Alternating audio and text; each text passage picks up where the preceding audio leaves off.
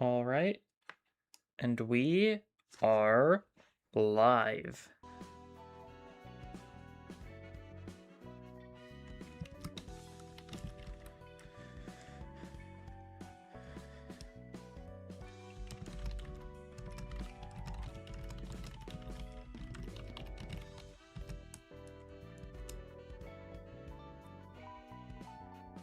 You are first? Indeed you are. Indeed you are. Okay, well.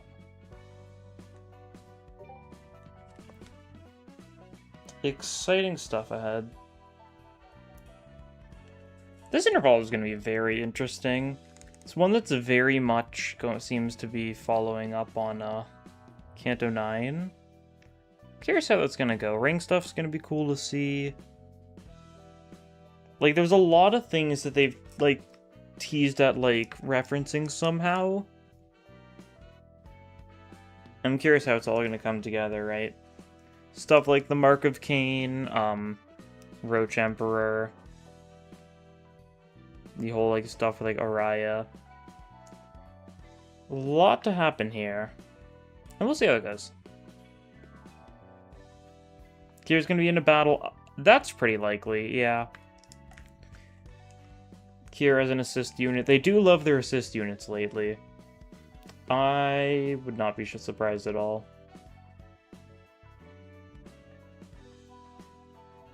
I'm curious what they're going to be doing with Kira, too. From the sounds of it, she's going to be potentially recruited by LCE. Because she mentions Hohenheim's glasses in her little announcer quip we see. And so that's very interesting.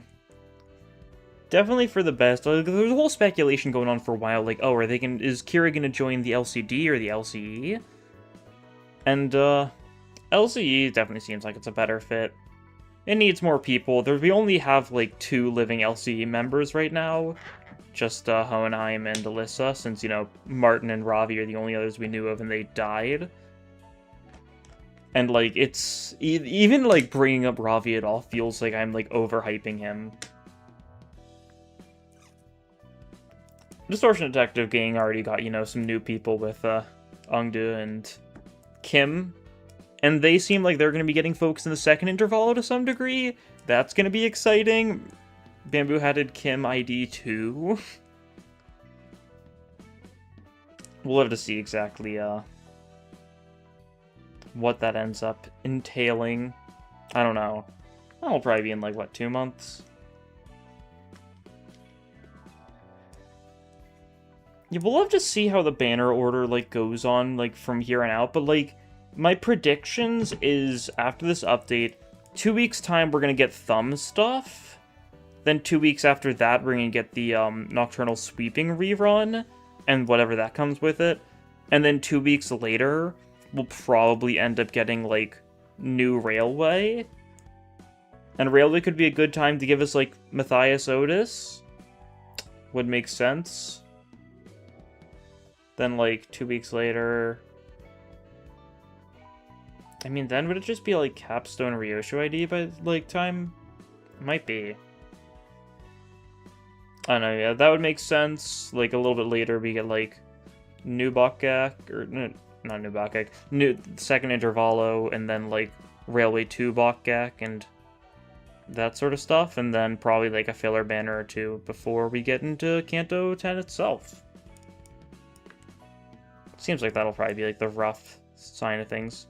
What do you think Season 90 is going to be? It's going to be weird. That's the thing. A lot of people have been boiling it down to, oh, it's going to be Shiomi Ryoshu, and it's very clearly not, right?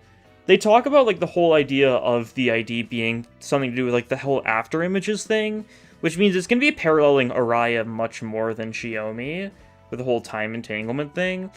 It'll probably be done in such a way where...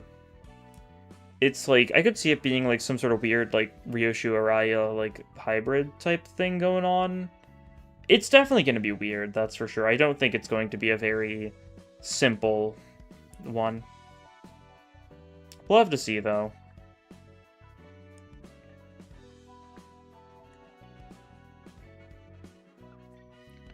The whole buffing up the other House of Spiders IDs is going to be very interesting.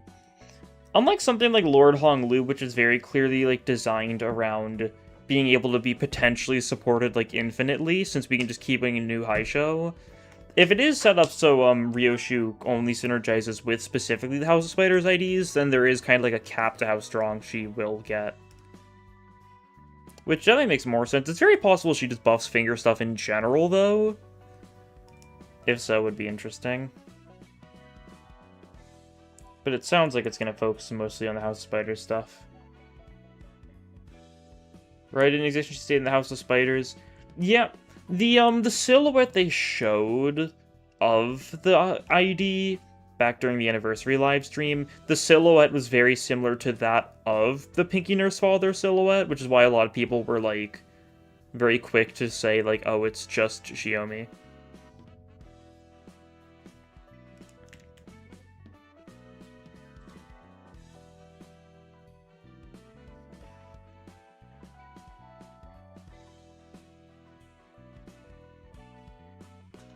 But it'll be weird, that's for sure.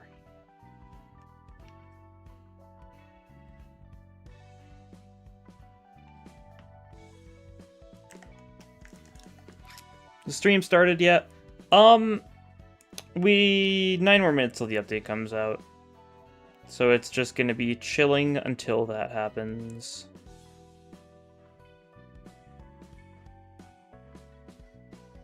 Eight minutes now. Counting down the minutes.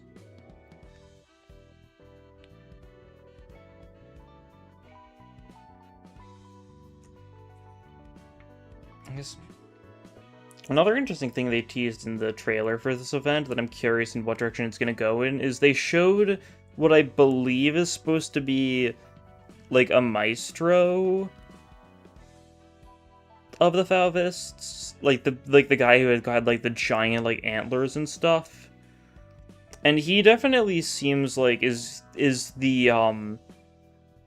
the Bakgak like, what's the best thing? I was gonna say Bakgak bait. I don't know if that's necessarily the best word for it. He's the strong character who's being teased as something they'll introduce in the Bakgak in a year time, right?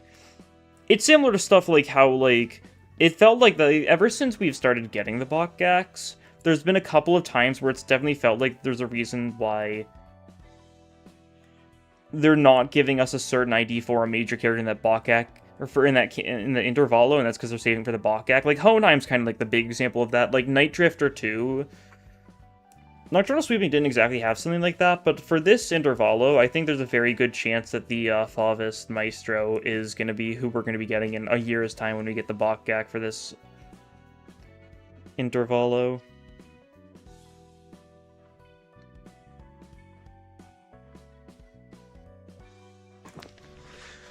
Probably interesting stuff. There's also, like, potential that it's instead going to be, like, something they release in, like, 2 weeks, but I don't know about that.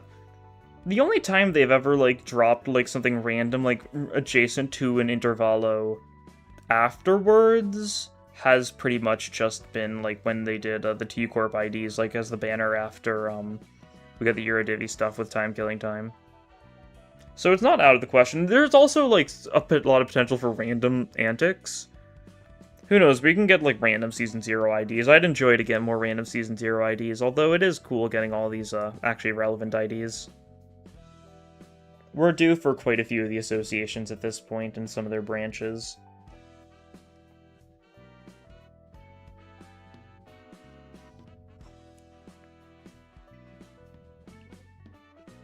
I still do really want Trace Association to show up one of these days, and,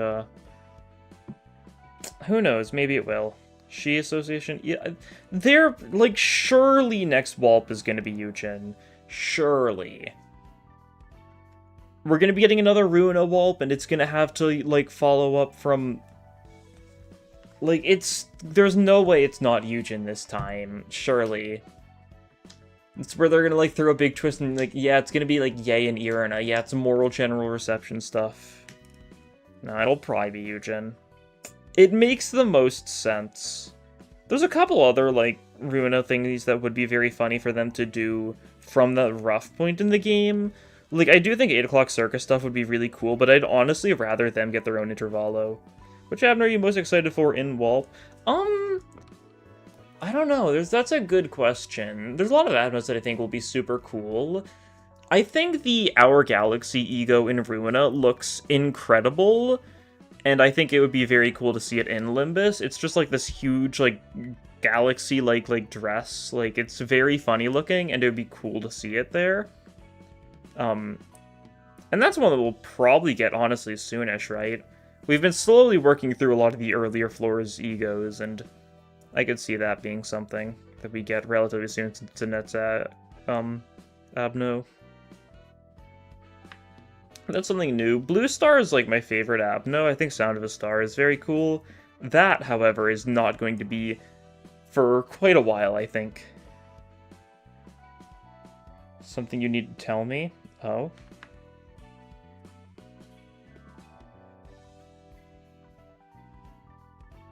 Something to the train would be cool. You broke your graphic card? Oof.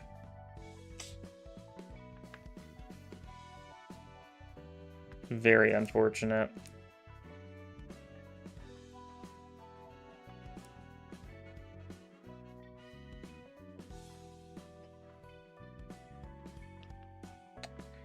Yeah. A moment of silence for Cauliflower. Yeah, pretty unfortunate. My computer had, like, died. I guess I should say my previous computer had died in between, Part 1 and Part 2 of Canto 9. So I just had to I had to borrow my brother's, like, laptop for, like, that week, since I had to wait till I could get a new one. Very funny. Are you gonna get Steam on a uni computer? You could try. It very much depends on how your specific university computers work. I feel like it's hard to imagine there's many of those computers that would let you install something like Steam, requiring like administrative privilege and whatnot. But who knows? Could work. 3 more minutes to go.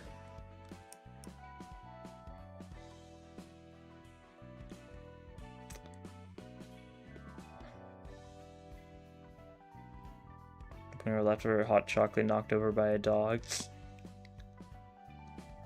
I think we know the answer.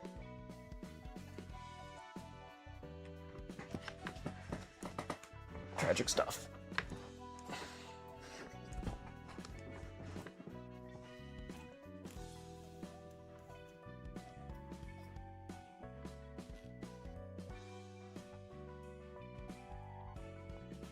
Let's see, okay, only 2 more minutes now. That's nice.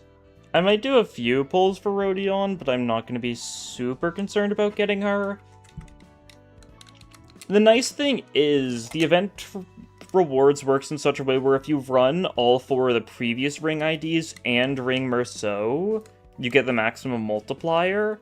So you don't even need Rodion to be able to, like, efficiently grind, and that's nice.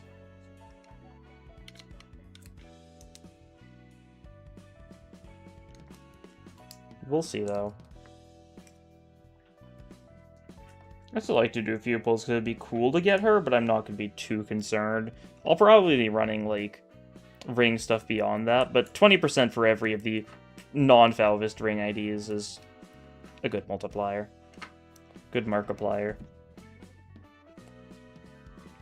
Let's see, has my Limbus updated yet?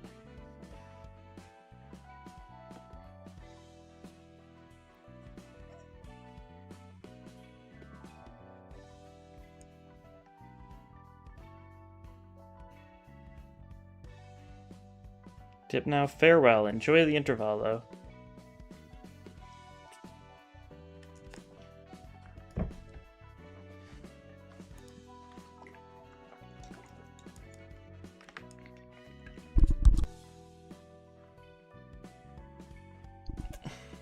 Wish you know 5%. We'll see. Okay, let's see, has it updated? Not yet.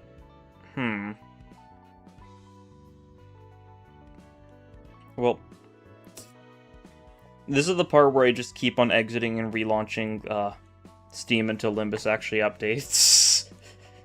It probably won't take too long, surely.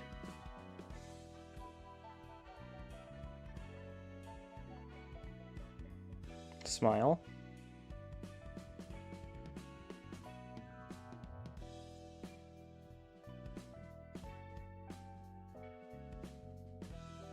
Let's see.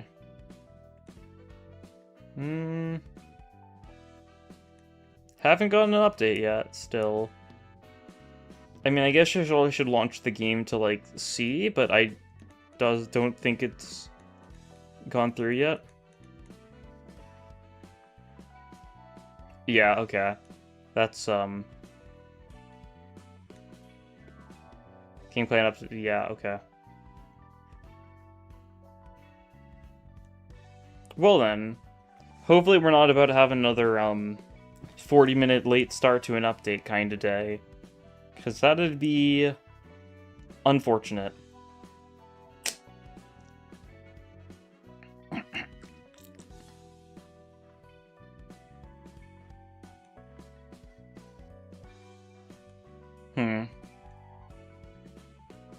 Yeah, still no updates. None of my Steam friends are on the game, though. So I think there's a good chance something's not working correctly here, huh?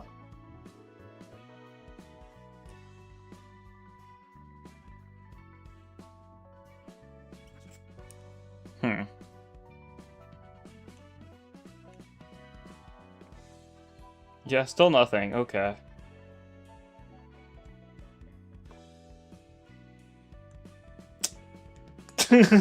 Cool. We wait then.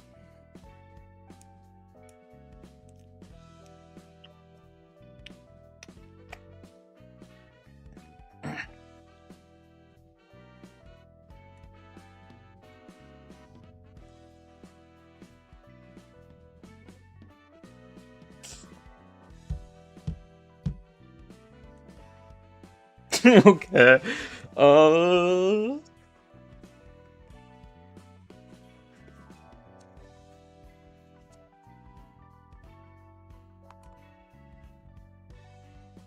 Yeah, there's not much to do other than just keep on restarting Steam until something works.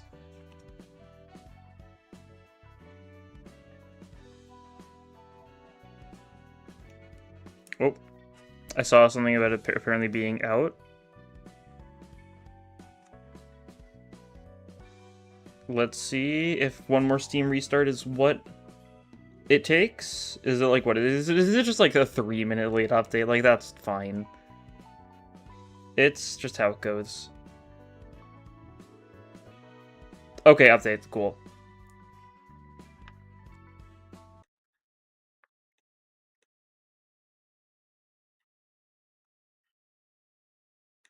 Alright. Not too bad. It's 3 minutes past update time. Like, yeah, we're fine.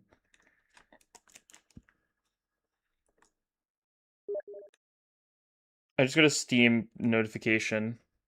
Okay. Oh, look at that. I mean, it's exactly the image we thought it would be, so I don't know why I'm reacting. I think that Steam notification probably got picked up. This is probably a way to mute that, whatever. What are the odds I get sent more Steam messages? Probably low. Oh, luckily it looks like it's a fast enough update.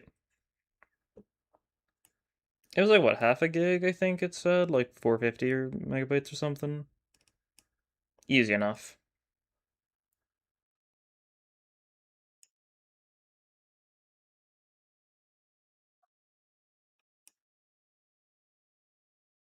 Don't jinx it. I would never. I never jinx things. I'm goated. Can I turn my audio on? Cool. I almost modularized. Don't do that.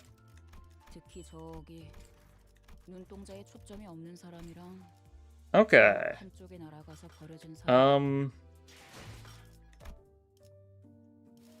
Yep, 1,000. That's the normal for a 3-star.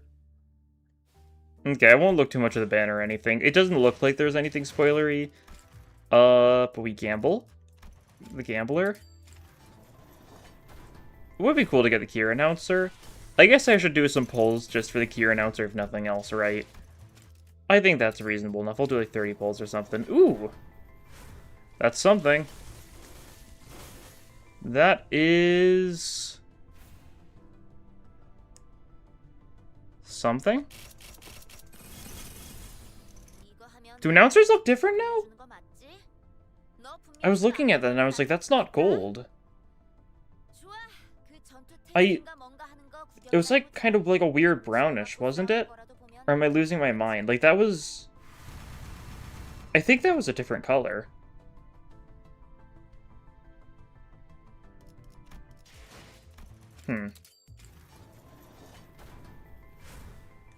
I'm goated?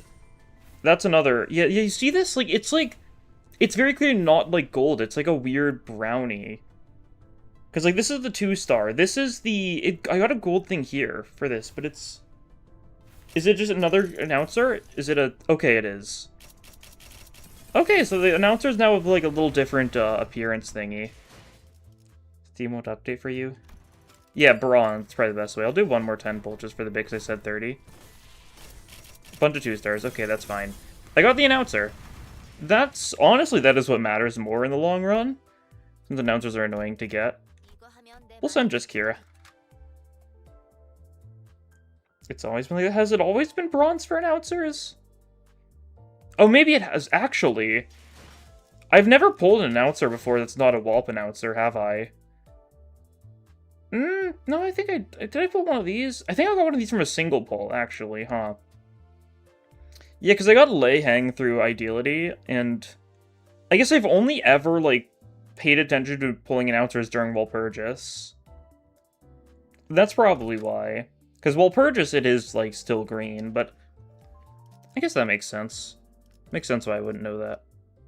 Yeah, this is the team. It's just, like, Ring, and then I'll have, like, Kurokumo Duo or Ryoshu or something. Whatever works, right? Just a bunch of filler IDs. I'll throw in Mursa when I get enough event currency. I could keep on stalling, or I could just go into it, yeah. Event bonus units, 20%. Wowie zowie. So I'm getting 80% now, which is, like, almost max. Funeral. Based on my favorite bleed ID. He's bleed in spirit, right? Is Ring Otis a bonus unit? Yep. All the Ring IDs are. So you just run all 4 of these guys and you already have 80%. You don't even need Rodion. If you just get Merso, that means you can get 120%. Funeral of the Dead Butterfly? Or maybe a Funeral of a Dying Butterfly? Or maybe Funeral for a Dead Blood Fiend? Or maybe Funeral of... I don't know. IDs preview? I could take a look at the IDs. They seemed simple enough, honestly. Oh yeah, event. Phenotype from Matthias, that's probably what it is. I guess the main thing I want to look at is it this one? No, what's the... Was it Touche? It is, yeah. Okay. Like, 10% more HP and HP damage from bleed and sinking effects. Yeah, that's a 20% buff for bleed and sinking. Very good.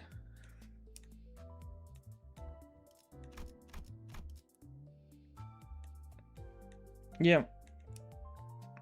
Rouge max is 9. Turn only 1 and turn in. Is there anything else that, like, reduces the mauled colors? Or is it literally just it lasts for, like, super long? Yeah, when Haking 1 blue finish for every 3 stack once per turn, you can defense level down, turn and lose 1 stack. Max of 9. So this is just a debuff that lasts a long time. Yeah. Jeez. These things have, like, they're nice effects. Have you updated the game? I just restarted Steam and it let me. I don't know what else to say. 9 unconditional clashable counter. Critique's all about, like, the weird debuff stuff. Yeah, inflicts that, yeah. Target. Yeah, the counter is a weird gimmick, because it, like, gives Merceau a little, like, buff while it's active. But yeah, in general, it just seems like, what, skill 1 inflicts a rouge, right? Yeah, skill 1 is blue, skill 2 has rouge and blue. 1 of rouge and 3 blue. Like, that's very good. And then skill 3 is just 2 rouge, 3 blue. Yeah. Just a lot of very long-lasting status effects with nice but not super crazy things. Just so 6 plus negative effects in order to trigger the alt skill 3. And then once you trigger the alt skill 3, then you get the mask.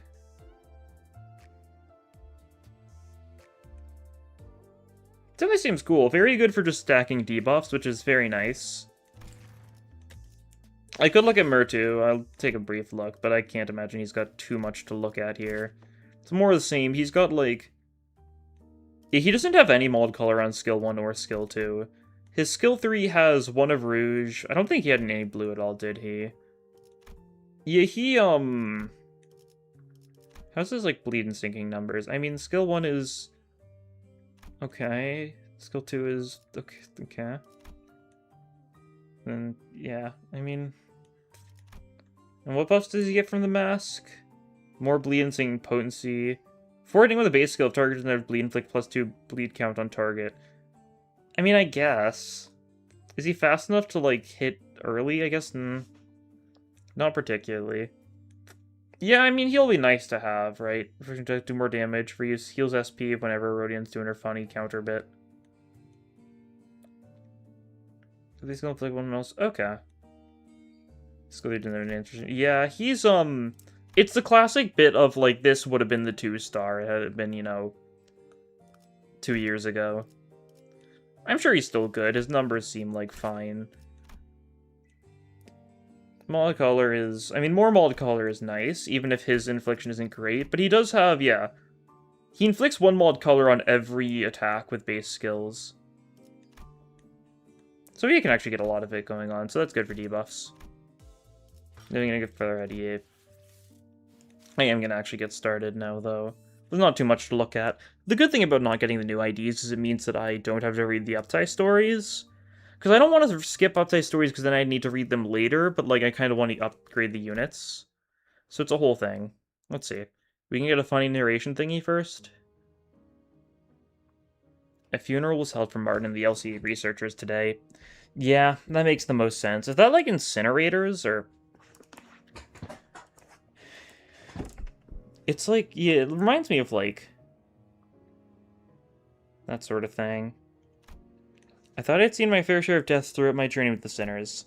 But never before had I witnessed this many people gather in one place to mourn the deceased together. The unfamiliarity made me feel a bit out of place. Am I doing this right? Most sinners seem to be feeling that similar sense of being out of their element as well. Some of them were asking Merceau, apparently the most knowledgeable of them all when it came to funeral process and etiquette. Sure. All manner of questions for pointers. I wonder if he's been to his mother's funeral, huh? Expressing respect is the primary purpose. Hand placement and gesture are unimportant if that objective can be accomplished. Hey, where do I put this? Beneath the third pillar to the right.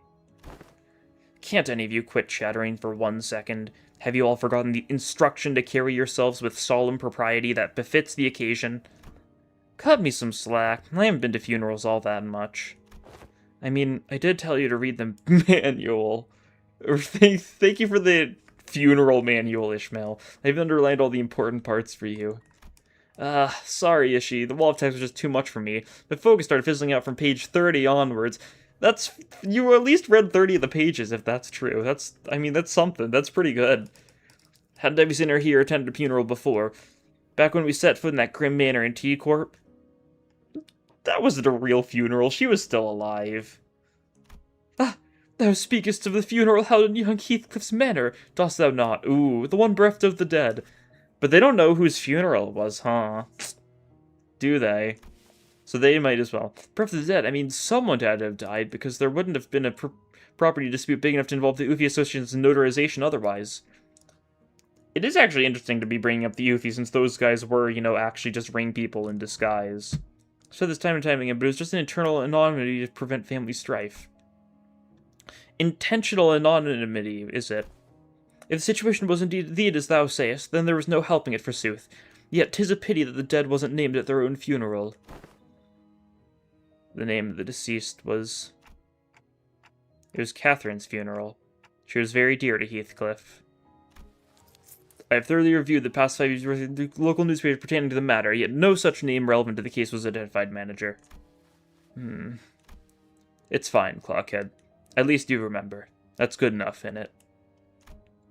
Sweet little moment. Had to be the Golden Bow's influence. Somewhere along the way, everyone's memories of the event at Wuthering Heights had become warped. The sinners seemed to think that the Golden Bow had always been there in that manner, and that Nellie was coaxed into stealing it by Herman. Linton in their minds was now a grieving brother who had been conducting research for his dead sister's sake. Nobody questions it. Not Don Quixote, not Faust. Every single sinner believed this twisted version of the memory as if it was a proven fact. Even I gave up trying to correct them. Instead, we just check in on each other's memories every now and then. But there was something that he and I realized. It was that anything tied to Catherine had already been painted over. Every detail gilded and glossed over with the glow of the bow. The point is, how should I put this? The circumstances of that funeral didn't exactly leave us much room to properly express our condolences back then. Between Heathcliff running on a rampage and that Hindley guy bent on interfering with the execution of the will, I assume that sort of impediment was pretty common stuff for funerals, but apparently not, huh? I guess if that's the extent of knowledge you have on funerals, then, I don't know, not exactly a good bar. No, well, I think it's actually rare to see a place that follows proper funeral procedures. I've traveled around quite a bit myself, but I can't confidently say that I've ever been to a legitimate funeral. The one at Wuthering Heights was one of the more proper funerals, if only for pretending to have a process. They at least prepared a coffin and even had a formal reading of the will. It seems funerals are far from being an everyday custom in the city.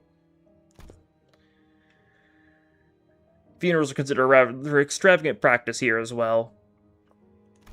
Corporations are not eager to grant time-offs just because an irrelevant someone has died, and the price of real estate seldom makes it viable to buy land and erect memorial houses on it.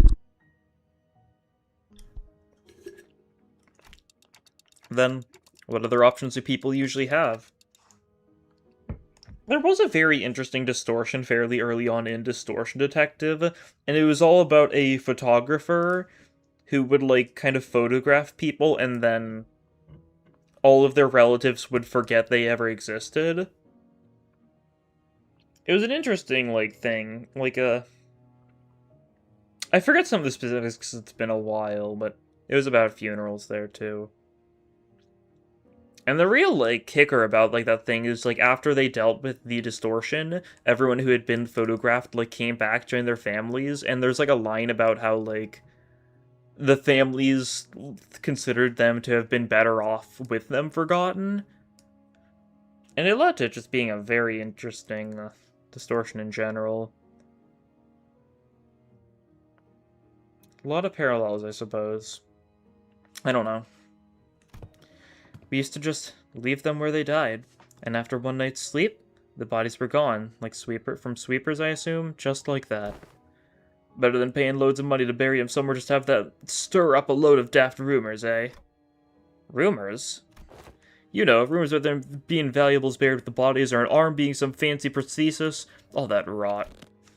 Better to let the dead go in peace than to bury them in a grave just for some sods to later desecrate it.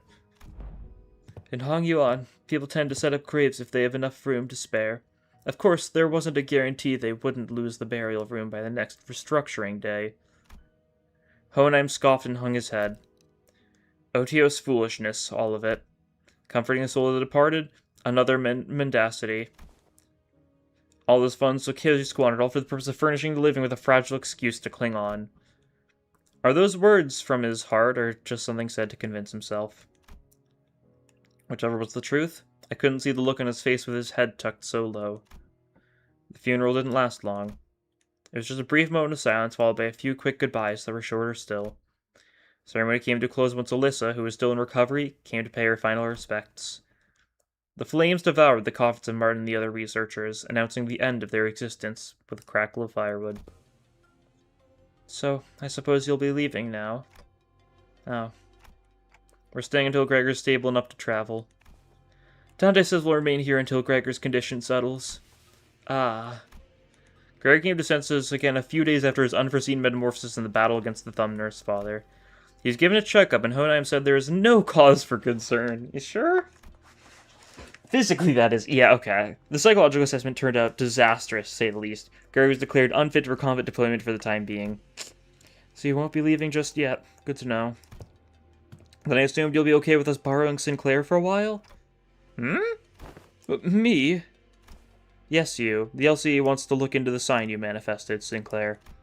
The higher-ups didn't want to waste a second greenlighting the project. It means what I'm telling you is more a notice of investigation than a request for permission. What investigation? What are you...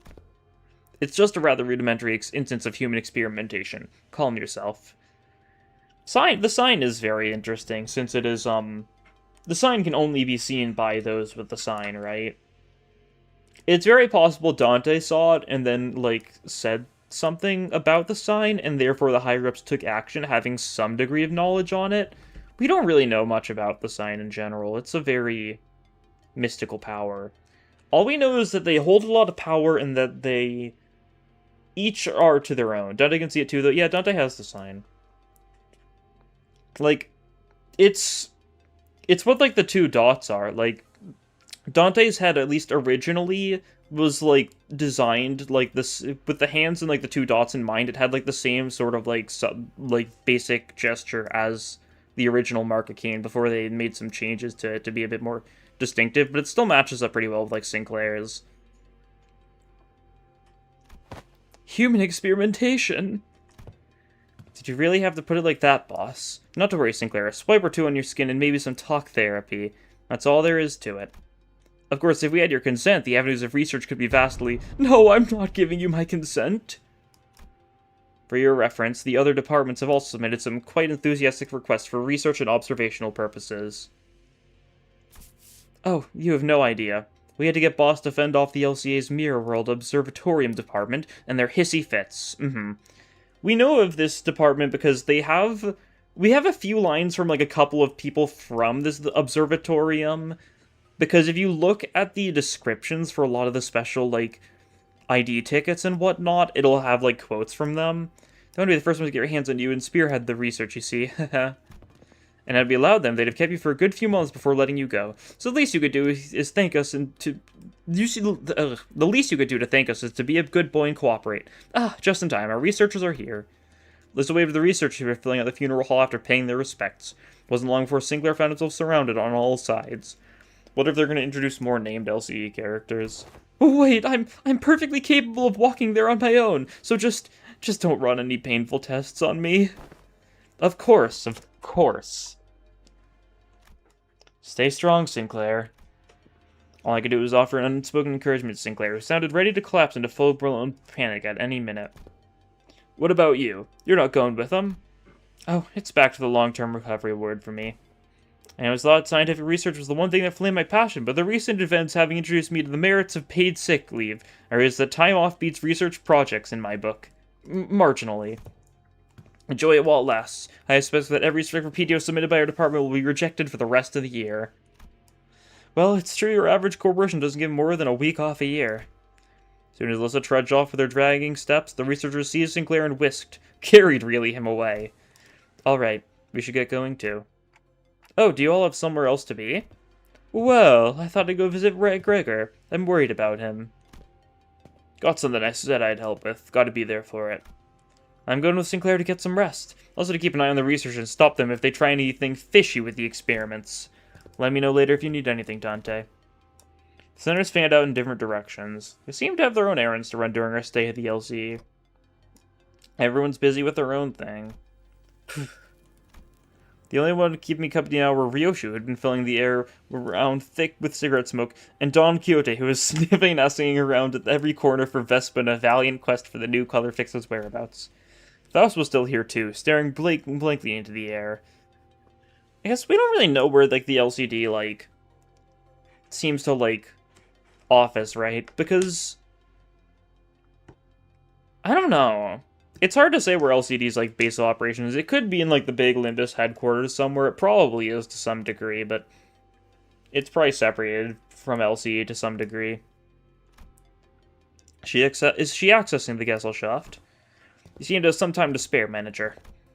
As I stood there wondering what I should do next to pass the time, Hohenheim, who had apparently finished tackling and signing the stack of papers, walked over to me. This makes things rather convenient. There's something that I intended to discuss with you in Ryoshu, a matter that requires your assistance. Maybe it's in the outskirts? I think that's pretty likely. They're very secretive about the location. I think the idea of it being, like, in the outskirts is pretty reasonable, especially since it would draw parallels to the lab in the outskirts from LobCorp. What kind of assistance? What kind of assistance, says Clockhead. Wait a minute. Did Ryoshu just step in as my interpreter? Not that I don't appreciate her gesture, especially since he'd usually snap at me and tell me to find someone else to interpret whenever the issue came up. But I can't help but doubt whether her choice method of interpretation actually accomplishes anything. There is, I must admit, a certain novelty in witnessing the reconstitution of that which requires interpretation into yet another linguistic form, equally demanding of it. It would seem we are in need of more manpower. Scratching his head, Hohenheim looked around for a moment before coming into a sudden pause as though an idea had crossed his mind. At the end of his gaze was a certain someone who was busy badgering LCCA employees with a relentless questioning. Dawn, yep. Who else, pray might know where he is if thou knowest not? Now listen closely. The one I seek is a bearer of a hair fashioned in the likeness of a ball. It's like some sort of Halma Membrano. You there? Why don't you join us too? Dost thou speak of me? The LCCA personnel, who were cornered by Don Quixote in a rather forceful interrogation regarding Vespa's whereabouts, took the opportunity and fled the scene without so much as a backward glance the moment their captor turned her head to answer Hohenheim. Indeed, there is a task that requires your assistance. But I have yet more words to trade with the most noble yellow harpoon. You seek to emulate the virtuous chivalry. Does that entail turning down the earnest plea of those in need? You're getting good at understanding Don, huh?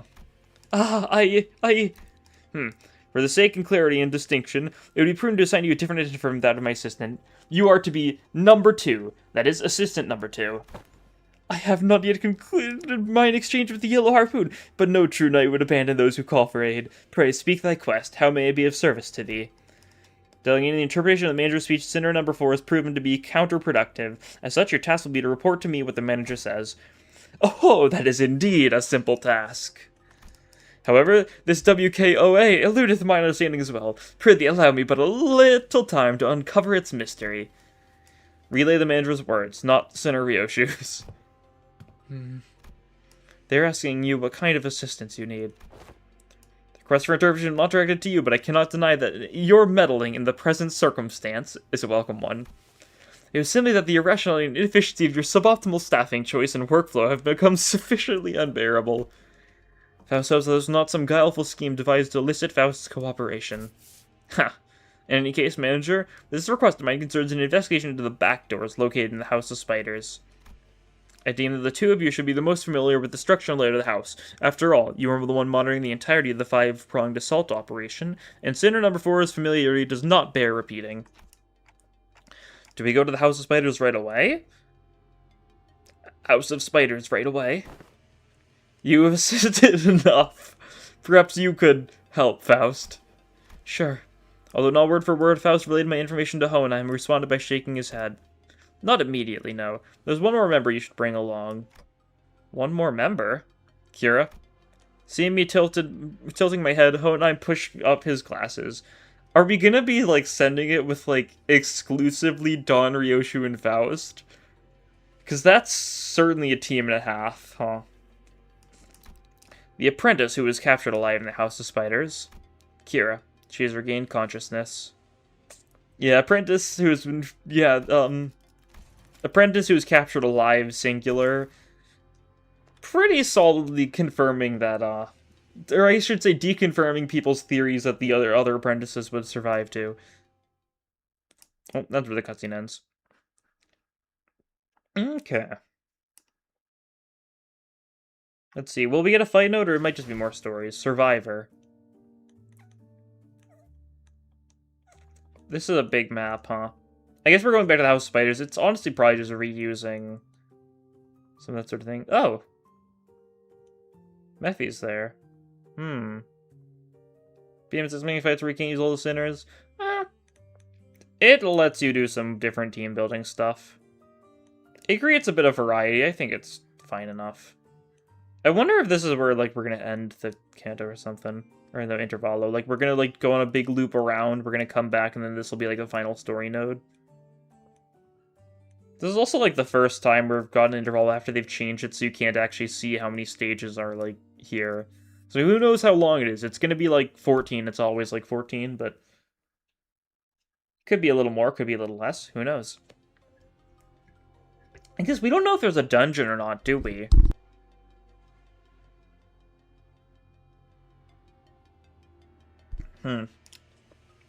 I don't think there will be. They're probably gonna... They usually only have one of the two Intervallos a chapter have a dungeon. And they'll probably save it for the second one.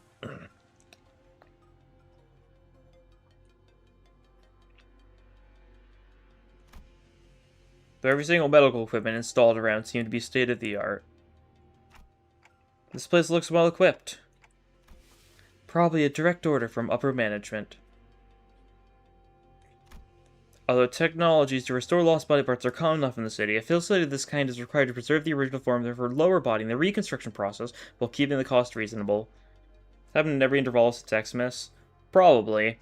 I think they changed it for main story chapters, and that's what I'm thinking of, huh? That makes sense.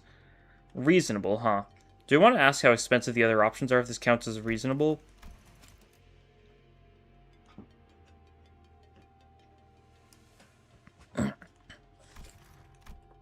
A windowless room thick with a sharp scent of medicine and chemicals. Ooh. Kira was sitting in the bed in the center room, kicking her feet as she regarded us. Yeah, big scar. Checks out. Her someone recovering from bisection, she didn't look much different from how she'd appeared when I'd seen her through the sinner's shared vision. Wrong button. She was captured alive for the extraction information, yes? How far along is the progress of the extraction? Hasn't yet begun, actually. We're waiting until the lines of information that warrant questioning can be isolated. So far, all available personnel have been fully engaged in analyzing the documents and items discovered in the House of Spiders. Then what's she even doing here? There's work to be done contingent upon information obtainable only from a recent inhabitant of the House of Spiders. And following discussion with the upper management, I've decided to put you to use as the company had originally intended. No TV, no comic books, just super prickly glare and a cold shoulder whenever I asked for something to pass the time. And now you suddenly need my help, huh? Give me one reason I should cooperate. Honam didn't so much as twitch an eyebrow at Kira's biting tone. He merely gave her a nod with a steely, imperturbable expression. I didn't ask for your help. Put you to use, I believe, is what I said. What? Your survival is not incident. It is the respect of a calculation. The company anticipates potential profit by keeping you alive. Expected gain, as the term goes. Without such a forecast on the company's part, you would have already been disposed of. Their management consists of people who would be disinclined to tolerate the daily maintenance and depreciation costs of this room, even at half their current numbers. Which brings us to our next point. Should you insist on maintaining this uncooperative attitude, the company may decide to convene a meeting to reassess your worth, or shall we say, lack thereof, in its projected income statement. Well, suffice to say that such a reassessment would skew heavily against your favor. The outcome would be a recommendation for immediate disposal. Classic Honai, just not pulling any punches. He's just being like to this kid, like, hey, get to work, otherwise we're killing you. Honai always had a way with words that could prickle and sting, yeah. With Kira, it almost felt like he traded the useful thorn for a sharper knife, intent on twisting it right where it hurt. I'm dead meat as soon as my usefulness runs out anyway. It's not like you're gonna let me live, not if I killed a bazillion of your guys. So you anticipate some form of corporate-level retaliatory response against your person. That is indeed a curious line of reasoning. Like, if Kira had been, like, responsible for, like, the death of Martin or something, then, like, I think she'd be cooked, but, like, since she didn't, like, kill any named characters, I think she's fine.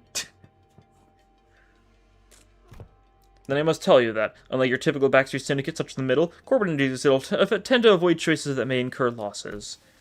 The value of the information that could be extracted from an apprentice of the middle, and the common press honed under the tutelage of Great Brother of the Middle, these two considerations are likely would increase your value in the eyes of the company.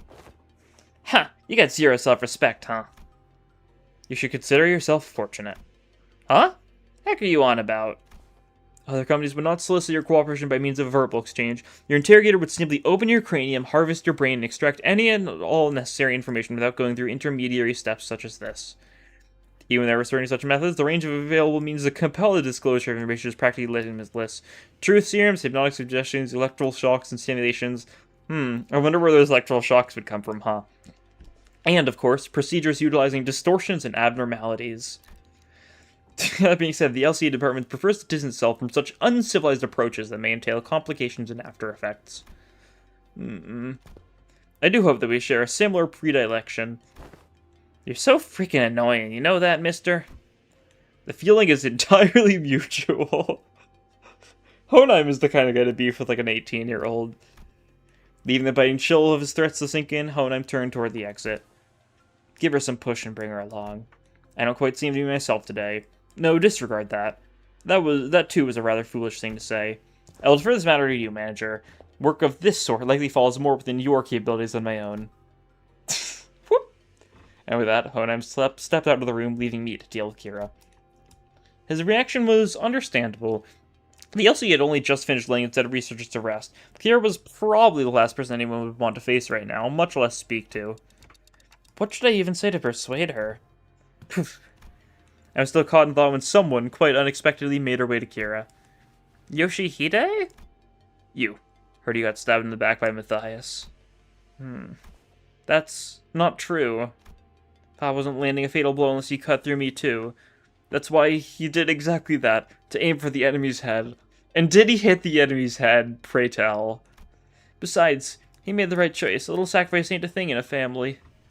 Ha, family coming from him. A middle mutt thrown out of his own kennel. Doesn't it sound ridiculous even to you? That's... thrown out.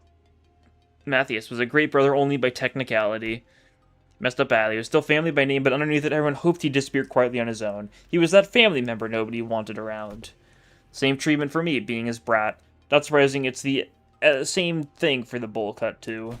Same tastes! Oh, young Roshu, could it be that thou also harbor a passionate zeal for fix?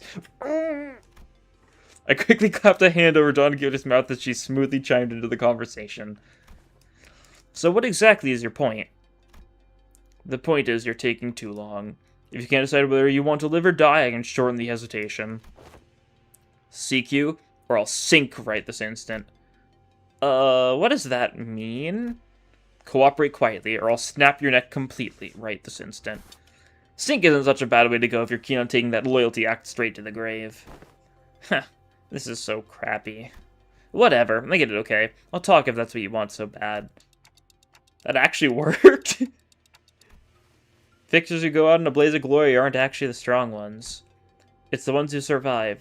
The ones who live to see another day and keep getting stronger. Anyway, Yoshihide, what's up with you talking in weird abbreviations? Like sink? That's so random. Who even says that?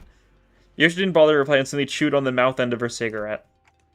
But is this really the right call? Her are probably the people she needs to settle the score with. As if. Half her tattoos are gone, Clock. They even confiscated her book. You think the middle sorry excuse for loyalty means so much for this stray that she'd bite us? Besides, no, better hear from her instead. Hey, tell me why Matthias kicked the bucket. That's 'cause... well, 'cause Papa was weaker than y'all. Huh. Yeah, you're the jerk's brat, alright. Kira pushed herself up from the bed with a sour face, but at least she didn't argue back. And we called Honheim, who'd been waiting outside, back in. I assume the prisoner was successfully persuaded. Come, you will find your weapon on the table. You may use it in the event of an emergency. What the hell? I can't even unsheath it. Ah, you'll be able to use it without authorization. The code has been slightly adjusted. Now then, let us head to the House Spiders at once. The back door is up and waiting for us. I guess Hohenheim is tagging along too, that's hype. His assist unit privileges will come back in again, potentially.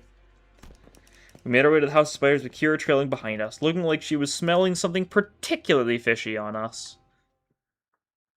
Very interesting.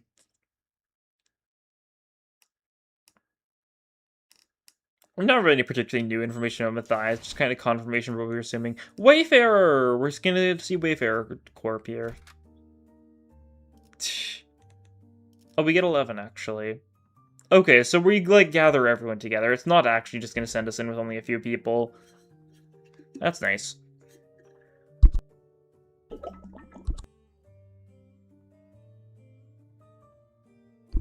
Luckily, I wasn't too concerned about using a Gregor. Fun as it would be to throw on, like, Alan Gregg or something, I will live, I think.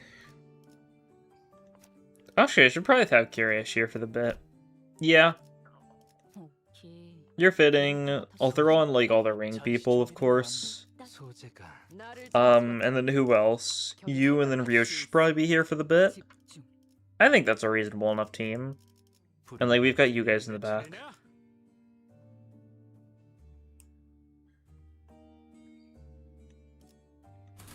Yeah, seems good.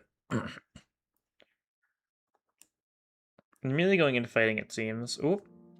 Oh my god, don't tell me we're gonna be... I didn't look at the weaknesses. Are we gonna be fighting more auto mannequins? I guess we'll see. Only a few days had passed since our last visit, the place looked markedly different from what we remembered. Sight of the hollow, frigid atmosphere and the endless stretches of corridors hadn't changed, but Callisto's so-called artworks were now covered in white sheets, and unfamiliar devices were affixed all around the back doors. Prithee, who might those people thither be? Yep, a Wayfarer Corp. Looks like some shady guys moved in already. A guarded reaction prompted Hohenheim to step forward and gesture one of the oddly dressed figures. Seems interactions are in order for both sides. This is team leader Alan from Wayfarer Company, who'll be working with us on the investigation into the house's back doors. Wayfarer Company? A corporate entity partner with Limbus Company, responsible for providing portal technology. It has, on prior occasion, been referred to as the new or aspirant W Corp, though the name is an unofficial one. Okay, so it's Wayfarer Company for the time being. Our employees have also taken to calling you the new L Corp, something we have in common, given that we're both chasing on the same horizon. Oh boy, yep, okay. It's very clear that's been, at least in some degree, the goal. I think this is the first time they've just stated it outright, though, and just casually like that. Limbus wanting to become the new L Corp, since it still remains like a hole in the city's like wings, right? There is still no new L Corp, despite the fact we know many years have passed at this point since the fall of Lobotomy Corporation. Ah, I remember, that company vying to take W Corp's place, right? The same horizon. He's probably talking about getting recognized as a wing. After all, the old L Corp has already fallen, while W Corp, from what I've heard, is free-falling at this point. And these are the manager and the sinners of the LCB department, our field operations unit, freely deployed to deal with on-site managers firsthand. They have more personnel, but the rest are tied up with other duties elsewhere. Okay, are we gonna, like, Malkuth this, then? Is that how we're gonna be, summoning the other guys? Only a handful will be joining this investigation effort. I understand. Field operations units are almost always understaffed anyway. The support you've provided is more than sufficient. Alan gave me an understanding nod. The man stood with his bulky helmet before extending his hand in greeting. I feel like this is exactly how I thought this guy was gonna look. I don't know, like, like, when I heard Alan, I was like, yeah, he's gonna be, like, this. Got a lot of these, like, bent glasses. Hopkins, vaguely, yeah. Pleased to meet your acquaintance. The name's Alan, leader of Door Breach Team 4. But likewise. Decent odds we end up getting Wayfarer stuff as, like, a random, like, seasonal in the middle of the season, huh? Worth thought was good relay when he was typical reading. Words spelled out Alan's mouth in a strangely uneven rhythm, as my ting didn't bother him at all, but he was sticking to a script he had rehearsed. I've heard great things about you, Manager Dante of Limbus Company, and the bus team's performance. You capitalized on the suppression and distortions that T-Corp has leveraged to push your products, and the profits were nothing short of staggering, I heard. Oh yeah, we're supposed to be distortion result in possession of the public. But what's that product part about? Yeah, the whole thing about just giving a little, like, pamphlet to Herbert, and he was bought, like, some monoliths from us? Potentially multiple? The manager says it's merely a matter of luck. They also look forward to working with you on this task. Oh, are you the interpreter? In that case, I'll be sure to consult with the manager only when both of you are available. Sure. Buzz didn't seem particularly pleased with the role Alan had pinned on her, but she nodded anyway. She quietly came to my side and answered my earlier question while Alan carried on with Hohenheim. He's referring to the monolith sales project. The credit was attributed to the LCB at the express request of Mr. Hubert, T-Corp's executive director. If you're gonna change his name to Herbert, you need to, like... Okay, whatever. They need to actually, like, remember, whatever. Oh, so that's the rumor spread, huh? We've reviewed the agreements. Now, I understand you'll be assisting in verifying what lies beyond the back doors. I'd appreciate it if you could share any prior knowledge you have about where these back doors connect. As detailed as you can make them, if you don't mind. Hohenheim fixed Kiera with a pointed look. Though Kiera responded by defiantly cocking her head in a show of irritation, she still gave up a sliver of the information she had. Honestly, I've got pretty much nothing if it's about Robo-Unk in this room. Sorry. I saw the word Robo-Unk and I immediately thought of Robo-Hang. No, that would be an awesome reveal. No, I mean, I've seen Albina hit up that door and the other one over there when she's popping out to farm stuff, but... Farm? Oh, it's, gathering material. Sure thing. I see. What kind of material? What do you think? Human guts and all that. She'd come back hauling piles of them. So they're probably connected to some back streets area. The back streets? Any more details? Can you stop frying? You're you're low-key pissing me off. What? That's literally all I've got, for real. For a moment, Alan leveled Kira with a stiff expression. And even before you read what had happened, Kira's head jerked to the side from a sudden punch by Alan. Ugh! Thought Kira was nimble enough to dodge his surprise attack easily, but this one seemed to have caught her completely off guard. She stood there blinking, eyes round in rude surprise. Actually, it wasn't that he caught her off guard, it was the motion of the punch itself that somehow fell off. The fist being raised, the arm extended, the blow making contact, the chain of action was there, but it just didn't look normal. Did he do like a portal punch? Did you just hit me? What the hell's wrong with... As Kira reeled from the unexpected strike, Don Quixote spoke up in a cold, sharp tone. Thou, what manner of discourtesy is this? Ah, with all the whining, I thought the brat could use a lesson to remind her of her place. Yeah, you're not very cool. I had no to damage your economy asset, of course. I simply assumed the level of warning would not be inappropriate in this case. Team Leader Allen? That sort of conduct may not be an issue in your organization, but it is here. Should it happen again? Don't understand, we may choose to terminate today's joint engagement without delay. My apologies. I'll keep it in mind going forward. Alan stood down without arguing back, but Kira looked far from satisfied with how Hohenheim handled the situation. He gets to sock me in the face and walk off scot-free? So freaking annoying. Fortunately enough, her grumbling didn't escalate into her lashing out at Alan. That punch just now, though, what was that? It exhibited behavior that defied the standard laws of physics. Yep. Presumably a form of technology utilized by Wayfarer Company. Let us resume the task at hand. Sinner Ryoshu, give Manager Allen whatever information you have. Pfft. That door should lead to one of the ring-protected turfs. The other two on the left, I remember they were marked with an X painted with blood. But I have no information where they actually lead. It's all blurry. Seems that's all the information we can provide. Will that suffice? We now know the door is likely connected to a perceivable area. It's already a big improvement in terms of intel for Wayfarer Company's backdoor mapping progress. Which means there's less chance of us encountering space beyond human perception past these doors. Yeah. I guess that's a common issue if you're used to messing with abnormal dimensions. Alright then, I'll proceed with connection verification. Which door should we test first? We'll start with the one Sinner Ryoshu mentioned. Ha! You don't trust me at all, huh? Then why even bring me along? Ignoring Kira's jab, Alan began setting up various devices on the door, and soon an elegant white door opened before us. Shall we? Art thou joining us as well, young Hohenheim? Just this once. There are procedures for handing over field operations. Okay. Let's see what's in there. Yeah. That sure is a Favist whale freak. What the? Is this some kind of wildlife exhibit? The moment we stepped in, the lights hit us all at once, drawing squints and frowns from the sinners. Thanks to my lack of physical eyes, I can make out a room filled with statues or perhaps taxidermied animals. Yeah, very interesting whale, that's for sure. I think the funniest thing is, since we know they're into this, like, weird, like, body horror stuff, like the Favists are,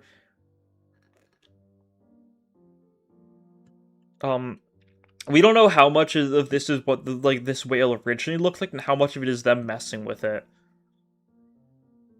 It's very, weird creatures.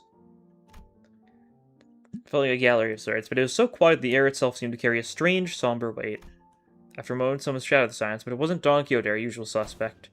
Oh, the scale is just insane! That's the whale from Aid Association Great Lakes Special Issue!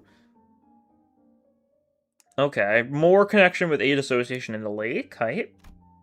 Kira had seemed beaten down all along, exclaimed with a bit more energy in her voice. Man, seeing it in real life sure it's different. And you Elder solo punch-shots these monsters with that harpoon of his, huh? It's a great lake whale. Doesn't look like the one we encountered, though.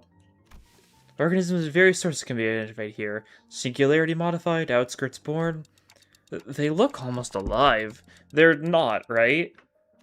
No, they're not. Duh. Though Robunk did say the ring has these zoos where they put monsters on display alive. Man, this would have been crazy more fun if we could see the moving ones. Everything here is dead. Meh. Still looks crazy sick, though. The vibe really hits. Even though she's trying to play it cool, Kier kept sneaking glances at the massive horn display off to the side, clearly surprised in a way she couldn't hide. And it said, I felt a distinct shortage of hyperactivity given the presence of a certain someone in our party. Don Quixote? The monster sandals on the outskirts, that's for sure. The eye of a second kindred of House Tepes. Tepesh? What do you mean, House Tepesh? What do you... That's Dracula! Okay. Second kindred of Dracula? What? As I mentioned the word kindred, I couldn't help but follow Don Quixote's gaze. Up to the well was another kind of exhibit. It contains items leaning on the more gruesome side of things, starting with a crimson eyeball that caught Don Quixote's attention, and body parts like hands and bones that looked as though they had been stripped from the human body. It's a gallery of the School of Fauvism. Probably a main studio at that, which comes with the Meister's Atelier and an auction house. Yeah, I don't know.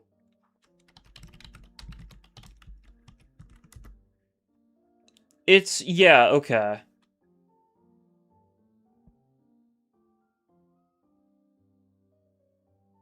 Let me pull this up real quick. Yeah, so Tepesh is... So Dracula is named after Vlad the Impaler. You know, like, classic, like, tyrant, that sort of thing. Who was known as Vlad Tepesh. So there's some sort of weird, like, historical Dracula-based blood fiend, House Tepesh. Very funny to hear. Alan? We make our exit shortly. Prepare to initiate lockdown sequence. Before Honam could even finish his urgent transmission, numerous footsteps closed in from somewhere nearby. Oh, okay. It's just straight up this way. Turning to the sound of shoes clacking on the floor, we found strange figures wearing animal masks, staring directly at us. That presence, it's kind of like Papa's. Ain't no way, that's not a raid boss being clear at our level. We gotta get out of here. It's not that simple. Retreating is not a viable solution here. The door is connected to the House of Spiders. Escaping without installing a security system will invade pursuit. We must stall them until Alan is ready to initiate the lockdown sequence. As tension thickened, one of the strangers who wore a peculiar bone mask stepped forward. The voice that spoke to us carried equal part curiosity and delight. You came through that door. Then the house's fall wasn't just a baseless rumor. A stray little spiderling fallen from her parents' web. How many years has it been? You. Who are you? Oh, right. Makes sense you would fail to recognize me. Used to wear a different mask back when I used to visit as your tutor, didn't I? A wolf, if memory serves right. Oh. So, is this... If this guy used to wear a wolf mask, then it's possible the Rodion ID is this guy, but this guy from an earlier time? Yes, that must have been what was quite captivating. The sensation of tearing into the raw, still thrashing flesh of living prey, and the predator's ferocious yet cavernously resonant howling. Bloodfiend Elder? It doesn't seem like it's the Bloodfiend Elder. I don't know for sure, but rings a bell. The Meister whose whole lesson with the sermon praising the intensity of primarily colors and the strength of living creatures. Benoit, was it? I see.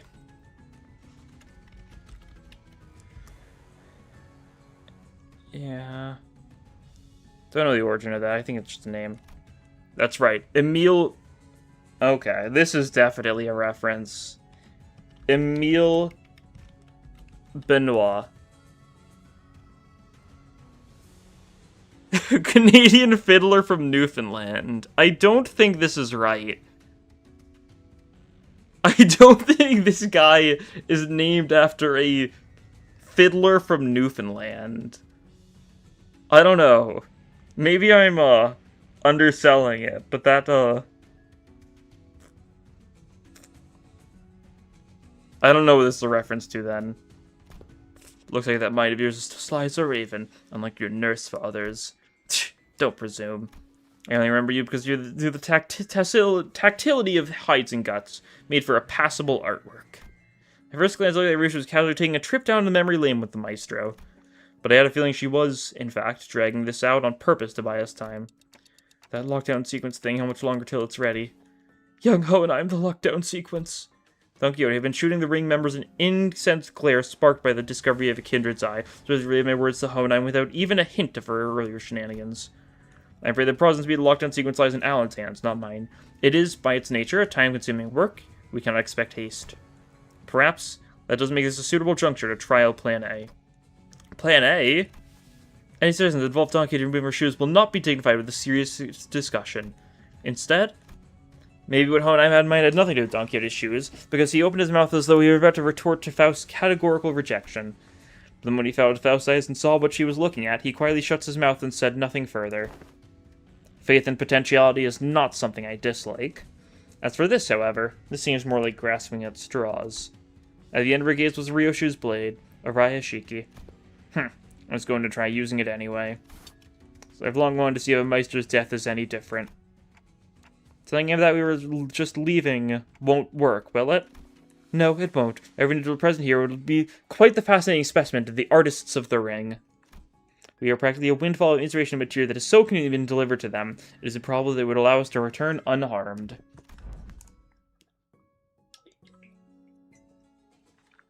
Faust is right. She and Hohenheim are geniuses, and Ryoshu is the wielder of a Rayashiki. Don Quixote is a kindred of a higher generation, and I happen to house a golden bow in my head.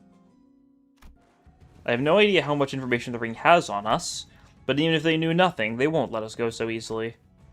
Are you sure about this, Ryoshu? Doesn't matter if I'm SAT or not, Cluck. Think of that woman as Lei Heng, and do as you did in HC's mansion. I'll take care of the rest. Right, that's probably our best shot. What Ryoshu meant was quite clear. Resonating with the golden bow, secure an advantage to fight on equal footing, then catch them off guard by slowing down the flow of time. Cut from the Uraishiki, even if it doesn't give us a real fighting chance, might at least stall the Meister long enough to give us the time to get away. The floor of this exhibit only houses submissions from students and docents, but if you look closely enough, there are some passable ones that show the promise of excellent. So a docent took down a blood fiend, a second kindred at that? And above all, this is the gallery of the School of Fauvism. And mine, the gallery of Emile Benoit. Which is why I would have preferred to take you without an unnecessary fight, if possible. A shame. Still, we're talking about a unique relic here, a massless one at that. Acquiring the Uraishiki makes it worth the cost. If you want a taste. Confusion flared on Ryoshu's face as she tried to unsheath her blade. What's the matter? How? The locked house spiders used to bind Uraishiki no longer exists, so why can't I draw the blade? Now that's unexpected. So the rumors of you mastering that relic, were they false? The Meister only gave a loose swing of her arm, but it was enough to make Ryoshu recoil. A shadow of surprise crossed her face. The wound looked like nothing more than a light gash, yet the Meister's contemplative gaze shifted between the blood in Ryoshu's arm and her own, as though the attack had been an experiment to prove a hypothesis. Was it hard to guess what she was thinking? Noticed, have you? Didn't you? I had my doubts from the moment I saw you today. Was the House of Spiders a success or a failure? Tell me, Yoshihide, what do you think a serpent's defining strength is? What are you on about now? Ask any student, they'll give the same predictable answers. The deadly venom, the sleek scales, why, it's lamentably disappointing. The Meister advances towards us with an assured certainty, then sees the beige thread dangling from the ceiling. No, calling it a mere thread would be wrong. It was something that resembled a thread, yet felt much more disturbing. Try searching Henry Matisse. Is that a big Fauvist guy? Let's see. Recorded Resolutionary. Nuri is one of the Fauves. Yeah, that makes sense. Oh, born Henry Emile Benoit Matisse. Okay. So is his, like, kind of like middle/second name? Okay. That checks out. I guess it's Henry, since it's French, isn't it? Same difference. Very fitting. I, for one, have a particular liking for the jaw and the spine. The flexibility of the spine linked like a chain, and the jaw bound not by bone by ligaments that allow the animal to swallow its prey whole. Perhaps I should have said that I admire their structural refinement.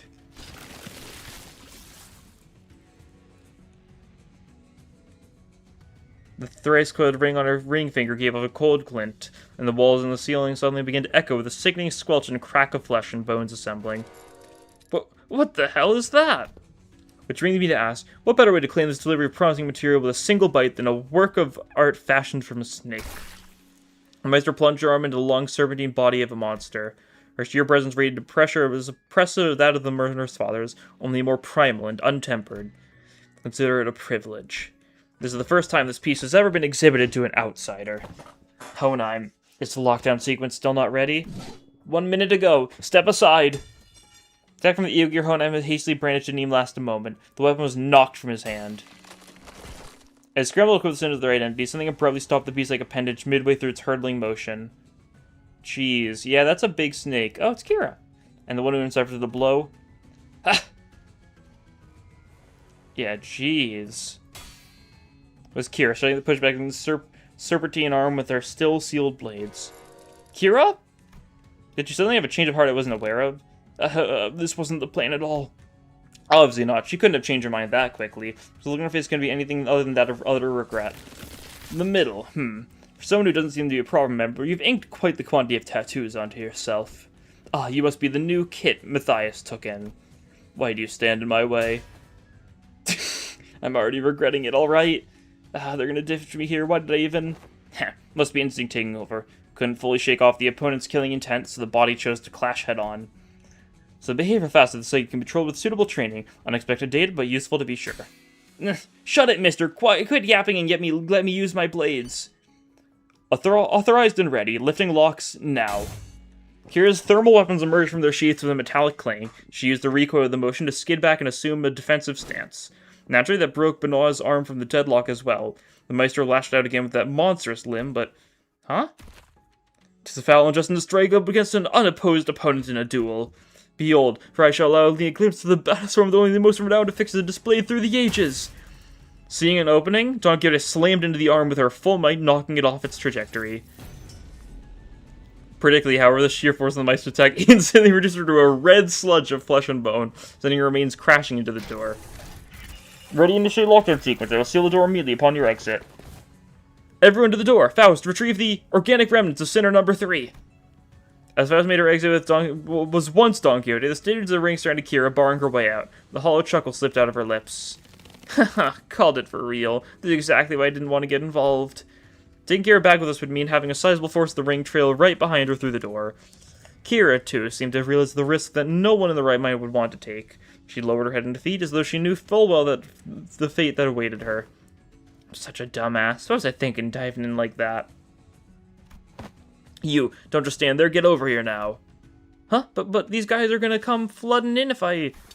You TT, you talk too much. Want to get cleaved in half again? You pin this on me later, you're gonna pay. Blocking the Meister's arm by a hair as it came down on her again, Kira hurled herself toward the door with every bit of strength she could muster. More than a few students rushed in through the doorway, chasing after the sinners who had gone in ahead, but... Lockdown sequence complete. All backdoor links have been cut. Fortunately, Alan managed to sever the connection between the two back doors before the Maestro could cross over. Pfft. Full cut. Think you can still use your arms? I'm fine. So she says. Kira would be a strong enough addition to fight for us, but the ringers that had managed to cross formed a rather sizable force. Fighting them off with just the sinners I have on my side would not be the best course of action. In that case, guys, I assume you're all available right now. As soon as they call to the sinners, their voice comes through Honheim's radio one after another. Huh? I guess so? Ready for your order, Executive Manager. I, Otis, am prepared to answer your call whenever and whatever. Hang on, I need to finish this bite. Everyone to me! Hype. So it's not even Malkuth, we just retreated enough to get everyone to actually get here in time. Ooh. Oh no, it is Malkuth. Okay. Just letting everyone know before popping it. I guess that works too. Yeah, Malkuth's reign in perfect manifestation, yep.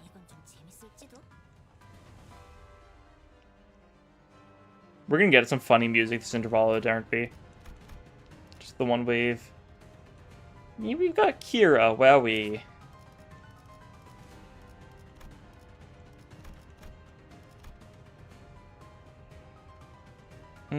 I assume it's just gonna be similar enough to... I mean, that's nice. It's a 5-coiner. Crossing Dervish.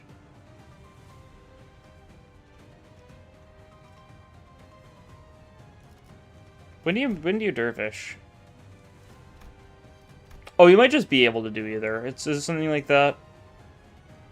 Probably. You just have multiple skill 2s. You have multiple skill 1s. Probably just random which one you use or something like that. Okay, cool. What do these guys do? They're mod colored, yeah. Impulsive, Feral.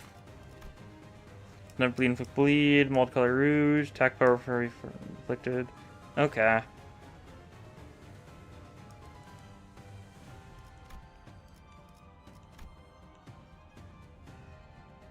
Passive SP. Oh, does she have funny stuff here?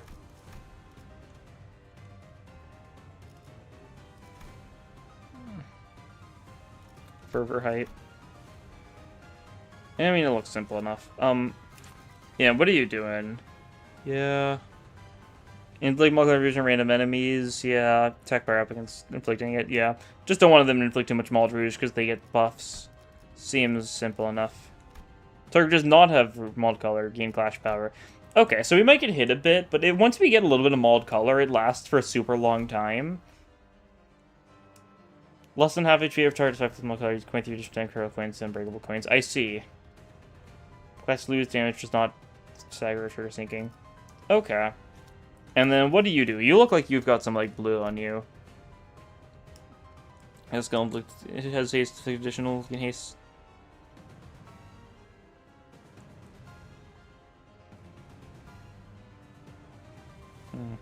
Yeah, Clash Power speed difference, yep. Okay, is this going to be a similar sort of bit? Let's not have 5+ Mauled Color. And just Mauled Color at all, is it? Yeah, so that means it probably adds all Mauled Colors together to factor that in. Okay, that's simple enough. I think this is a normal encounter, yeah. So, I mean, I think we just attack at this point. Hope we win some clashes. Ishmael's immediately throwing, good stuff. Oh, she almost locked in a little bit there. Unfortunately, that means that guy does inflict some Mauled Color on us, which means he might get the strength up, but that's fine.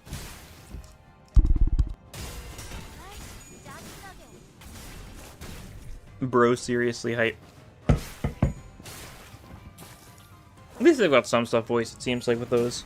I mean, I guess I shouldn't be surprised they have Kira voiced here, since we also got the Kira announcer. Rolled 6 heads in a row, yeah. Now you're gaming!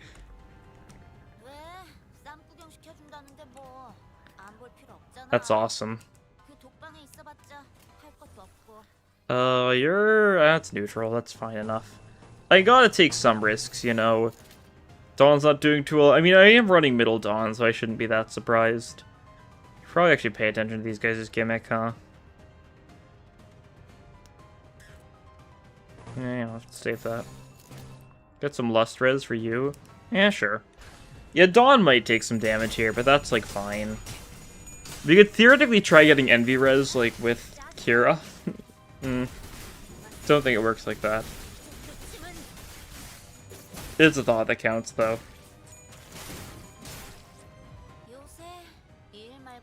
Okay. You're doing your funny thingy, but it shouldn't matter.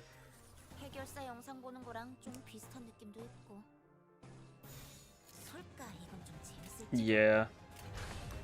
I guess, like, they're like, strong skills are the only thing really worth paying attention for, but even then, like, if I notice it, like, I can't really do anything about it.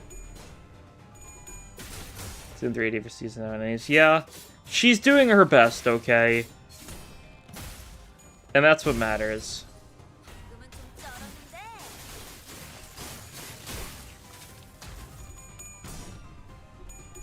Oof. Doesn't have a debuff to trigger the funny skill, unfortunately, but that's fine. Stagger that guy, so that's good.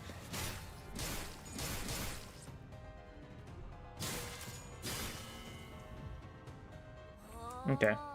Oh, nice. Thank you, Kira.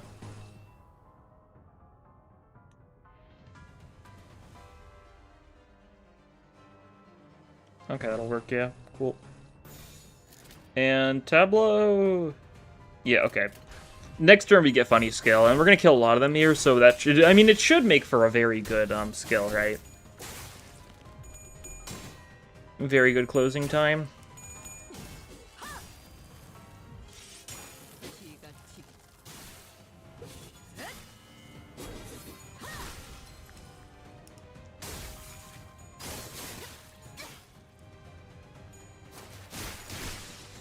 Right. Give her a little buff. She gets the 3 potency here, yeah. So she gets to take off her armor.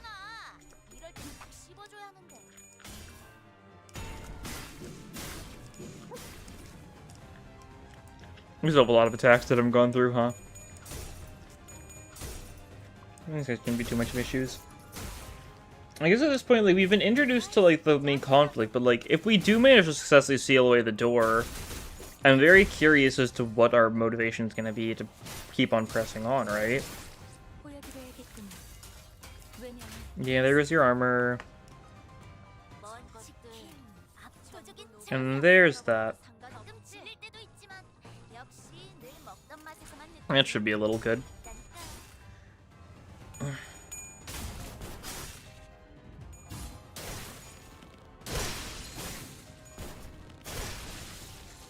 Yeah, a little good.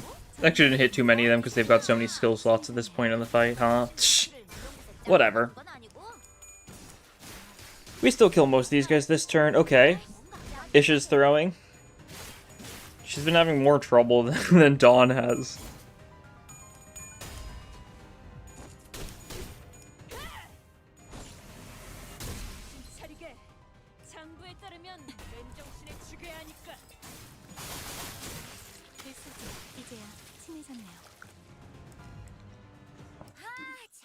Okay, and that's it all. That's that all done and dusted. Such a weird looking arm. And the first one in the Independents are already beyond expected levels. I swear I thought that was it for me back there. Events of this nature won't be frequent. You're merely beset by ill luck. If you just listened to me and picked another door, we wouldn't have gotten cooked like that in the first place. Like, why'd you even drag me as if you were gonna trust me?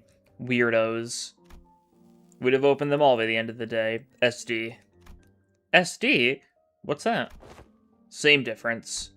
Again, why shorten it like that? Just say duh or something, or just spell it out and say it was anticipated. That's W-A. Good work, everyone. We fared as a team to a sort of task, but the mortality rate is quite high. Honestly, I was bracing myself for the worst.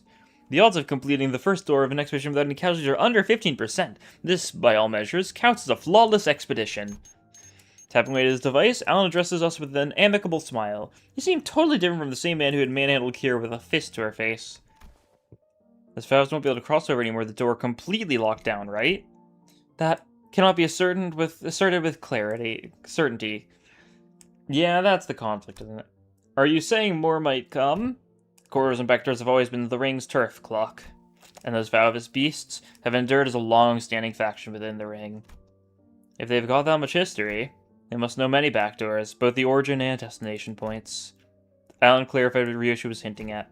Yes, compared to them, we lack sufficient knowledge of alternate routes, which makes it difficult to prevent infiltration. No need to concern yourselves over much. Even if that were the case, it is unlikely they would move on to the House of Spiders so soon. They could always rush for a surprise attack, though. Even that Fao's measures seem to lack clear intel on the event that took place at the House of Spiders. If so, it follows that they will need time to assess and deliberate about the situation. The situation? The logical scope of their concerns will be identifying the organization to secure the House of Spiders, the possibility of additional traps beyond the back doors, and the like. Once all backdoor-related procedures tied to the House of Spiders are completed, the resulting security framework should be able to preempt and block any infiltration attempts. This operation is more important than I thought. Poof. That aside, why couldn't I draw the blade? Is it the new scabbard's fault? Richard lifted the sheath sword with an irritated frown, and that's when I felt a faint vibration. The blade was twitching, ever so slightly. That quivering was faint. 'Twas seen by all, indeed. Damn, I saw it too. Is it possessed or something?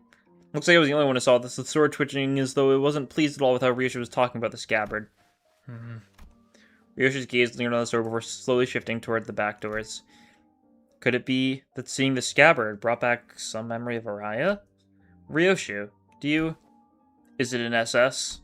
A demon edge? An enchanted blade? Which is it? It's probably neither of those. Nor is it a sentient sword. There's been fine for me to conduct another examination of the sword. Excuse us for a moment, Team Leader Allen. Please feel free to go ahead. The attack just now damaged some devices, so we're going to have to perform some maintenance before continuing. There's plenty of other work for me to do while you're away, too. Are we to return to the headquarters research facility, then? No, that won't be necessary. There's a facility here that should prove more than adequate.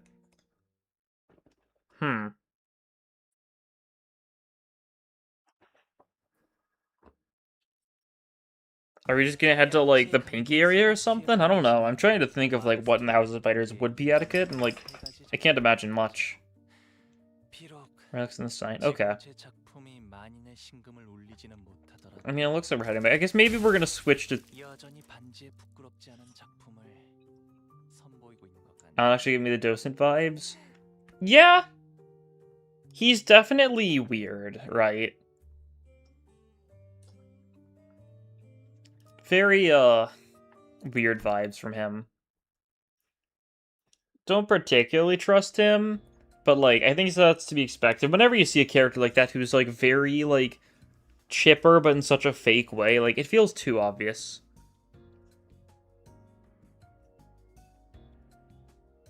Honheim brought us to what looked like a research lab, lined with cables, rows of screens, and diagrams full of complex symbols and shapes. I didn't know there was a place like this in the House of Spiders. This is a forward base constructed by Limbus Company following Operation Spider Pie. It did not exist prior to the house's fall. Is this in, like, the index area or something? It's got that kind of, like, monochrome look to it. It's got, like, the random, like, door on the ceiling. I think they probably have random doors all over them, but I remember them in the index room the most. It is intended for additional backdoor investigation and research into irregular phenomena observed during the operation. Alright. Irregular phenomena? An example. Research subjects such as a spatial analysis of the correlation between the emergence of Sinner 11 sign and the manifestation of a possible future. Oh. Looking around, I spotted a single group of researchers surrounding him, the same people who dragged him off earlier. They were accompanied by a gaggle of sinners who had tagged along to either watch the show or kill some time while they took a breather after work. Hohenheim, how long will the examination take? The singular biometric assessment concluded the analyzer device should be available for the relic now. Which means that it should be finished in an hour from now at the latest. Okay. For a base, but that means, yeah. They've just set up a base somewhere in the House of Spiders. I don't know if the specifics matter too much. Center routing in the mention of an hour. I don't know why or how, but the way it swayed, it almost felt like a child trembling. It's moving again. Come along, Ryoshu. I expect you will want to witness the procedure. Fine. Ryoshu and Honheim headed off to the side. The examination was probably going to start immediately. Time to get to Sinclair, then. Wait. A minute we wait towards Sinclair is getting bombarded with questions when an unexpected figure behind a pillar caught my eye.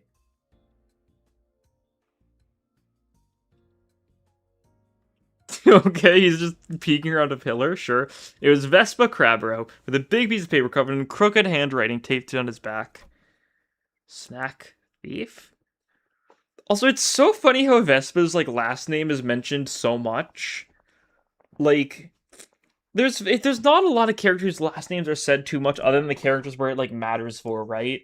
Like, a lot of, a lot of the Kanto 8 characters, it makes a lot of sense because, like, the family, like, is important, right? Honglu's, like the Jia family, Jue family, like, all that sort of stuff. So, like, it makes sense why a lot of them have, like, last names showing up and whatnot, but, like, we've known Vespa's last name since Distortion Detective itself, but it's weird that it's, like, matters. So the joke is Vespa Crabro is just the scientific name of a hornet, I think, right? Or at least some kind of bee. So his name is literally just scientific for bee. And I guess they really like to hammer that in. Manager. Karen Snacks. Mr. Stringbean ate all of them up. Calling him Stringbean because of, like, the stripes in his hair? Sorry, but I think there's been some misunderstanding. Very No, it's not worth pointing fingers over, but Karen also shares some of the responsibility for leaving them out on the table unattended. So I'd prefer you exercise more care next time, or you'll put me in a tough spot. Understood. Karen? Oops. Karen, super sulky mode engaged. Not talking for half a day. Deploying super pass bitter candy. Beep beep. Mode disabled.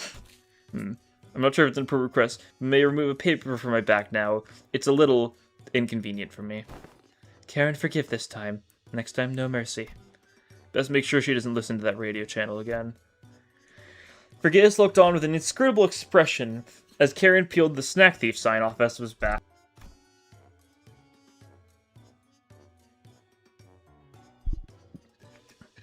Make sure to remember this so I don't have to think I'm burning through what little candy chance I have left on such trivial nonsense. Thank you. I'm just gonna give you a polite thanks, but he's already picking something off of another plate and stuffing it into his mouth. He's such a little snack thief. They were talking about it a bit in Canto 9 itself, right? I think what Ezra mentioned some time where Vespa stole her sandwich or something, and Ezra punched him really hard and he just teched it. Well, wait a minute. I was saving that for later. Assumed you were being picky. Well, now you know. Yet I still see you gobbling up my share. He took mine, isn't Duberg? Kick his ass. Rodion Romanovich. Is this the last time they've actually said her last name in the entire game? I don't think they've ever dropped the Romanovich before. I remember that half the total snack budget could consider being funneled into snacking expenses, and now you're rating the LC's supplies as well. Chill, that's what's been agreed upon, okay? Besides...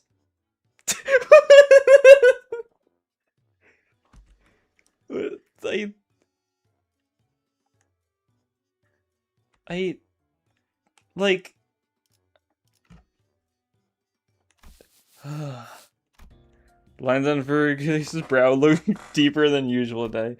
Hoping to help him out of his endless cycle of snack-related headaches and to satisfy my own nagging curiosity, I drew near our guy that broke his brooding science of my TikToks. Do we learn anything about Sinclair's sign? Dante is inquiring about the outcome of the research on the sign. I've heard from the researchers, but nothing of particular significance came out of it. Observation of the sign has so far been limited to two individuals, the manager and Sinclair, due to limited accessibility to the phenomenon. The only verifiable information so far has been its existence. Researching that which cannot be observed is bound to be difficult. Faust has a point. Aside from Sinclair, none of the sinners can actually see the sign. Same would go for the researchers. Even Sunya said only a select few people could perceive it. If there were more individuals bearing signs, there would be a wider pool for comparative analysis of statistical samples to narrow down the score. However, records indicate no suitable references exist. At present, the research effect is limited to reducing variables such as whether or not the irregular phenomena are tied to the location where the battle took place. By individuals bearing signs, you mean people like Damien and Sanson? Wait, then could those guys do what Sinclair did? Pull some superpowered future self and just wreck everything? Even Sonia? I should stab it and put an end to the subject before Roja gets the blues. I don't think so, from what Ishmael and Faust reported back then. Right, Sinclair from the future said each sign carries a different power, I think. Maybe, those layers of light rings Damien used to finish off Chroma or Sanson dragging us into his story. Those could be it. Yeah, Sanson's story stuff being, yeah. That makes a lot of sense for his, sign power. That doesn't mean if we inevitably get, a Sanson's fight, one day, he's probably gonna have all sorts of stupid antics. It's like an, Oswald-type stupefy bit. That doth seem plausible.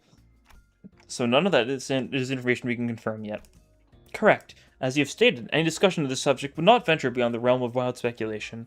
Nothing has been proven yet. Ergo, fear would be an unnecessary response at present.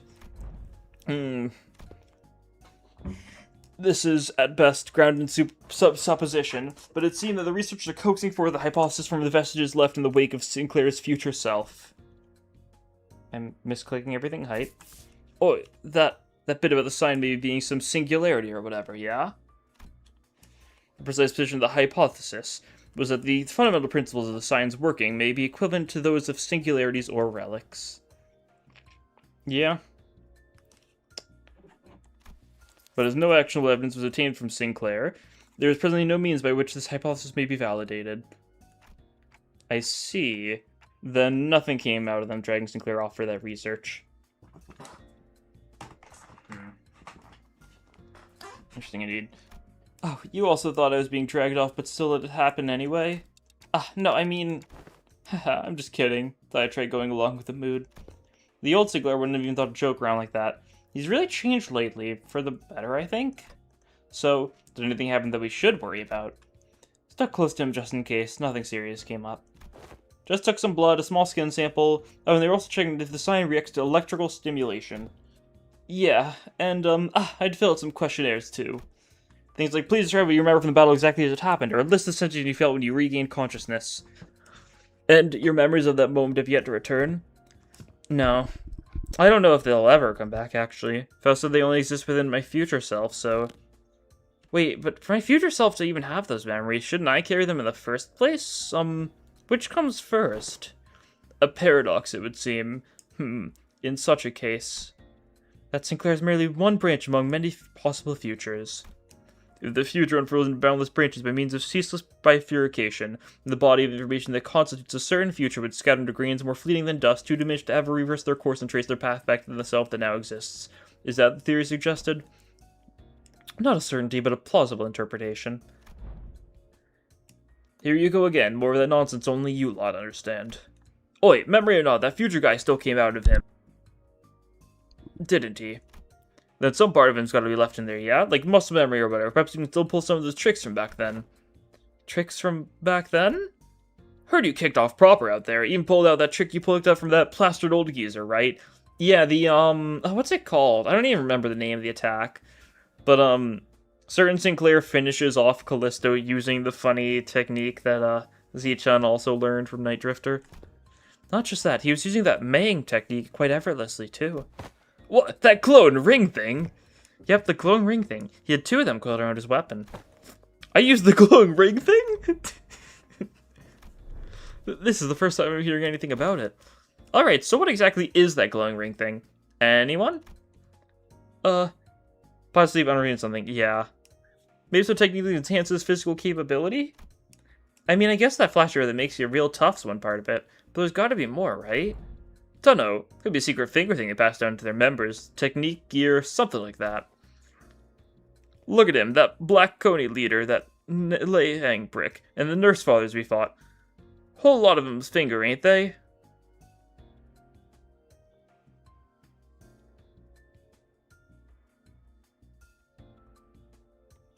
The nose seems unravel. Green among the LCD, there were those who came to wield it. And Vergilius, too. So what, only the proper party can use it? It's a posh top-end trick, is it? But there anyone in particular prompting it. Senators slowly turn their gaze toward Vergilius and Vespa. I learned to wield it from my team leader, too. I have a sensory understanding of shit, but I can claim nothing too profound. However, what I can spare are some rumors, that they're all without proper sources. Rumors? They circulate among Fixer and Association leadership. That there exists a power called Shin, capable of enhancing the body without having to pay expensive upkeep costs. A rumor among Fixsters, sayest thou? Yes, even the technique to manifest it. How-to tips, really. Spread through hearsay.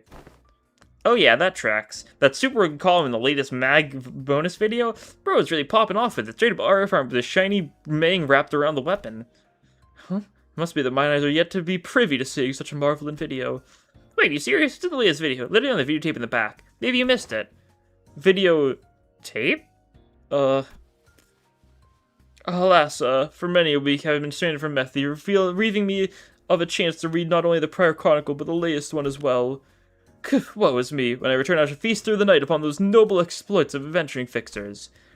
Donkey dramatically sprouted into a state of utter dejection. Otis cut in the conversation, her gaze narrowing with suspicion. From what I recall, the mantle of Shin grants its user a high degree of physical enhancement. There is no such thing as reinforcement without supplies. The power of that magnitude comes without an equivalent cost to wield it. That power relies on emotion and will for manifestation. Its output is not consistent like prosthesis and augmentation. Depending on how you use it, the consequence it demands can reach levels comparable to the ego you use. Yeah, since it, costs sanity to generate Maying, yeah. That's how it works whenever, the enemies have it and whatnot, and the like. I can walk you through the fundamentals if you'd like. From what I observed, we are a technique reserved for those of considerable strength. At our current level, is it not unreasonable to assume we could make use of it? Regarding that, our team leader has been conducting intensive research, and according to her, physical strength itself has little bearing on one's ability to learn and wield Shin. As the Yellow Harpoon says, it is, in essence, a power that can be learned by almost anyone, provided they know the proper method of training. Vespa's brows visibly tipped the moment the Yellow Harpoon left Virgilius' lips. Yeah, it doesn't seem like he's a big fan of his own title. The Yellow Harpoon. Well, it fits, I think. He's got those yellow stripes on his clothes, and he uses a harpoon, too. Can you argue with that? If I were to exaggerate, even Sinner Yisong's pre-contract self could manage to learn it. That's his idea of exaggerating height. Oh, why must this self of mine be chosen as the point of comparison? Well, because you're the wimpiest one here. Don't let it get to you. Even so, you mistake to assume it's a power anyone can grasp with ease. As long as you're bound by contract as sinners, your ability to wield it would be severely limited. Unless you rely on particular identities or come up upon an extraordinary circumstance. Shame that. Would have been useful. Hey, then what about me? Can I learn it too? Kira, who had been fidgeting with her fingers, raised an arm as though she couldn't hold the question back any longer. Come to think of it, the middle nurse father didn't use any Shin or Mang. Yeah, he thought he was like above it or whatever. Papa never taught me how to use it. He always said I could get strong without a stupid crutch like that. Ha! It wasn't that he didn't teach you, he couldn't. He was a man who probably had never once reflected upon his own sins. A piece of trash like him would be incapable of even comprehending such a power in the first place. Yeah, you hate the fingers, we know. Best response always come back dripping with venomous hate whenever the conversation turns to the topic of the fingers. Kira was noticed too, or perhaps she simply couldn't find the right words to push back. Either way, she held her tongue, her expression settling into a blend of frustration and something that looked a little too close to sadness. If you want to reduce it to a yes or no, then yes, you'll be able to learn it with the odds in your favor. That is, assuming the company decides to tolerate your continued existence. I already said I get it. It stands you nothing more than a pending case of disposal, closer to a threat than you are to an ally, strictly speaking. Don't get too comfortable because the manager and the sinners treat you with lenience. Step out of line and you will be the one who pays the price. There was nothing in what Virgilia said that I could argue with. Kira had been a member of the House of Spiders, she murdered scores of LCA researchers, and left us with plenty of memories we'd rather not revisit. For now, we're just working with her. Not contesting the decision doesn't mean we have no hard feeling towards her. Leaving Kira alone with her thoughts, the sinners slipped back into their own business. Snacks, idle chatter, and conversations about what had happened around LCE.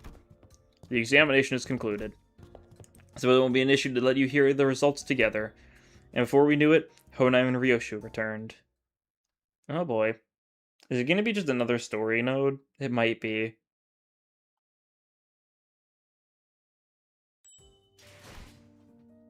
Rin Kitsuen. Okay. I think we've only gotten like 100, yeah, because we've only done one fight. Pretty awesome. Well, more reading.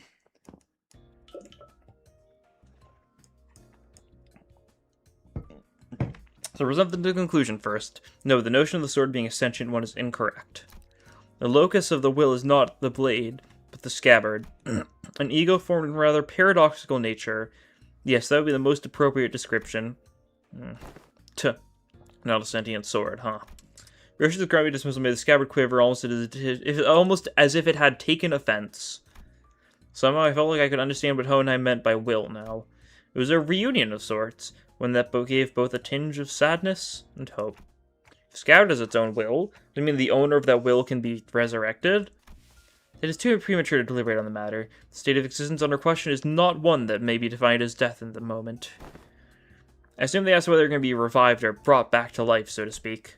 Even supposing that survival is a fixed variable, and the reconstitution of the original corporeal body falls within the realm of theoretical possibility, the probability approaches zero given the limits of today's technology and conditions.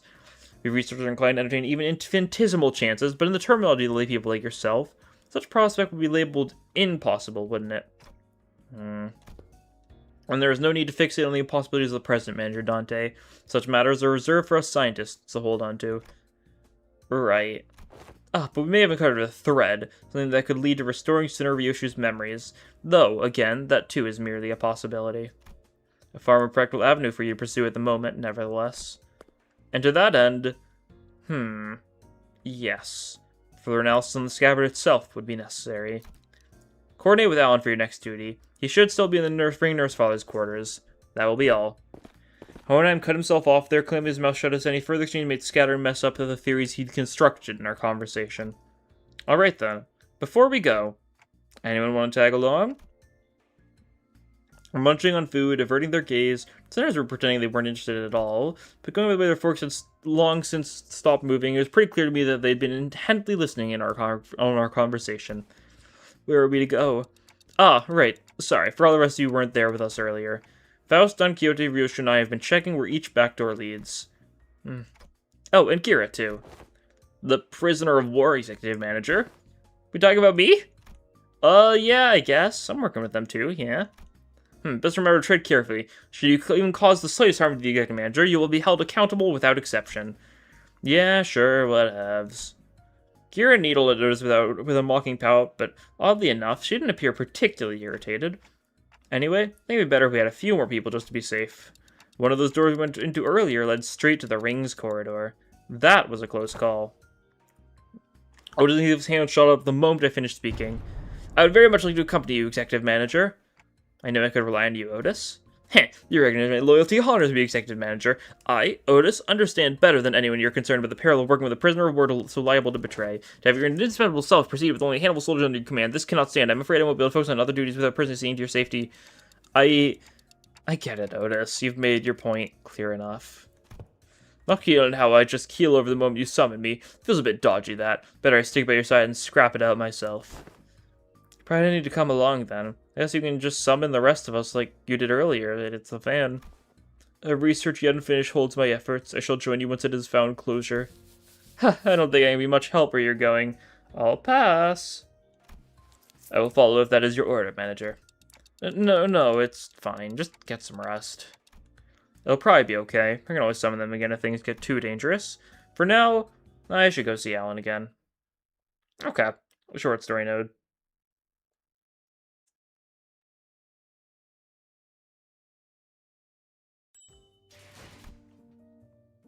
Saru? The dog? Oh no! I see a little glimpse of the... I don't like that. Seeing a little glimpse into, like, the Falvis corridor, and it's called Saru. This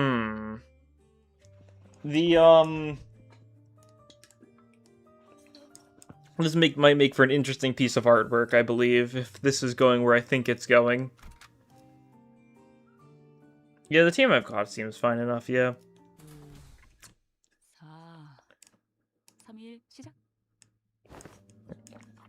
Ah, you've arrived. I was waiting for you. Sifted through and isolated the doors with the highest probability leading to the rings gallery. The next step would be enter the alternate door you mentioned, but... Hold up a sec. I was actually gatekeeping more stuff. The gatekeeper? Huh? Gatekeeping? You're saying you have more to tell about gates? Doors? Yep. The door over there, pretty sure connected to N-Corp's nest. Saw Albina going in, all hyped about some canned whatever it was. Albina just getting a hyped over canned experience, sure. The window with bandages wrapped around the handle. Pop would go in there to cross out vengeances. From the way the book said, it's probably a turf protected by a thumb subsidiary or something. Unlike earlier when she offered only vague snippets, even about just a single door. Kira's now feeding out a stream of intel that seems solid even to someone as clueless about the back as me.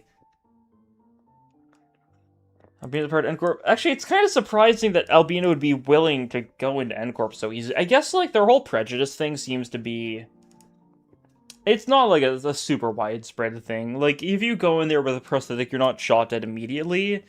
It seems to more so be just a faction within N-Corp that's so, inclined to do so. Yeah, you think she'd claim about despite. Why don't she change her mind about cooperating with us? Nevertheless, we mustn't let her guard down, Executive Manager. No telling when she'll turn on us. Frickin', I can literally hear everything you're saying, you know. Alright, based on the intel, please proceed by investigating the safest doors first. As for the high-risk ones, I'll continue checking and let you know which ones you need to enter.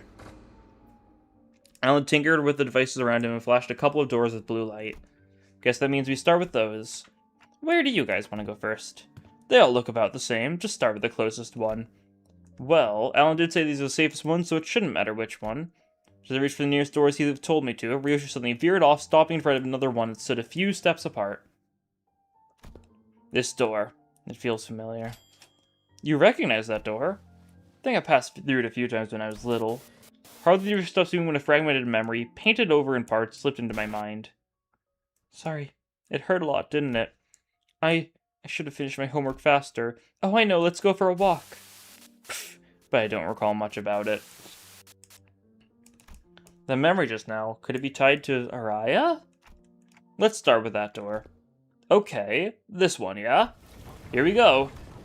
Patient as ever, he shoved the door open and strode in first. The rest of us followed, including Kira and the other sinners. And this place is... Judging by say, it seems to be a welfare facility located within a nest. Most likely a park. The park she took Saru to, you know, like, run around with them. Actually, I don't remember if Saru was... Oh, whatever. Everyone saw walking here dragging some animal along. Means they've got money to burn. Proper rich lot, this place.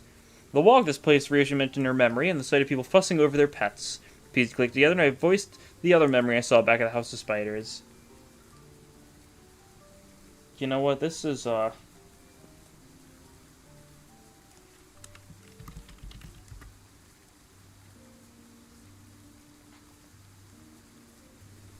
Okay, the screen's gonna go black for a second, but it'll be hype, trust me. Let's see if I can... show my dog. Gregor? Okay, this is as far as... I can't move my camera close enough to actually see my dog. There's Gregor, though. He's sleeping. Pretty awesome.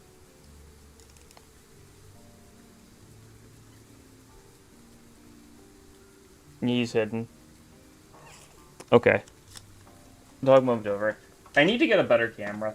This camera's like, it's not like a bad camera or anything necessarily, but it just doesn't have a long enough cord for me to actually like show my dog. Yeah, that's Gregor, my dog. He's awesome, and he's sleepy. Did you ever come here with a puppy named Saru? Yeah, I remember that. Not a puppy, though. Saru was a bit bigger by then. Sorry, it hurt a lot, didn't it? I should have finished my homework faster. Oh, I'm glad to see Saru actually, like, grew up. Like, from what we saw of Saru, it made it seem like it was murdered, like, when it was still a little puppy. Why isn't she getting any better? I gave her lots to eat. Oh, I know. You want to go for... You love, don't you, Saru? I don't think I can even say that word because Gregor is, like, looking at me now. And he knows that word. Bark. There's this workshop Dad always visits. The door there is connected to a park. We can go right now. Richard's childhood memory burned right into my vision before passing. That was her as a kid? Verily, such gentleness doth seem most unlike thee, young Ryoshu.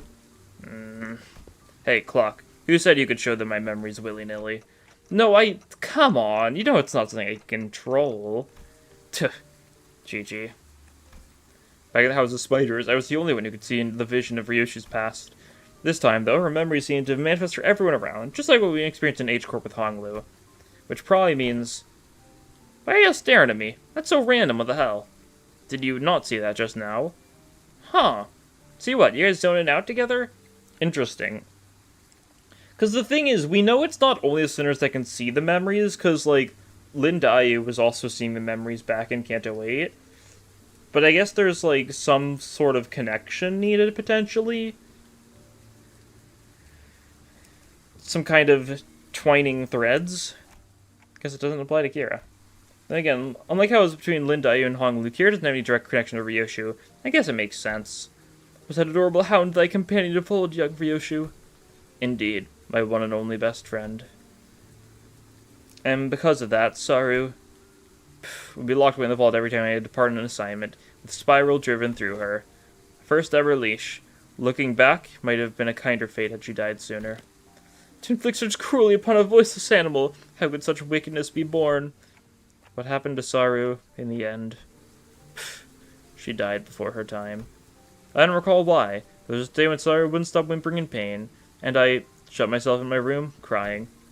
You were, not someone else? Who else? Of course it was me. Even after reading the fragment of memory, Heathcliff looked utterly unconvinced. And while I was grieving, Callisto offered a solution, said he would give me a gift the next day, and what I received was something he called the Beast Bone Blade, a Tonto that would whine and yelp in Saru's voice with every swing. Ew, no way! I just knew this thing creepy with Robo-Unk. So that's how he killed your dog, huh? No, he didn't kill Saru. That Tanto was alive. Did you just say alive? Bloody hell, alright, none of that psycho. Her eyes were bending like a dormant, and they'd stare at me in accusation. A tiny heart beat as though it was quaking with fear. It was a horrible sight, and I felt pity. So I shortened the remainder of her time with my own hands. Got me thinking, but after hearing all that, why do you still mess with that art thing, then? Let's be honest, after seeing something like that, you'd want to steer well clear, yeah? Right? Those things he called artworks were also cursed, straight up nightmare fuel. Like, I haven't really checked out other ring artworks outside Albino's and her nurse fathers, so maybe I'm just a noob when it comes to all that, but yeah, their stuff never gave me any art vibes, for real. I thought the same. Well, I was terrified at first, and as I learned more, there were some facets that suited my taste. Thou findest appeal in those grotesque creations? From what you told me about Callisto, it looks like he failed to stick to his own advice. But there's something he always used to say. Art is wholly subjective, and thus one must never expect the understanding of others. The uncanny, the horrible, there's a beauty that lies in the grotesqueness of it all. Can't say I quite get it, but if you say so. No, but bloody hell, how do you end up getting used to that kind of thing?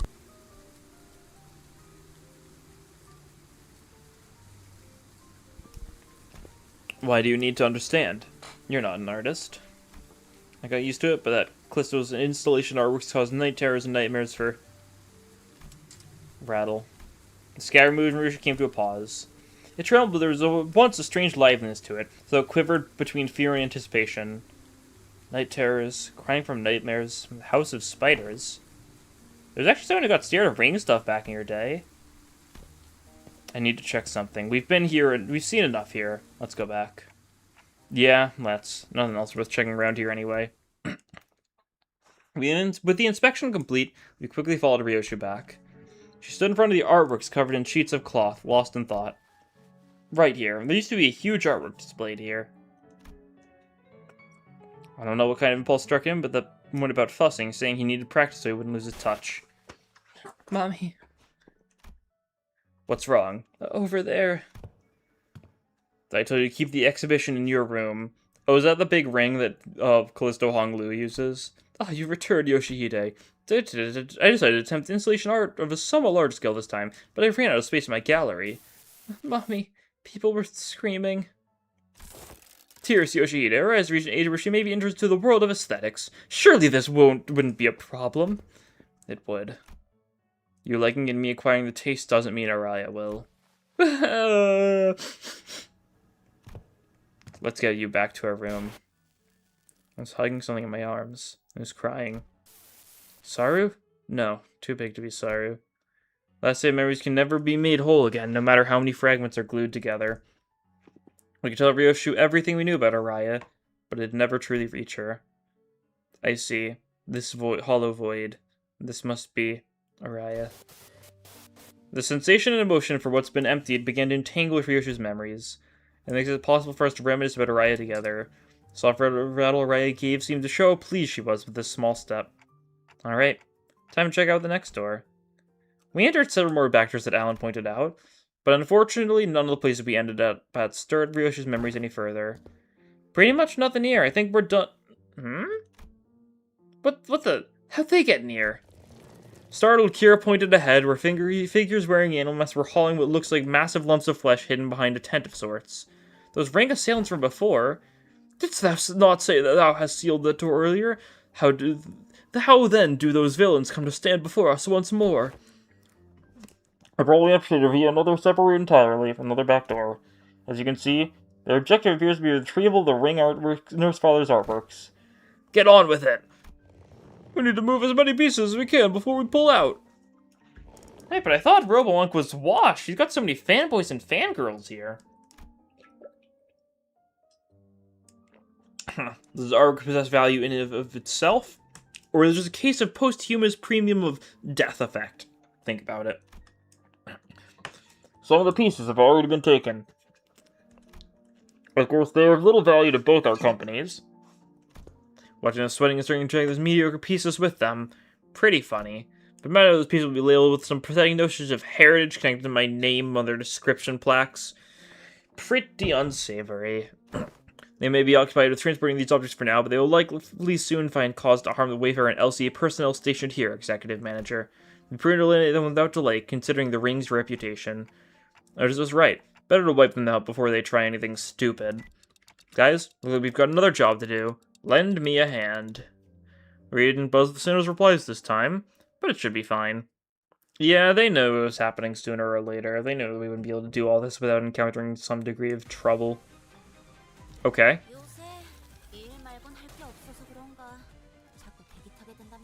Just full on playing the music here? Sure. Why not, I guess, right? It is funny. Hard to deny. Oh, you don't need to pop that yet. Ouch. Cool.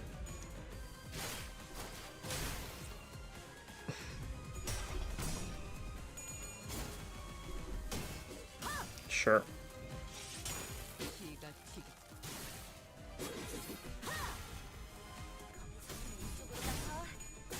Okay.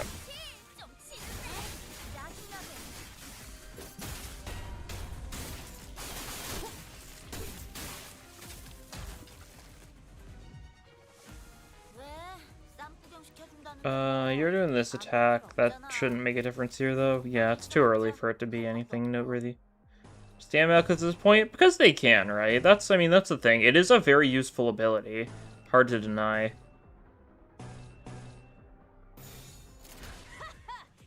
The fact that sinners can just be on and about their business and then Dante can still call them for help. Okay. You're throwing, Kira? You're throwing? She threw? Hype. I guess it's unbreakables at least.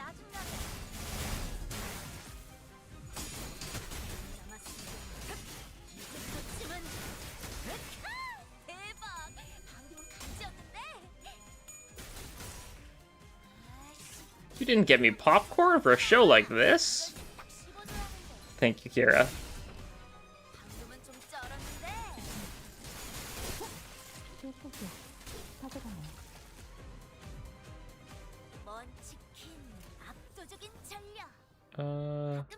Yeah, might as well. Ba-da-bum. Faust? Looks like it'll be a bit before Faust gets her skill 3. Unfortunate. That's fine enough, though.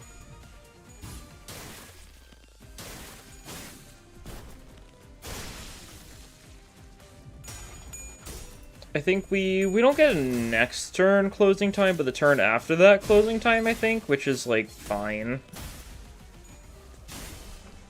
It'll hit, like, 2 enemies again because of just how much attack, how much, like, they have.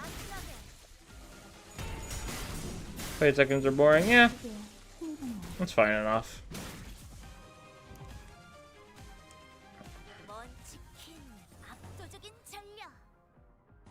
Okay. Yeah, 3 tableau again. Okay. You... could just have you do this. I mean, that works, yeah. You could do a little egoing.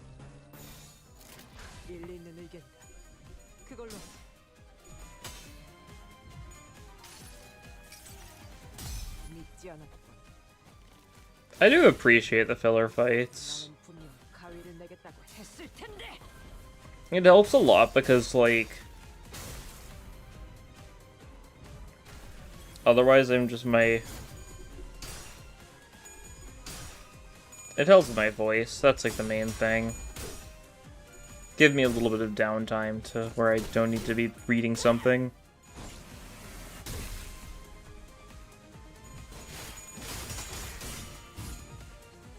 Still need to talk a bit, of course, but relatively chill.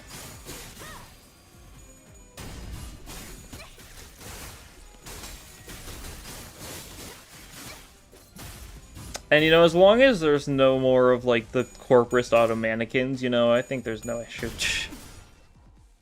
Honestly, like, the corporate auto mannequins aren't that big of an issue in Canto 9 itself, at least to me. The main issue is, like, they're so annoying in Mirror Dungeon, because they're just bulky and you just fight a lot of them, especially if you bother with, like, the ring floors.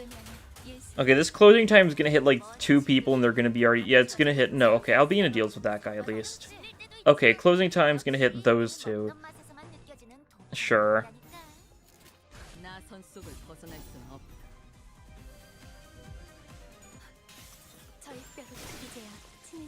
Oh, you didn't have quite enough for attack weight, tragic. You were 1 short, weren't you?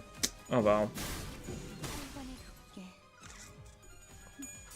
Well, closing time. See how this goes. Okay. I mean, like, it's not like it does nothing, but, like, it's, like, takes the perfect amount of time to get it, that by the point you get it, it's pretty much worthless. Oh! We get a little decoration. Hey, look there!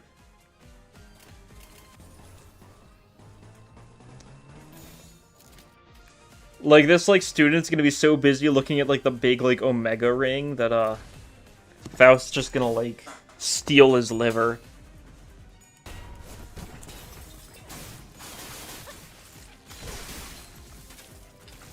Yep, there was his liver.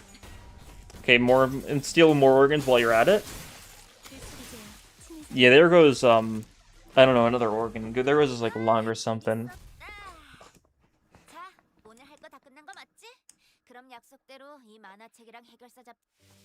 With this, the last of the rings have been eradicated. Is that all of them? We just kept glancing around searching for someone, but fortunately, no other ring members were in sight. Right, but where the hell was a lot coming from anyway? We weren't just the first wave. Had more of some legging from the back like they'd been lurking somewhere else.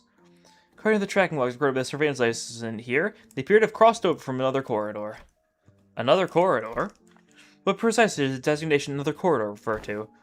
The room resembling a shopping mall, the one filled with batches of toys on display. Your company, if I recall correctly, designated it as the corridor of the middle nurse father. Oh. It's us to relocate there. Your assigned tasks here have been wrapped up. Before we set off, do you have any information to share in advance? We're planning to compile a comprehensive encyclopedia cataloging the notable characteristics of these corridors and all their connected loci. Your cooperation will be most appreciated. Kira seemed to hesitate, gnawing at her nails as if she were going through an inner struggle. Before long, however, she snapped out of it like she'd just locked in on a decision. Sure, I got stuff to tell you, like hella stuff. Some parts are kind of fuzzy, not gonna lie, but I can still recall like 20 places clear enough. I mean, it was home for me and Papa, so... I got nothing. Yeah, memories of it are all fragments at best. It's got a faint register. Perhaps I wanted to comfort Ryoshi in the only way it could. And accompanied by its tremors, we began our move toward the corridor of the middle. Tremor mentioned? Hype. This is, it's foreshadowing to when the big Ryoshi season is going to be a Tremor ID. School. We're going to be going through all of them?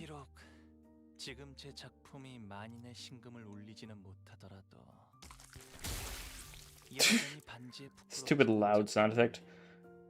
I'm trying to tell. I think that, I mean, this might be supposed to be the Pinky nurse father. The room? Because it looks like, I mean, that might be like burn marks or something, right? Because it did kind of burn down a little bit. But ways away from Merceau, huh? Oh, that's fine. It's more the same. Actually, there's some new enemies here. Is it? Oh, it's just. Is it just straight up fight mode? Are we learn more about the Pinky? We definitely will in time. The Pinky are weird, and that's kind of the thing. They're all about secrecy, and like we're gonna learn a lot about them because several characters have been part of the Pinky in notable ways. They've got a very interesting basis being based on the water margin. They swept everything that wasn't nailed down, huh? Fret not, I spake thither half of thy worthy possessions, articulate fixer figurines, video games cartridges. I'm not talking about my toy box, Kay. I had hella many of them anyway. My TV's gone. My couch, too. Kira said only a conspicuous empty space was left for the television and family couch that used to be. Oh, those? Elsie reached to haul them away. From the sound of it, they're going to set them up in their staff lounge. As for the leather and the ornaments, they said they'd been selling them off. Yeah? Otis didn't even notice something the moment she caught Kira's wistful look. The corners of her lips curled into a faint smile as she smoked with feigned nonchalance. Who knows? With sufficient cooperation, perhaps they'd be more receptive to the idea of returning those items. Assuming much, I never said I wanted them back. Anyway, I'll tell you all about what I know, so come this way if you want in.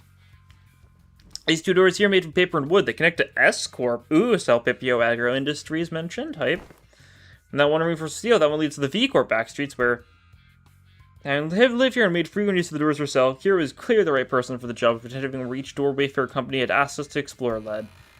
Directed by Kira and accompanied by Alan, we checked the doors one by one. Good work. All data seems to match. Thank you for your cooperation. So there was just one back door left to open.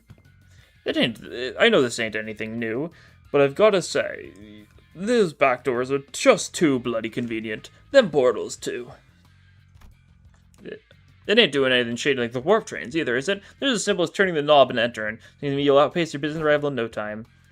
I'm a bit hard-pressed to agree with the too convenient sentiment when it comes to using backdoors and portals, but since your time was claimed refers superior over the current W Corp, I'll take that as a compliment. Did I say something wrong? Every technology comes with a cost, Heathcliff. Aptly said. Well, this has been a workday relatively free of casualties thanks to the quality information you've provided. Do understand that Wayfarer Company's primary services involve pathfinding, path security, and path maintenance.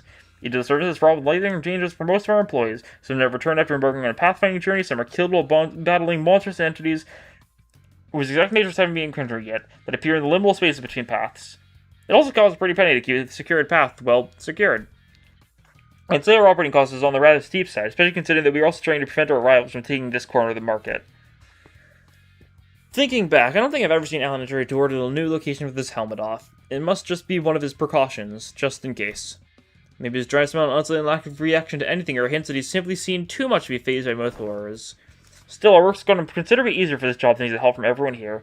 Honestly, this partnership is working much better than I'd expected. Very well then, let's take a look at the last door. Ah, it's the door Poppy used to walk through all the time. I followed Kira into the door, and the second I crossed over the threshold, a breeze carrying an oddly familiar salty smell tickled the tip of my nose. What are my clock hands? Stingray port chip. Huh. Fancy indeed. Is this the one where the hair coupon thing was? I don't remember which port chip was which. Welcome to U-Corp's great giant Stingray port chip. Stingray, huh? Why does it ring a bell? Hang on a minute, it's that place, isn't it? That port chip that is Salon de Mulot. The private hair salon. Mulot. He climbed over the shutter, so the sheer weight behind his words terrified him.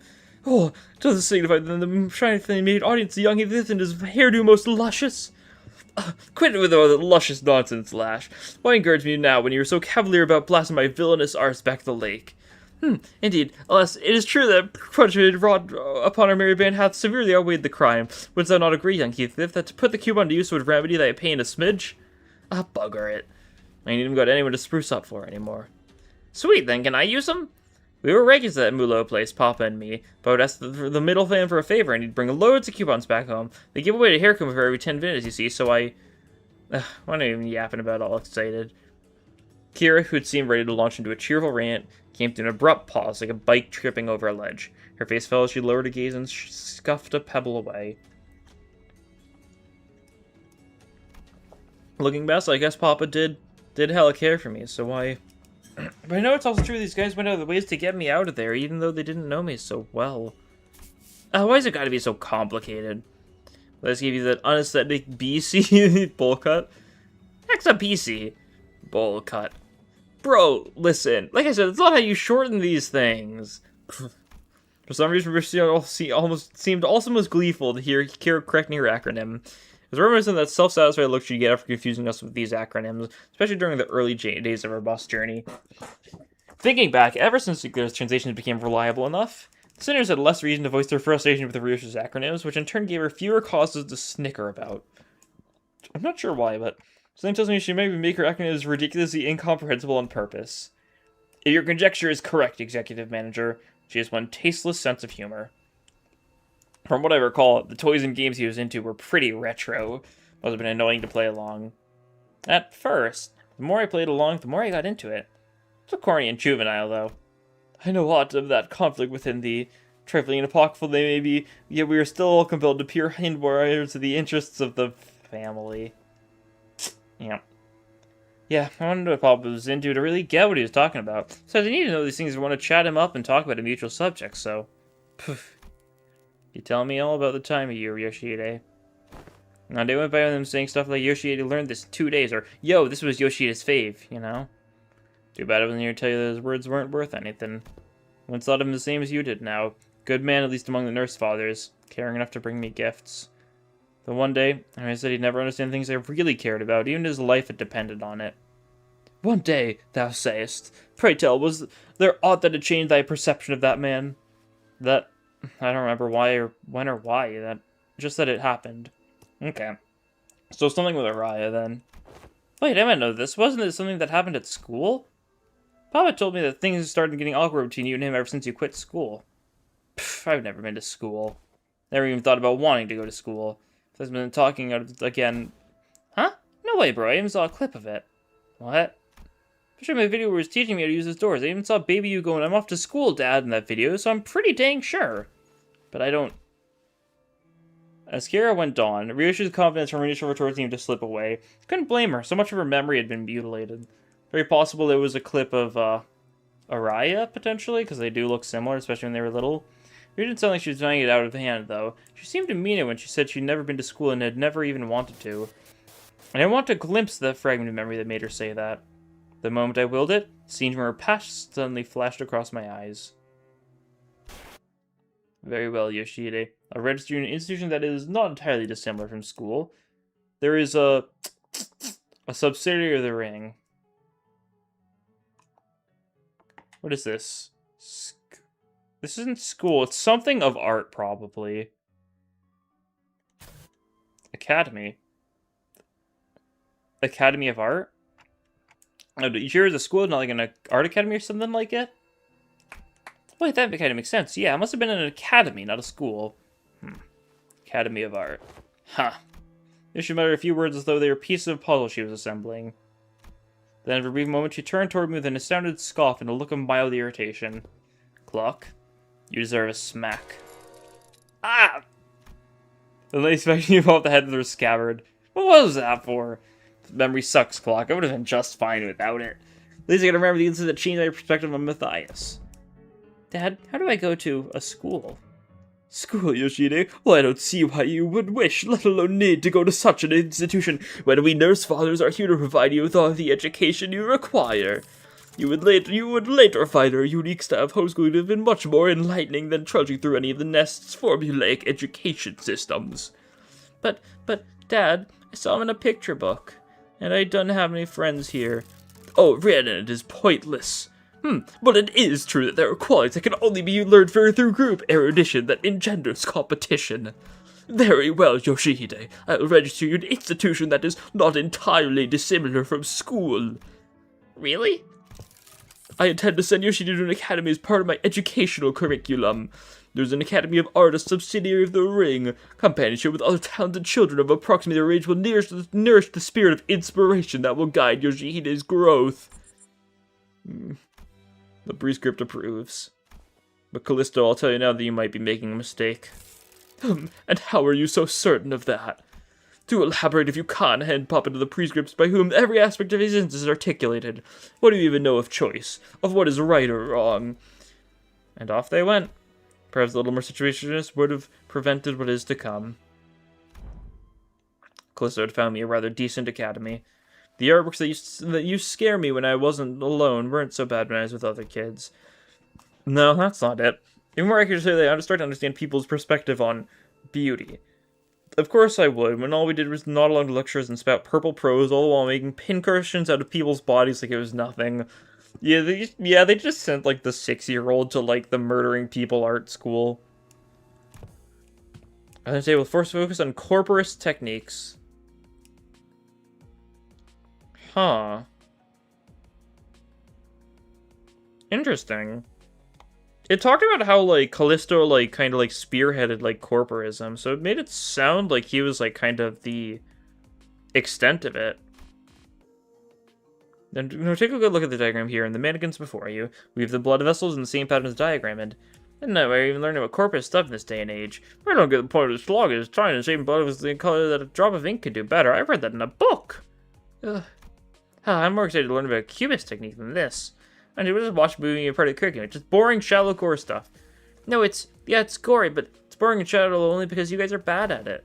What, are you mad because your he's a lame corporist? Oh, is he? No wonder his stuff is just as... Ow! I was taught that people who say bad things about my family deserve to get their butt kicked. Them bad things wasn't actually what set me off. And having any special reverence or attachment to family like Matthias did either. Just what I was taught to dislike, that's all. One of those tantrums kids of that age have. Kids will be kids and all that. I'm home, Dad. Hey, buddy, you're home early. Oh, man, has it been playing rough today, huh? You got dust all over. Got into a fight. A fight? And then Matthias goes and murders all the children. Yeah, they kept saying dumb stuff about class, things about class stuff, so I smacked them. What about you? They didn't hit you anywhere, did they, buddy? On my cheek, but it's okay, because I punched them this many more times. Did I do good? That's my girl. Dad? Where are you going? Oh, just got some business to take care of. Why don't you sit tight and work on a coloring book? Dad'll be home before you know it. Okay. Is it pro business? No, it's family business. It's so bad about taking care of your own. I just thought I saw some respect lest you beat it into him. Huh. If only been a simple-minded fool like you, the story would have ended right there with a pat on my head. What? Papa, I mean, the middle doesn't stop there. It never does. Heard a member of the family. That automatically gets you written up in the book. Yeah, and he did what he did in the end. Huh? Haha, there you are, Yoshihide. Is class starting already? My diligent little girl. Wonder who she takes after. Dad? I know. I said I'd be back before you know it, but I got a bit lost trying to find my way through the ring tricky mazes. You know how they are. Oh yeah, and there's so many sniveling brats here. Well, it's for their crime. They slap my buddy's face hard and leave a mark. That's an arm for you. As for the instructors, well, anyone would agree they did a sorry job of keeping these tykes under control. In that case, pursuant to Title 2, Section 52 of the book, execution by beheading. They clearly don't get much use for what sits on their shoulders, eh? How you like it, buddy? Pop is the best, ain't he? How dare he! Such senseless, barbaric violence! Uncultured, uncivilized animal! Do not be discouraged, dearest Yoshihide. I have out yet another academy worthy of your talents. It is a much more significant and prestigious institution this time. I assure you, even an intemperate berserker like Matthias wouldn't dare force his way into such a place as he did the previous academy. Didn't wanna. Yoshihide? I don't want to go to an academy. I don't want to go. I don't need friends anyway. For all his posturing, nothing that was ever important to me held any significance to Matthias. He took a lot away from me just to feel good about himself. So I'd hoped he, more than anyone, would never find out the things I held dear, because I was afraid he would take them away from me like he did the others. But he'd always catch on faster than he had any right to. Every conjuring that took me away from the House of Spiders made me tremble in anxiety, because I was worried about... I don't know, I remember what, but I do know that I could never stop thinking about my room. So whenever occupied in the room, my absence must have been the most precious thing to me in the world. The scabbard, which had been stirring lately as Rishi recounted her past, soon began to rattle audibly. It's doing that thing again. Rishi patted the scabbard with a gentle, reassuring hand. The scabbard that was once Uriah, a memory without attachment. It appeared to me almost as though she was pacifying a crying child. Seeing that gesture, he briefly cast a sullen yet faintly expectant gaze between Rishi's scabbard and my device. He must be thinking back to his last conversation with Catherine. But Catherine's existence, unlike Uriah's, was erased by the golden bow itself. I doubt this device could do anything for Heathcliff at this point. From everything we know, the ring nurse father seems to have been the least awful parental figure in your childhood. Ah, yeah. Didn't you say that didn't know that Rowan was such a radical guy? He sent you to an academy like you wanted and even got angry on your behalf? Oh. Hazy memories, someone's forgot to mention. A few days later, after that, Callisto made a snowman by my pillow as a gift. It was made of heads. Heads? Yes. Decapitated heads from the inside of the academy threaded together into a sculpture. thing back. It was one sorry excuse for an art. He's sorely mistaken if that some low effort stuff like that could make me feel better. Ugh, could have spared us the details less. Well, with that covered, do you guys want to head back? Hang on. What's up? Gonna get that luscious tune before heading back? Shut it, you. That ain't it. Look there are blokes walking out of the station. Please. Oh. That's fine. Falvis, ain't they? They found us. Would not be able to find a field print if the rings aren't moving into the city, especially that of the Falvis scale. However, various evidence, such as their mass and the fact that their group has immediately drawn their attention, suggests that they are in the same pack as the one making regular incursions into the House of Spiders. This is LCV, speaking to the team leader Alan, requesting immediate commencement of the lockdown sequence. Copy that? Then why don't we... Oh, guys, stop! Bloody hell, what? Do you know where you are? You're smack dab in the middle protected turf. Hossein and Brozo and Sis in the middle will be here any second. Oh yeah, that's gonna be a problem. We've already drawn the rings unwanted attention. We certainly don't want the middle coming after us to the House Spiders too. Sounds like you've got a GI. Talk. Ever played Whack-A-Mole? Like, why don't we give ourselves a countdown? Just head back to the door now and beat up whoever thinks it's a good idea to walk through that door. She puts forth a sound strategy, Executive Manager. As long as there's no high-ranking officer among them, it would be to our benefit. Well then, let's do as Kira says. That was quick. Alan blinks, shooting a puzzled look as their entire squad came pouring through the door long before we finished the lockdown sequence. Due to nearly emergent complications past the door, we've concluded that this location is the optimal point to intercept and engage the infiltrators from the ring. This location, you say?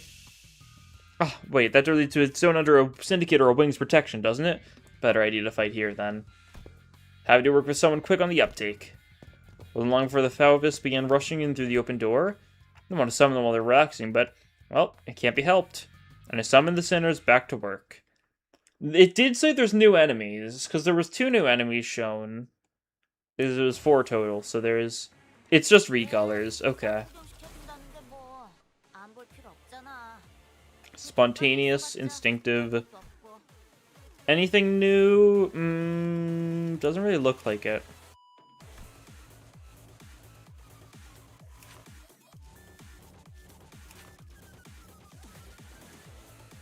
Like, is it, like...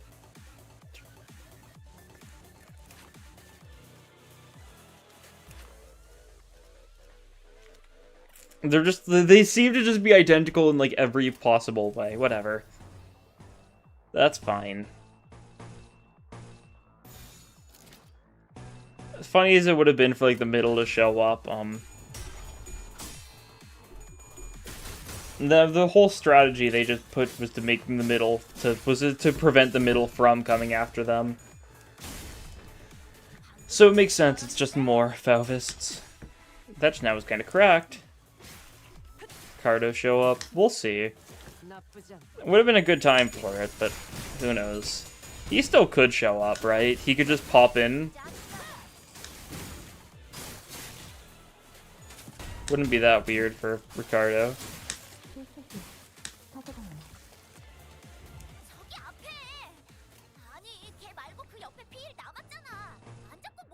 Tibia, save it for a turn, yeah.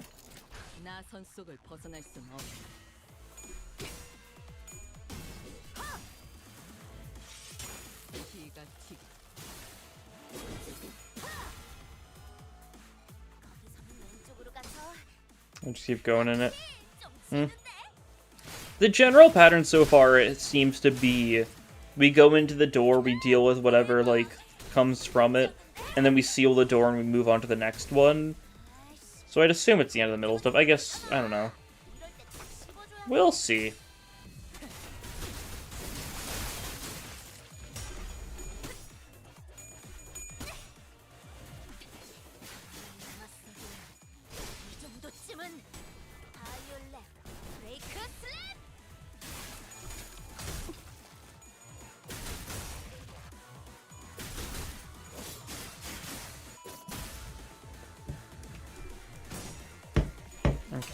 Okay, sure. You're washed. Callisto's washed. To no one's surprise, smile. You're at 19. You already spent some of that with your skill too. Yeah, okay, that works then.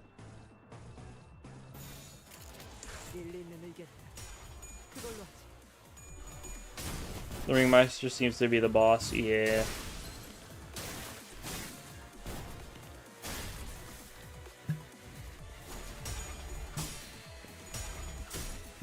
I guess the thing after this point is just how they're gonna continue the thing. Are they just like? Because I don't know if we're gonna like go to every single one of like the fingers like thingies to seal off all the doors, because I don't think this Intervallo needs to focus on all of them, right? I guess they're being watched by students. Yeah, there's a reason why Callisto's a former maestro, Mr. Beast.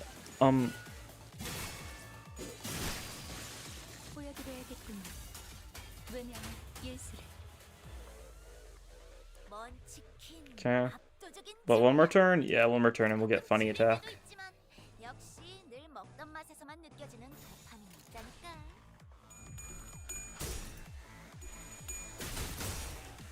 So funny for them to just introduce new characters. Or, like, not new characters, new enemies, and it's literally just recolors of the existing ones. Like, that's so funny.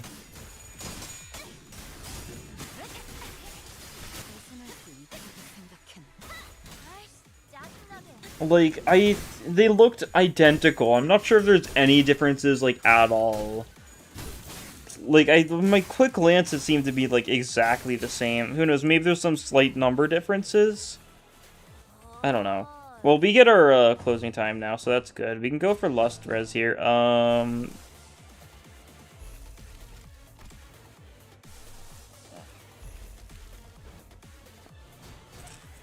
Yeah, that works.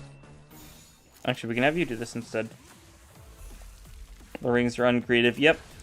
Checks out. The Fauvists are frauds, too.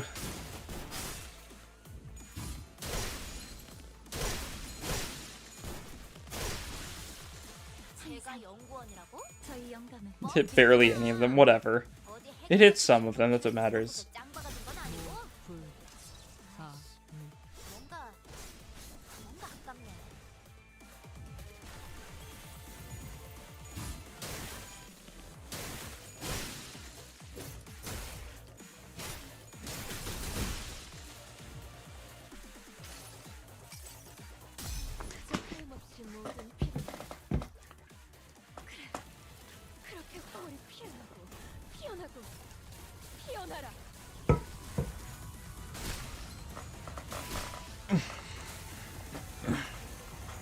Nice.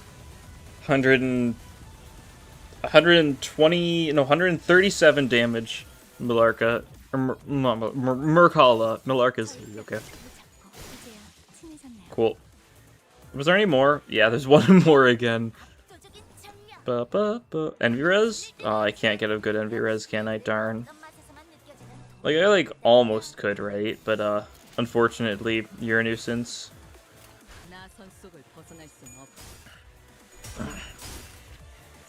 It would be awesome if Ricard just showed up in the middle, right? Because, like, it's so funny how, like, we fight Zeelu, like, half.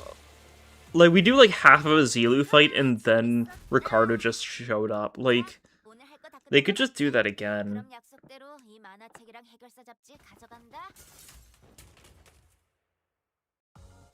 Okay, no post-battle cutscene for that one. Miseries. We are... Okay, 400.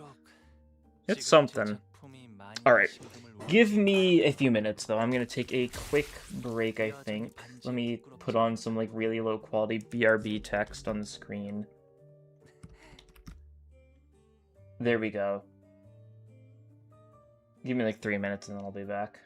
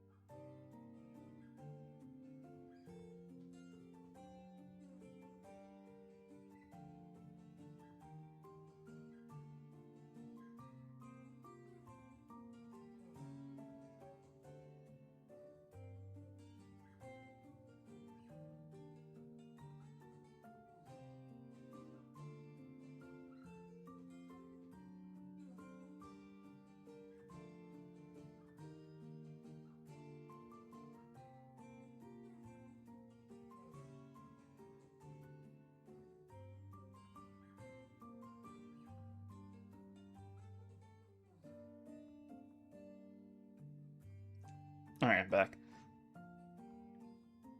Any idea of the music, what the music's called? I don't think there's any idea of the music's called yet, but it might have been uploaded. It's possible it has been. He's fucking the ring also a lot of middle moments. Yeah, seems to be split between the two, which makes sense. They're the ones that got the least focus in Canto 9, relatively, so they're the ones that are getting more here to make up for it.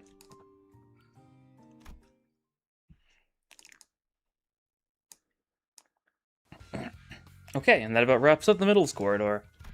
Thanks to you folks, we managed to cut the door cataloging workload by 80%.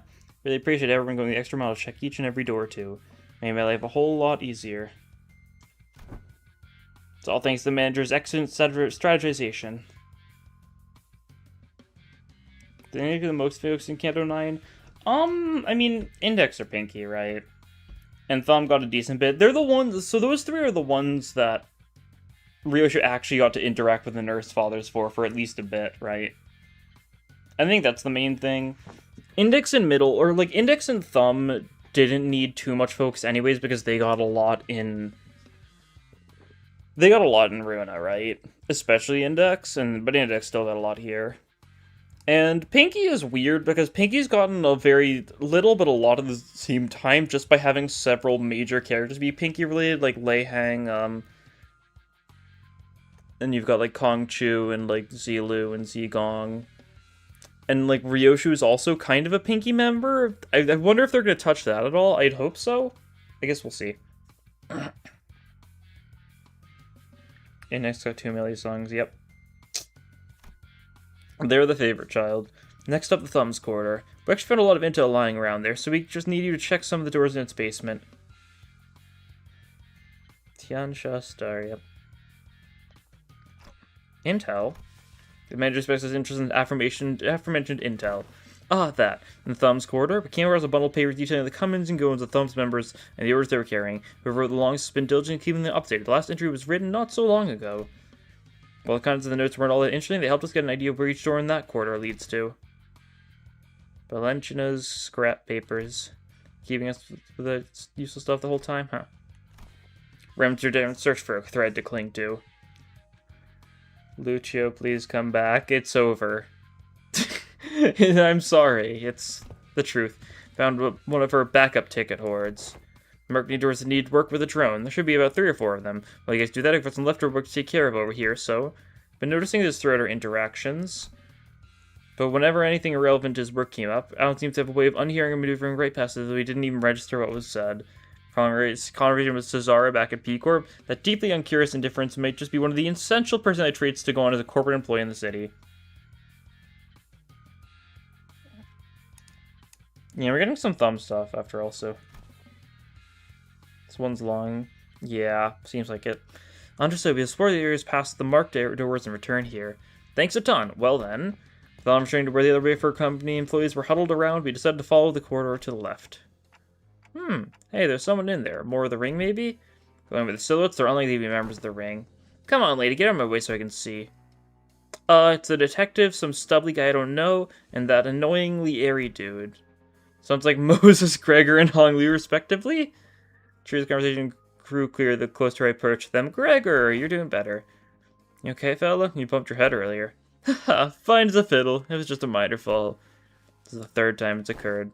We gotta discuss this issue with the manager once this conversation is over. I think I'm seeing a bump on the side of Hong Liu's head. Anyway, you know what to do, right? If at any moment you see signs of... Don't worry, Gregor. You made it through the excavation and the footage both. You can be fine again. I believe in you. Look at you now. We're right where it happened, but your arm is stable, see? Poof, ironically, fear tends to grow most unmitigated when it is distant and unseen. I understand what you might be worried about, but I don't even see the earliest importance of it.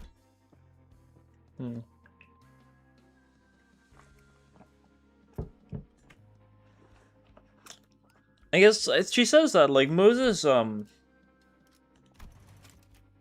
doesn't see the earliest importance of it. Moses' whole thing is that she can see distortion before it manifests, right? So she's saying that she doesn't see any evidence of distortion, but I mean, it's not distortion, so I don't think her whole distortion sight thingy has any power in that sense. I know I saw in the footage, but I'm still having a hard time believing it. Or, I don't know, Maybe I'm just avoiding the truth when it's staring me right in the face. Nikita's nothing like Don Quixote. She just needs to keep her shoes on. It's all good and dandy for her, isn't it? Things don't work out that way for me. Whatever they're talking about sounds hella deep, guys. Hear about eavesdropping on him like this? He's just always weirdly cagey about himself. Maybe now is our chance to learn more about him. Sharing such an yes about him for once, why walk away? Don't get given an insensible interpretation of Rushi's acronym as Kira rolls her eyes out of exasperation. Ooh. Between the bickering sinners and Kira, however, Oda stands in silence with an inscrutable look on her face. She is listening to the exchange between Moses and Gregor like a woman possessed. Okay. Let's keep listening then. Otis was right. Damn it, she was right all along. War isn't over. Never was, and it can't ever be over as long as this joke of a gift stays attached to my arm. Barbed words. Now, let's revisit a question you couldn't answer in the footage was playing. Hopefully, it's become easier to understand now. You've been using that arm to fight just fine so far. How? Poof. I don't mind fighting hostiles or enemies. I'm not the kind of person who worries about people trying to kill me. Killing my comrades, that changes things, doesn't it? I can't even control it. Nothing I can do to embrace for it. It's unstoppable. Like some kind of time bomb counting down to unleash a disease you never know when its symptoms will set off. Even Heathcliff, who was always the first to step up when people began to spiral into self-hatred, stood in conflicted silence, his lips drawing a hard, straight line. Besides, Gregor wasn't wrong in that, at present, there wasn't any way to stop his transformation should it occur again. Still got a good chunk of the journey left, and eventually we'll have to... this line, no matter what lurks in the past of us sinners, even they killed hundreds, thousands, and tens of thousands of people, will we still embrace them? We'll eventually have to confront an even darker, bleaker truth of the war. Can I really trust Gregor now to crumble under that inevitable pressure? I see. You're afraid you'll end up hurting us. Well, that's... At first I thought I couldn't give a hoot whether or not I accidentally murdered some of you. It's a bit saddening to hear that. You know, it is, Honglu. We, the bus team, didn't exactly get off to a rockin' good start. But through our journey, I've begun to think of you all as my comrades. And I was okay with that because I had too much faith in my own weakness. When I realized that I'd grown so weak that I couldn't even take down some backstreet thug with this arm, I was relieved. Imagine that. Without the same arm, my arm, weapon that stabbed the heart out of countless people during the Smoke War. I'll be honest, when Hoheim's fellow said that I was an exception, thought alone made me hope. Exception? A potential to be a harmless, weaker than even a non-combatant like Yisong. It made me hope for a life that didn't sound so bad. Well, I know how that went through, though, don't we? Blew up in the worst possible way. And after all that, I just couldn't bring myself to fight again. I no longer know when this fear would eat me up again, because I'm constantly afraid of this gift manifesting again. The same fear you've carried all this time. How did you endure it before? Badly. Barely. Holding on to the idea that the living's gotta live on, and nothing else. Ha! It really brings me back years. The memories are so clear that it's like they all happened yesterday. Best you kick me off the bus before push comes to... That can't be the answer, Gregor. You can walk away, but the danger of our journey won't leave with you. Dante and the rest of us will still be facing an endless repeat of peril. And it's not like leaving the bus will bring peace to your heart. Your death can be reversed should an accident occur, even if it comes at the cost of Dante's suffering. The same can't be said for most people in the city. Not something I never expected to hear from you. Guess you're right. For seeing this through to any kind of end, this would be the place to do so. Not many places in the city have some warmth to them like this one does. Boy, this consultation thing is pretty embarrassing. I mean, it's not like I was forced to go through something as traumatizing as yours, Honglu. Truth be told, I'm not some special case. Everyone participating in that war must have gone through more or less the same experience. Miss Moses, Otis, and even Valentina, that piece of work. Can't attach a number of misfortunes if there's something, as if there's something to be measured. When I fled from my past, I tried my hardest to avert my eyes from it. But you, Gregor, you're not like me. Every few steps that distance you from your path, from the past, you come to a pause to spare a look towards the path you had walked. All those years I let slip by, all those that slipped you by, are dotted with fathoms of suffering that are both ineffable and beyond measure. Different experiences, different pain. Still, if there's one thing that's common to everyone, it's that trauma leaves after effects that linger for a long time. What are yours? I dislike loud noises and people who talk too much. Sound too much like the cacophony of the war, like screaming comrades who resented me even as they lay dying. The wounds that they left in my heart bled me dry. But I thought you were fond of Miss Ezra, Miss Moses. I've talked too much. That aside, sure. Haven't you had your fill? Might as well come out from that corner you're hiding in. Aw, man, they knew we've been dropping eaves this whole time. I was actually waiting for just the right time to come out and say a few words, but I couldn't find an appropriate moment to... well, I would have had to share this image about the rest of you fellas sooner or later, so I don't really mind, but... What's she doing here? T.A. Temporary ally? No. Temporary accompaniment. Don't be like that. I'm working my ass off to help you guys. Pleased to make your acquaintance. You're right on time. I'm working on a theory, but I don't have the clues to be absolutely certain. A word from someone in the know may immensely improve my confidence in the theory. Kira, do you know which door the thumb nurse's father was most attached to? Huh? No. Duh. Duh? That's supposed to be obvious? You guys all see her? You think I'd just chat up a scary lady like that? Dude, just beating Lucio every time I saw them together. But yeah, he went down fighting you guys to the end, huh? Yeah, said stuff for generosity and all that and fought till he died. That's unexpected. Being here for a second, I thought he was totally gonna swap sides. Really, that lad? And why is that? You know the vibes. You guys don't know because you haven't seen him long without the scary lady always looming over him. What's up? You gonna stab her right in the spine? You... Look, I thought you might be training wrong, because you're not improving as much as you should from all that grind. Make sure we learned about sword swings from this comic book. That's not how my masters instructed me. The textbook cannot be permitted to have even a single deviation. It means to repay the debt it owes her. Why are you so obsessed with all that anyway? You don't even like that old lady.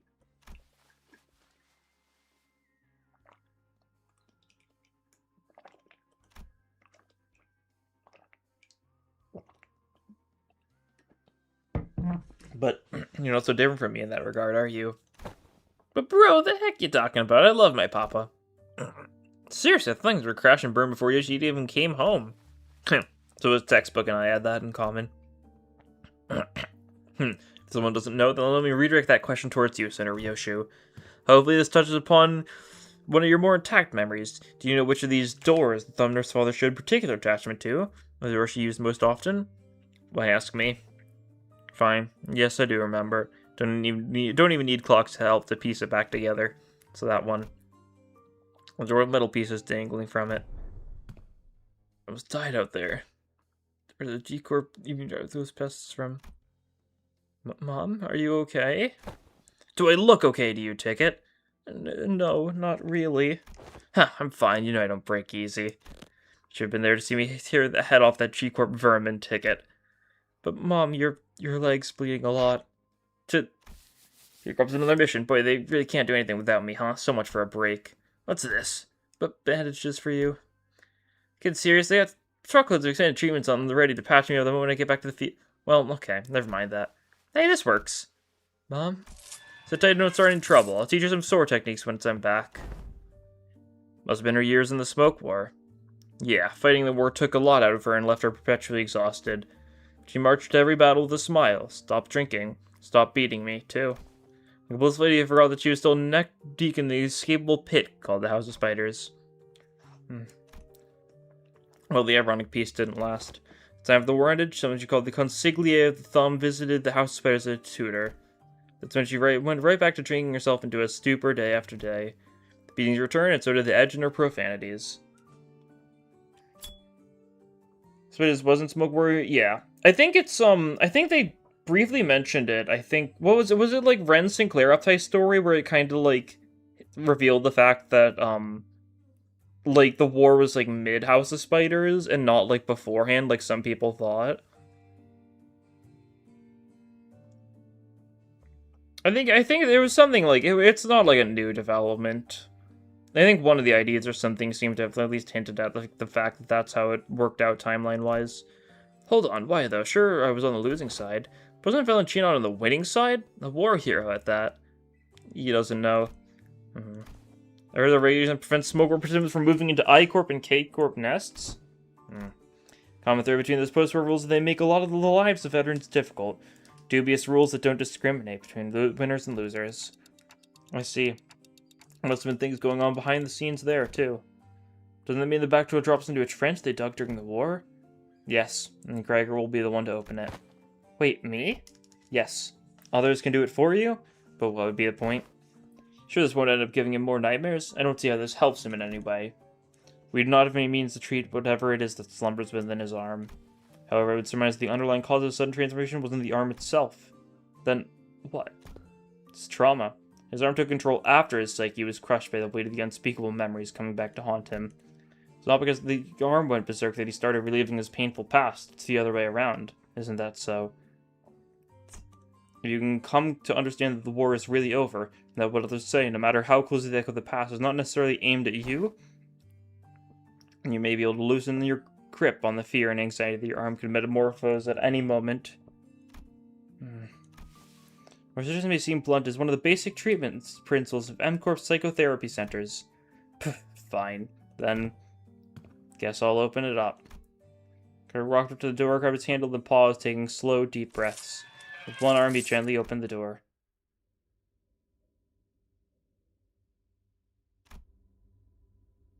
I don't want to die. It's a nice place to go back to. We're right, happy 15th birthday. Can't bother these G-Corp cruelly. G-Corp pets were far more than the mess of the night. I was room people parking than anything but swarm monsters. Thought I'd woken up from the dream, but I was still... Oh no.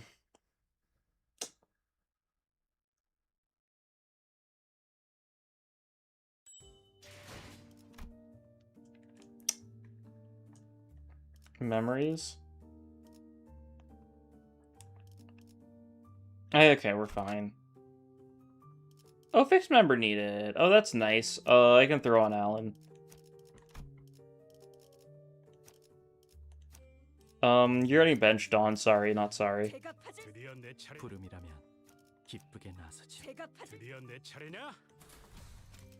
That's good. Not a Sancho remix. Yeah, it definitely felt like a possibility. Oh, it's just an office building. This guy was freaking out over nothing. That must have been him, like, stressing so much over, like, what it was going to be. This place? That's just a portal office. We're ready to be shook, thinking we were about to walk into a war zone or something. You recognize this place? Huh, of course I do. My last job before Limbus Company. My desk was over there. Here's a tip, fellas. When you're working in an office like this, always get a corner desk facing the wall if you can help it. Lets you hide from the boss man. Out of sight, out of mind, you know? You do whatever you want that way. Work, chill, or even freak out and tear at the slightest sound of metal clinking. Nobody will catch you. Nobody will think you're a bother to other people. Gregor grins, a bitter, mocking smile directed at himself. Then down to the desk seating arrangement, people walking up behind me to get my attention. Higher-ups just had to holler, "Hey, vet hire," and I'd scuttle right up to them, but others can't do that. And if people walk to me from behind, I get afraid that I might cause an accident. Vet hire must be about the post-war veteran special employment. Right, but I couldn't possibly complain. Wouldn't have gotten that job without it, you know? Not everyone's lucky enough to be considered for that. It's better off than most. Gregor? Head manager, Ted! Gregor whipped around his hand, instantly leaping to his other arm. This unfamiliar man in a clean suit standing behind us. Really is you, Gregor. And I see some new faces with you. Oh, wait. Oh, you must be the guys on the other team asked us to leave the meeting room open for. A new job, huh? I see you've got a new employee card right there. Well, so how have you been doing? Me? Same old, same old. Well enough. Not like I've got anywhere else to go, right? Ha ha ha ha ha. Well, surprised you found new work so soon. You were always a dependable guy. It's pay good? How's life, man? Oh yeah, you were gonna sell that commemorative coin, some kind of medal, right? Hope you got paid good money for that. Look at me, asking how's life to fellow citizen. Can't imagine anyone would have anything good to say to that, huh? Move on. Hope no one's hounding you with vet hire over there. No, not at all. There's none of that here. Hey, that's good to hear, man. How do you deal with it? Dang, listening like he was a war veteran himself. Maybe the keys are bragging about how he profiteered from the war. Pulling himself up his boots, about how in every peril is an opportunity waiting to be found, blah, blah, blah. I'm preaching to the choir, aren't I? That guy, huh? Is he still taking his sauna breaks during work hours? Very interesting stuff. Enjoying 9.5 so far? Yeah. A lot of interesting things going on. What do you think? His seat misses every day. Oh, and get this. Remember we used to call you special employees for all those Nepo floors? A few days ago, his name showed up in the Ishberg. Guess what it said? He was lining his pockets with kickbacks about when we were choosing the fixer office for a partnership project. There's going to be a vacancy in the office real soon. Really? Isn't he, you know, an actual Nepo? At least the president's family. Yeah, man, it's that bad. It's what everyone talks about the water cooler. Anything I learned here is the people obsessed with back in my days are all kind of like him. They hate how their glory days are behind him. Kind of like a distraction from how pathetic they are now. Ugh. And hey, a backstreet's kid like myself don't have glory days to look back on and yearn for, right? Back it's all doom and gloom. You know, if you've ever hit rock bottom, you also know the only way left to go is up. You said something like that before, yeah. Yeah, it's my own brand of philosophy. Oh boy, look at me, running my mouth in front of our customers. Sorry about that, folks. Oh, don't worry about it. Eh? That's a pretty unique prosthesis you got there. No worries, but it seems you're on your way to submit those proposals. Gee golly, I'm late. Thank you for snapping me out of it. I'm gonna get one heck of a scolding. Anyway, Gregor, hit me up sometime, eh? Let's go out and catch up over a drink or something. Sure, if I get the chance. Man, it seemed like Gregor's former coworker hurried away, but he didn't forget to wave us a good-natured goodbye. Phew, I could see a little bit of him in the way you talk, Gregor. Come on, I don't sound as old as he does, do I? Most have been quietly observing as Gregor and his former coworker chatted, exhaled a slightest stream of smoke and slowly began to speak. And as the return of the war seemed to suffer from a certain misconception. When we were told to remember, it does not mean we were bidden to live through the nightmare of the past over and over again. We're not being cursed to relive the pain and suffer in it. Both Ezra and I we are both still trying to free ourselves from the misconception we inflicted on ourselves. It's not like I remember because I want to. Well, if you can't bring yourself to forget them, you might as well include in your memory the fact that the war has indeed ended. Fine. You're not wrong there. You mean no smoking sign next to the printer? Oh, there is no smoking sign right there? There might be. It's height. He stayed his right arm for a while, quietly contemplating. Manager, bud. Yeah, no smoking. Height. Can't say I can give you any reassurance, but just going on with my life seems to be the best answer for now. I want to ask if you're okay with that, though. I'll manage, but it's you who's going to have to deal with the aftermath. Greg would always say the same to those suffering from the cruelty inherent in the living. Still, live on. Just live on.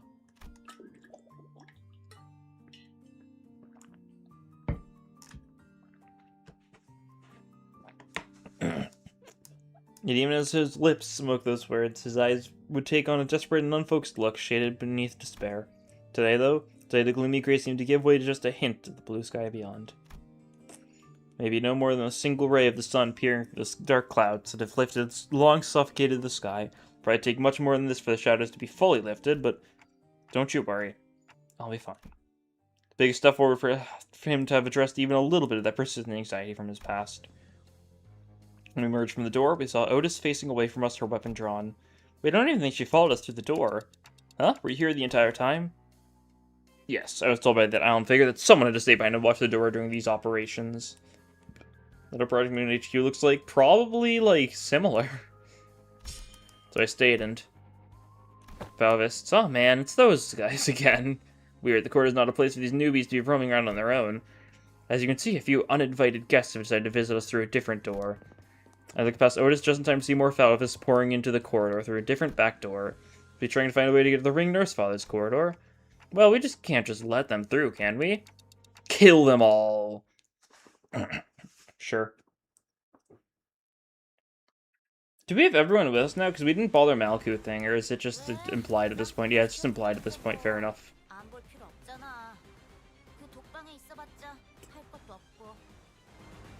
They just want an excuse to play a lot of the music again, huh? That's what it feels like.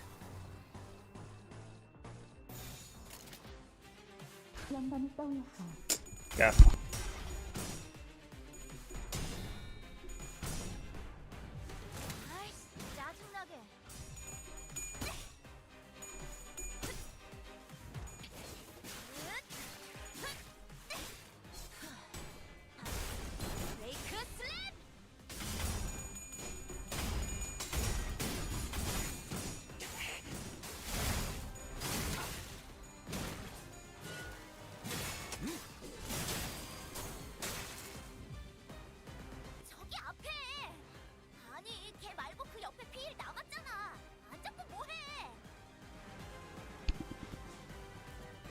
Hmm.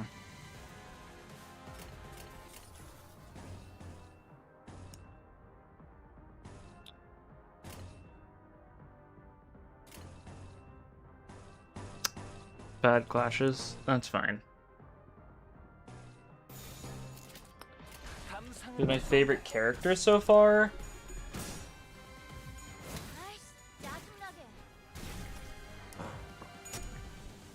I don't know.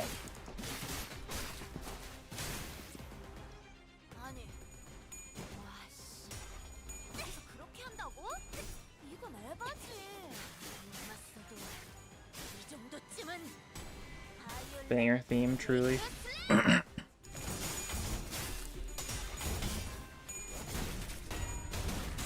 Fascia hunger is hype. Fascia do be hungering though. Not gonna lie. Not gonna sugarcoat it. Hey Valentina, yeah.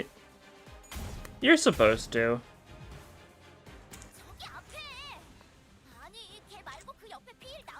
1 HP, sure.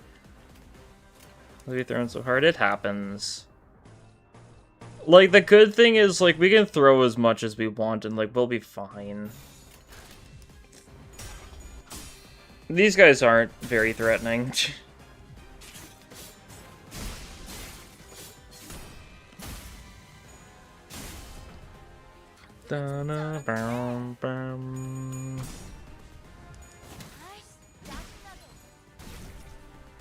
Yeah, like, Ryoshi's gonna die, that's fine.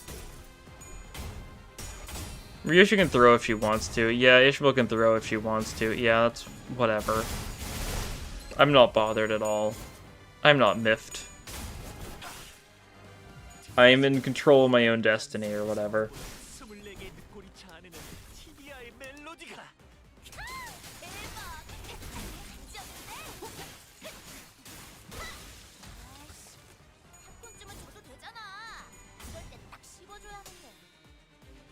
Yeah, it's interesting that the thumb theme is playing even without any thumb people. It does imply the idea that, like, Valentina just, like, has this, like, looped on, like, a radio or something. Which, I mean, fair enough if so. It is a banger. It's a random Tibia melody. Probably don't do that. Let's turn save that, yeah. Can't even clash everything at this point. I guess you can, like, crow's eye view. Sure. Kira's goated. Of course she's carrying.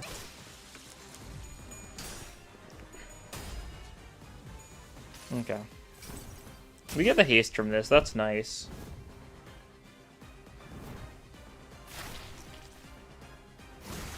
Yisong said he was, like, engaged with, like, some other, like, business. Like, do we think Yisong was, like... What would Yisong even be doing? He was distracted by something, but I've got no clue.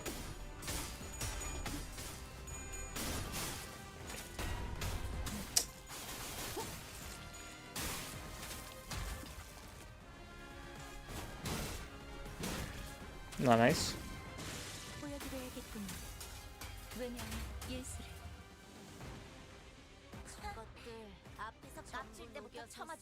Okay, well, we get our closing time. Yep, cool. I'll do this for the bit. I'll pop the execution though.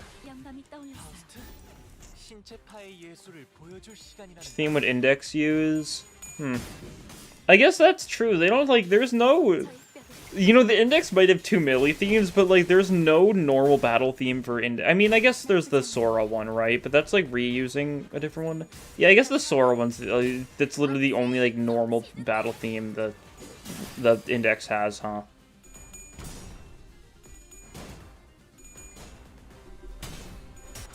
Okay, sure. I mean, we'll take what we can get as far as clashes go in this fight. And your sanity's actually, like, decent now, so that's good.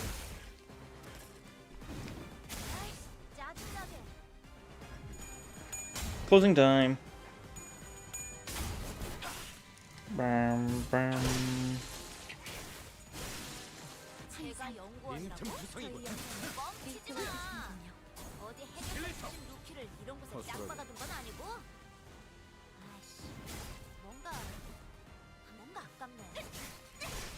Get to hear Saikai. Yeah, they just have Saikai just as like a normal battle theme. It would be very funny if like a Millie song was used as like a normal battle theme at one point. It would be incredibly like underwhelming, but it'd be really funny. Like, occasionally in Mirror Dungeons, there's, like, some weird issue where music plays in, like, the completely wrong, like, situation. Imagine, like, just going into, like, a random floor pack, you're fighting just a normal enemy, and it's just, like, a group of, like, middle, like, little brothers or something, and, like, Saikai is playing.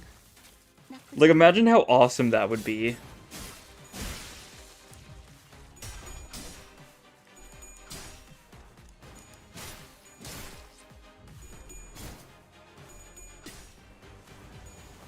No way, the interval is just Falvis. We're like 2/3 of the way through. At this rate, like, I'd be shocked if there was something else. I guess it's not super shocking, because in general, Intervallos usually have like 1 or 2 enemies max. There's a few Intervallos that have more. Like, Nocturnal Sweeping had a decent chunk of random fodder enemies, but it was a lot of just different flavors of fodder. Basement.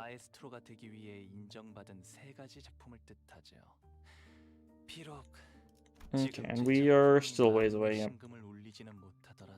Okay, yeah, definitely looking like the whole looping around theory checks out.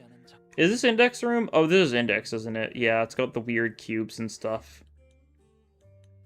Index. Oh, and this is Pinky. Yeah, this is Pinky, and then we're gonna loop back around to the bus, and things will end there. Probably after, like, a stop here or something, because, like, yeah, ring. Only for a session for now. I think this will mark the second.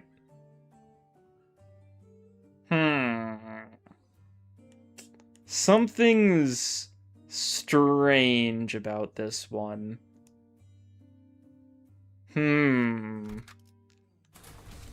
don't know what it is, but I'm getting a sense there might be something different going on here. When Zero the Falvis 2 invaded the Thumb Nurse Father's destroyed corridor, we left for the indexes. We ran into a few familiar faces waiting for us at our destination. Is this everyone? It's probably everyone. I'm not keeping track of it all. Huh? Don't you guys have today off? Yeah, but I thought we might as well come along. It's, you know, you keep summoning us when we're in the middle of something, so I decided that it might actually be more convenient for us to be with you in person. Is this a new theme? I don't think so. I think this is I think this is one of the normal Canto 9 story themes. It sounds like the Rien story theme or something. Spider House Bathing is involved with cleaning the Canto 9 itself. Yeah, it's a lot smaller. That helps. Summoning occurred at the most unideal moment. I know you weren't doing it on purpose, but all 3 times you summoned me, I was leaning over snacks topped with a bunch of whipped cream. Why do you keep on leaning over snacks topped with whatever? I learned the blacking on waking up to a me-shaped and dental cake I was about to chow down doesn't make for a very relaxing break, haha. Sorry about that. Just checking on you guys before summoning, but I'm still getting used to it. Okay, now you're being too sorry. No hard feelings here, you know. Dying along because I need some exercise, that's all. Appreciate the additional employee assignments. So if you could share any information you know about yet another corridor? I hung out here all the time, so I know this place a little. This super clingy, annoying little... no, that wasn't the mask, dude. There's this other, There's something you don't remember? Alright, Kara probably doesn't remember Sora. Sora? I don't think the name rings any bells for us either. Is that someone who used to live here? Yeah, well, Sora was the Index Apprentice, so she probably lived here. Pursue the Index Apprentice. Oh, pray tell, wherefore is it the middle, the thumb, and the ring each have apprentices? The Index and the Pinky lack them. Very funny having the Sora and the Ren person right here. It would be quite odd if a mere 3 of the 5 fingers kept an apprentice each. Trace I might my recollection, yet I find it like following a trail of odorless air, invisible and unreal. No, there was someone, but I can't. The representations of the Pinky and the Index apprentices are missing. No, to be more precise, a merciless blade has shredded and reduced them to intangible formlessness. Now we're going to hear that the same impression from someone else rather than myself for once. As you know, the only one to remember the true apprentices, I retreat back to our first meeting briefly share what I knew about Sora. Huh, she doesn't sound like a very forgettable character. Well, the Uriah Shiki cut her into ribbons. I'll explain why I feel like I'm recalling a sequence of events, with a critical part missing in between. can also imagine her giggling to herself like a creepy loner, and she probably wears glasses too, right? Like one of those gloomy introverts from Animate, sure. I see. So that's why it feels like I'm tearing through each strand of a weave.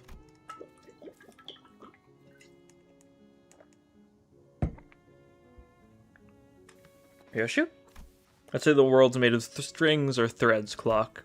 Every slash of the blade would be cutting through the flows of strands that twine to comprise one's existence. When an object is severed forever beyond repair, you'd think neither trace nor shape would be left of it. But now you piece some of it together, it's almost... Instead of laughing any further, Ryoshu fell silent again, save for the sound of the tip of her cigarette turning to ash, like she was recalling another incomplete memory. I guess she's trying to avoid over-speculating on what she doesn't know for sure. That totally breaks the meta. I have a vague idea of how it works, but this is the first time I'm hearing the deets. I had to go through 4 ramp stages and remove seals to even make full use of his sword. Honestly, yours needs a trade-off. Your sword totally power creeps Papa's. Trade-off? There's plenty already. Oh, so true. Guess letting your memories away is one hell of a trade-off. Sorry. Okay, so I'm guessing you don't have anything to crave for this corridor. I've got one. I know where it leads, but the index guy used it all the time.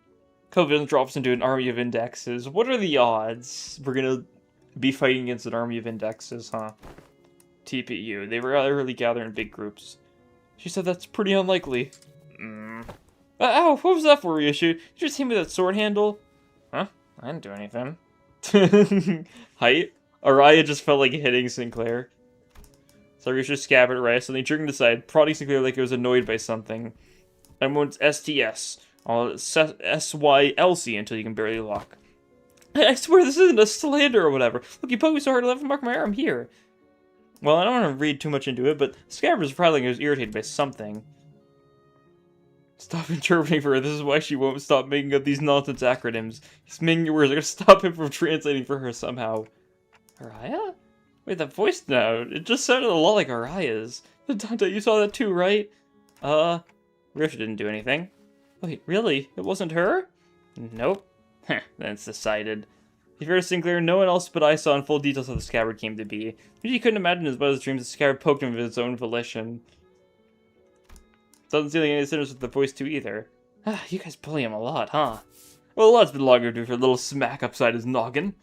Should head inside. Let's not keep Alan waiting.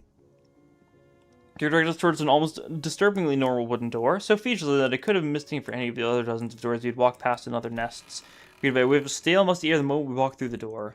I think this leads to a basement. Oh, this is his torture basement, the one from the Uptie story. Ah. And emerged to what appeared to be an almost dungeon-like basement.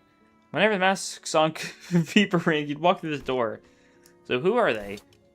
The Index.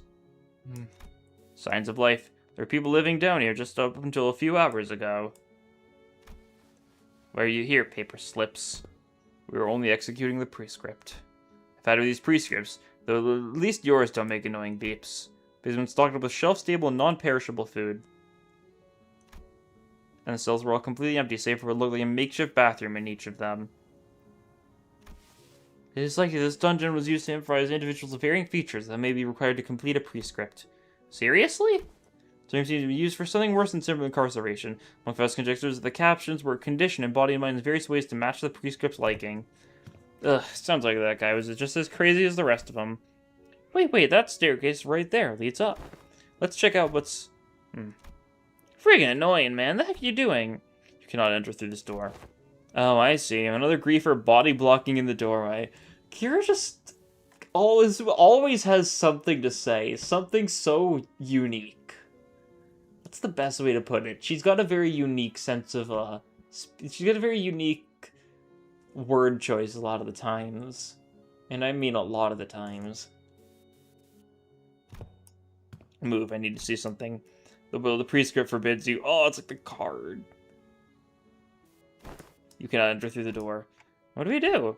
Is it worth forcing our way in there? They seem pretty adamant about not letting us in. We stayed as far as possible from anything that has to do with the gods.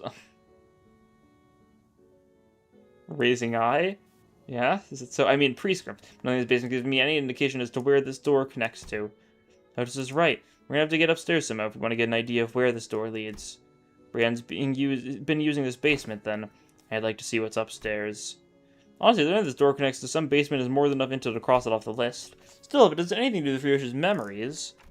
Alright then, let's push through. Executing your command, Executive Manager. The prescript is absolute. Is it, though? Are you sure about that? 왜? 땀 구경 시켜준다는데 뭐 안 볼 필요 없잖아. 그 독방에 있어봤자 할 것도 없고. Well, they just get this theme, yeah. Checks out. It is a focus encounter. I guess I should look what these guys are doing. Are they prescript 1? Antagonist Sinner, yeah.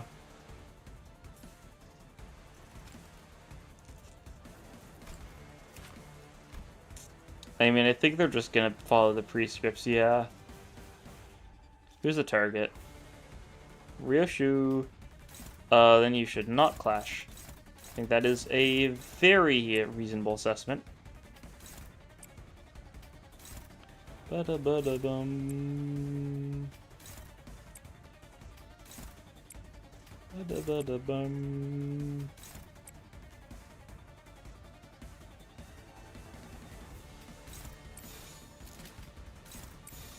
That works. I need anything to reverse for this, yep.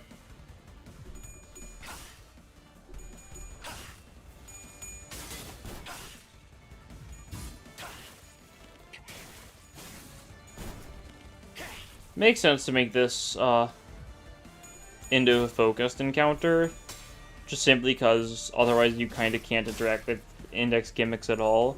It's all about, you know, the target, and if you can't control that, well then you tough luck.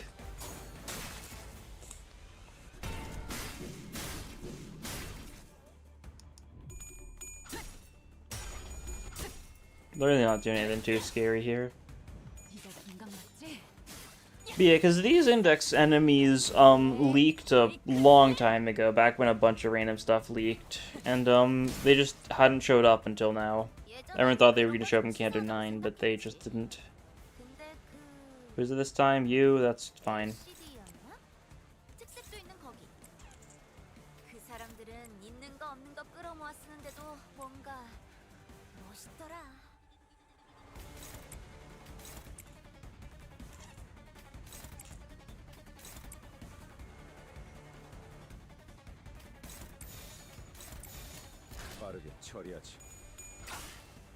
Farewell.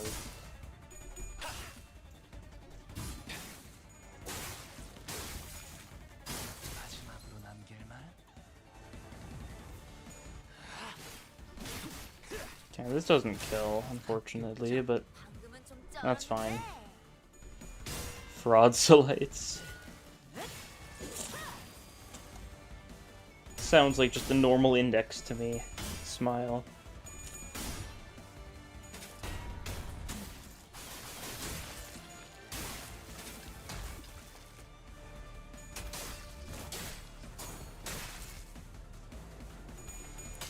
Todopia. Yeah, we're just not letting them attack at all. We're also not doing, like, crazy damage. They're Pierce weak. That's interesting. And Kira think Kira Ishmael ID? She probably thinks it's, like, hype moments Adora. I feel like that's, like, the only phrase she knows, probably. I don't know if there's anything she'd say isn't hype moments Adora. Just as, like, an initial assessment of her, like, character.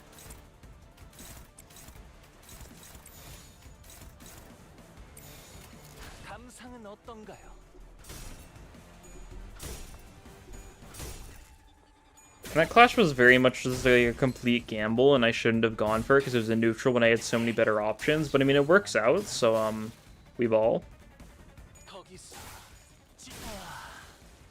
Oh, nice! You get the enough debuffs, so you got the 2/2.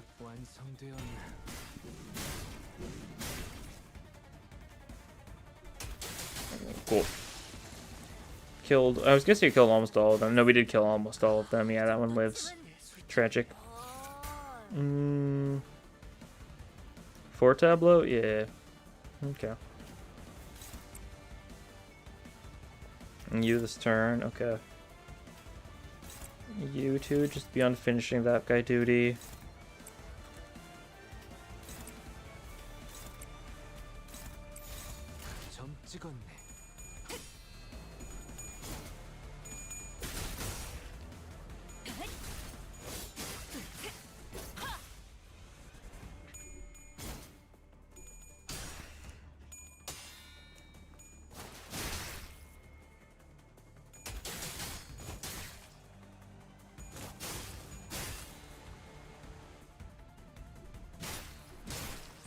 Okay.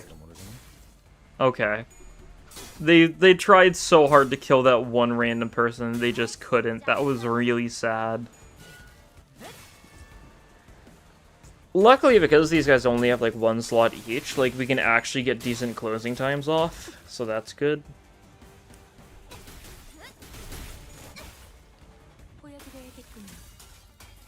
You're in your flow state now, yep. 요새 일 말곤 할 게 없어서 그런가 자꾸 대기 타게 된단 말이지. 해결사 영상 보는 거랑 좀 비슷한 느낌도 있고. Yeah, it works. 설까 이건 좀 재밌을지도.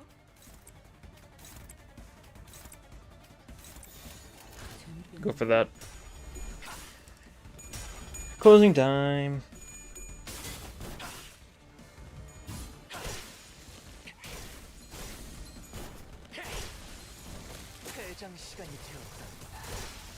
Awesome. How beautiful. Okay, yeah, and it's just you left. Yeah, you die. My, how we love the flesh. Slash resist is a little unfortunate, but it's not unfortunate enough to really stop like the onslaught from happening. You can only watch. Mercy.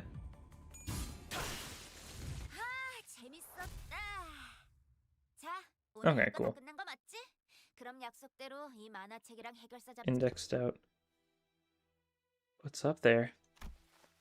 You may see me casually, Araya, but Prison of the Apprentices, perhaps you find it preferable to move through the Dihui Star. Come on, it's not like I want to be Dihui Star. Just let me do what I want while I'm here. Certainly you have a point. So, what's there up the stairs? I'm not sure myself. I've never been upstairs. Aren't you even a little curious? Why bother peeling back the heavens to see what is beyond? Those wanting of yearning needn't raise their heads skyward. Am I seeing? Arise memories? Cluck, what did you see? I'm not sure, but now we've got another reason to check what's upstairs. Okay. I don't see why that needed to be a post-battle instead of just saving it for the next node. Sure.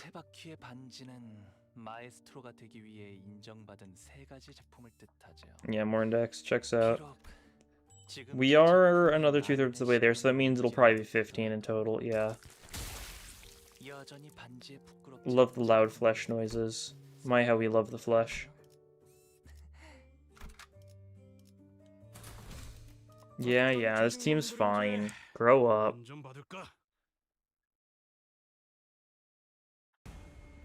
Okay, we're just immediately into it. It's 5 of them this time, though. Wow, we're going for Greg.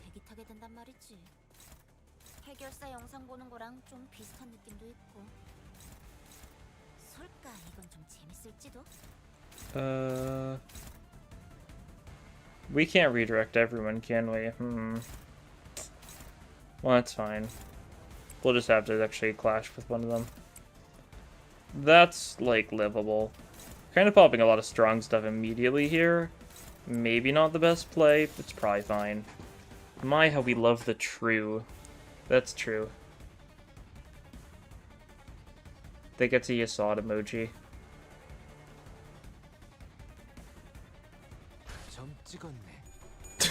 Hype Yasod emoji moment.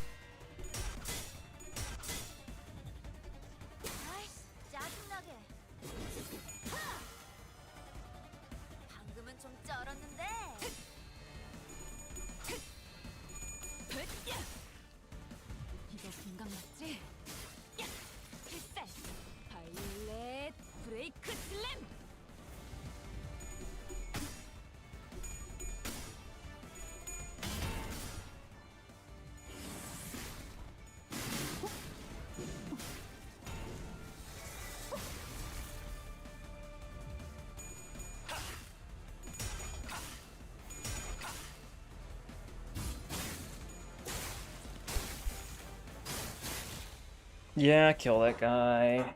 And by kill, I mean, like, slightly tickle him. Slash resist moment. Oh, I didn't see how many enemies there were in total here. Okay. Alright. Didn't throw. Yeah, you get that off because you're hitting your target. Nothing I can do about that. 10 in total. Okay, yep, checks out.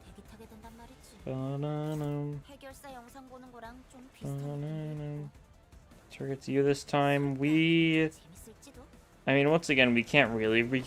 You'll need to clash something, so that's unfortunate. But what can you do? What do I have that can win that? You can? Okay, cool. If that works then. Yeah, that's good enough.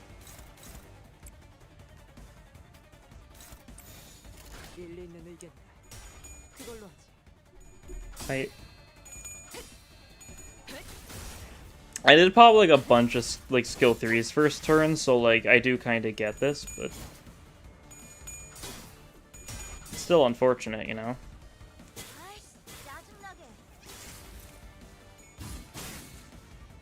Yeah, kill that guy. Let's kill this guy. Let's beat him to death with hammers.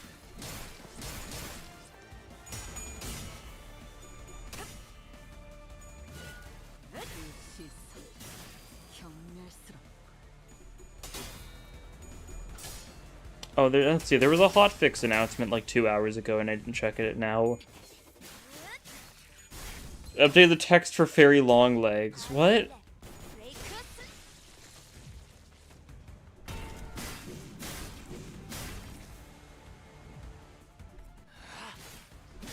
Okay, apparently they hotfixed a fairy long legs as skill text.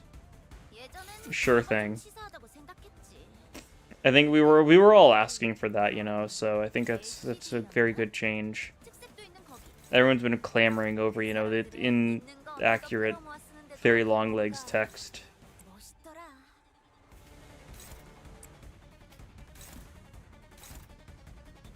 I'm not winning any of these clashes, hype. I can Unbrilliant Glory. I don't need to do that. That doesn't help me like at all here. I got Capote. I guess I was gonna ask why I had it, but it's because of Jong, yeah. Well, you can like clash like that if nothing else, so that's nice. Struggling, okay. That's less than good. Yeah, you're in this form, so you can't like dodge gaming. I think you're just gonna get walloped on, and like we need to accept that. Normalize getting walloped on, you know. It's normal.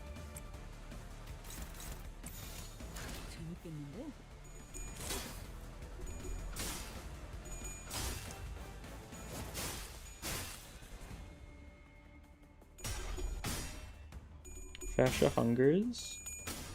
Classic fascia.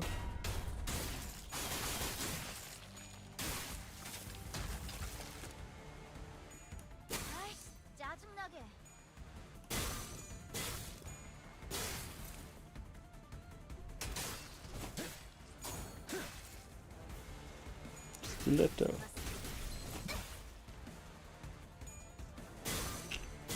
Slash resist means that it's honestly not too bad, yeah. That is good.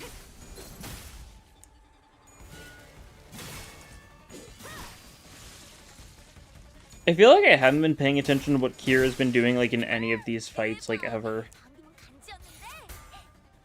Not yet. One more turn? Yeah, one more turn. Okay, cool. Who's the target? Okay, you are. That's actually pretty fine, yeah. Where's your skill 3? I guess you're not going to get a skill 3. I guess I just need to suffer. That's fair enough.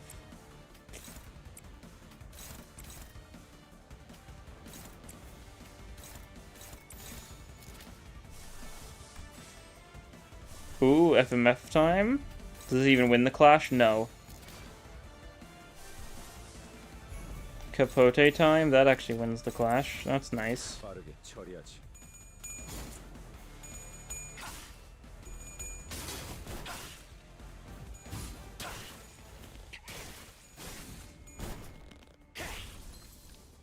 Dagger, cool. Ouch. We may not ever be getting skill 3s, but enough skill 2s and what is it, like 4 skill 2s, and then that's also enough to trigger her armor to drop. So that's another option, I guess. I don't know.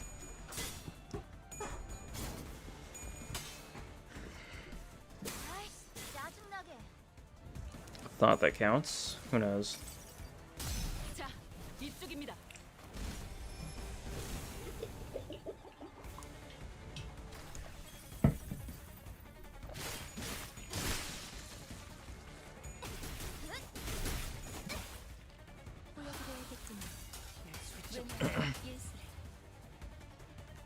Okay, cool. Now we've got closing time. And it's gonna be used, like, solely to, like, kill the babies.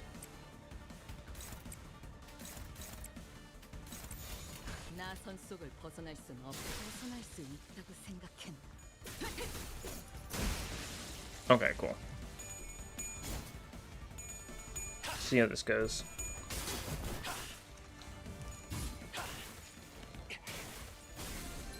Yeah.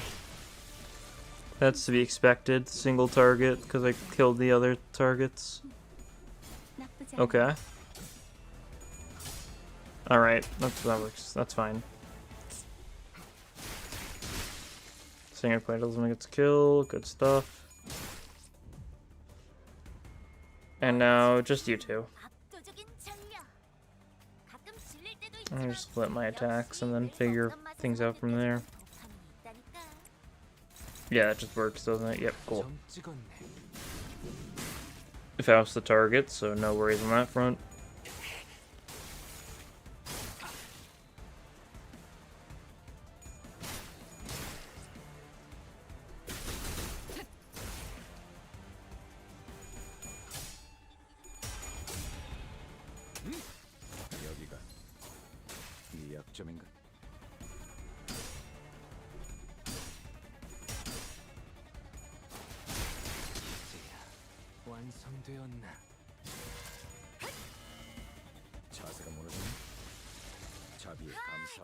Alright, cool. Epic dub. Kind of a letdown when they were body blocking the door like there was some big secret behind it. Oh my god. Yeah, whatever.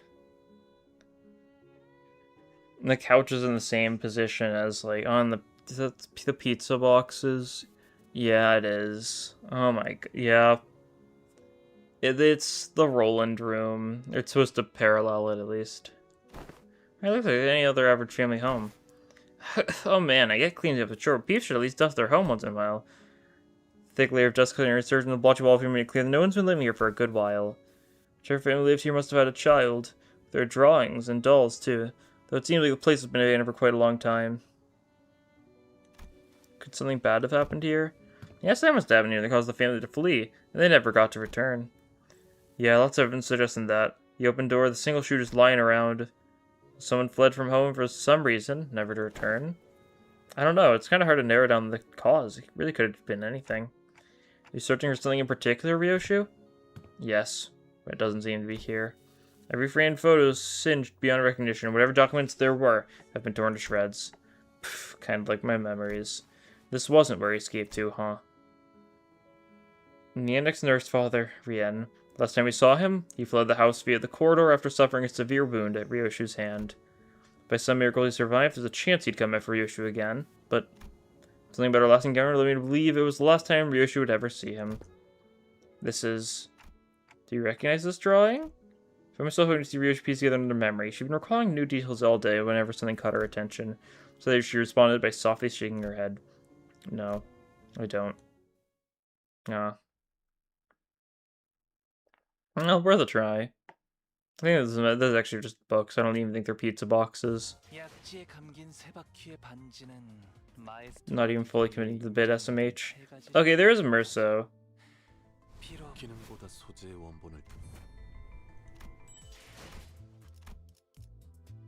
Sangria. Clear stage. Oh, this is the boss, isn't it?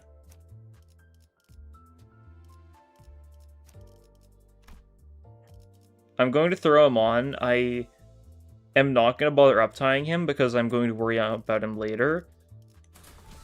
I just want the extra event currency from the boss. It'll be something for future me to worry about. In Rain's corridors, we explored the Index's corridor for a while, but didn't find anything that helped piece Ryoshu's memories back together.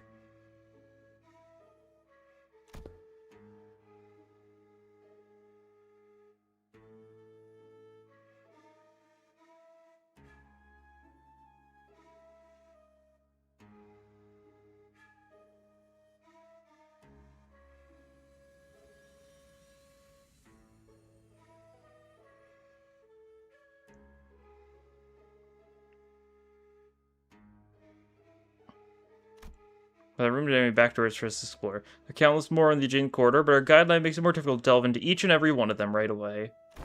Which means that our work here is done. Thank you for your assistance, Dante. Ah, okay. Glad we could help. Dante replies they're happy to have been of assistance. Well then, it's been a pleasure. After a brief round of handshakes, Alan returned to the forward base. Probably should have done the same, but want to take a look around here anyway? Sure. We had more business here than simply checking the doors.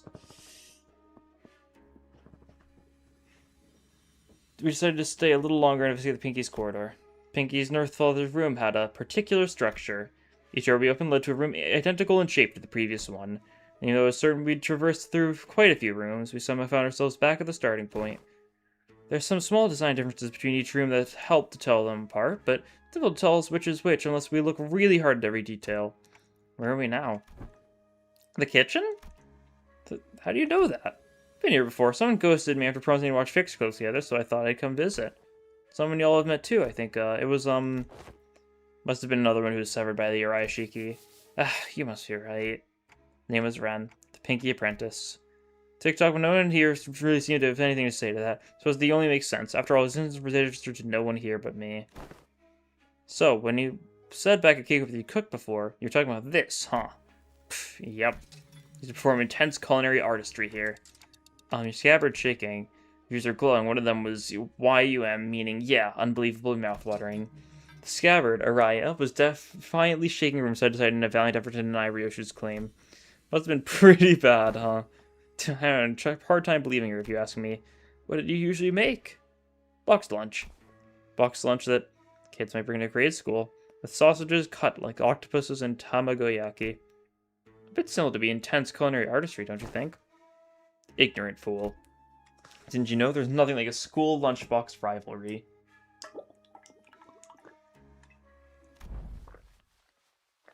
So I want octopus sausages, tamagoyaki, and we're making sausages out of an octopus.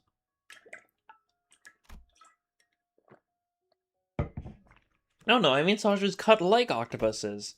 And why are we cutting sogs into octopus stage? Because it's adorbs, that's why. Something like this? What's that? That doesn't look like an octopus. That looks more like a, whatever you call them.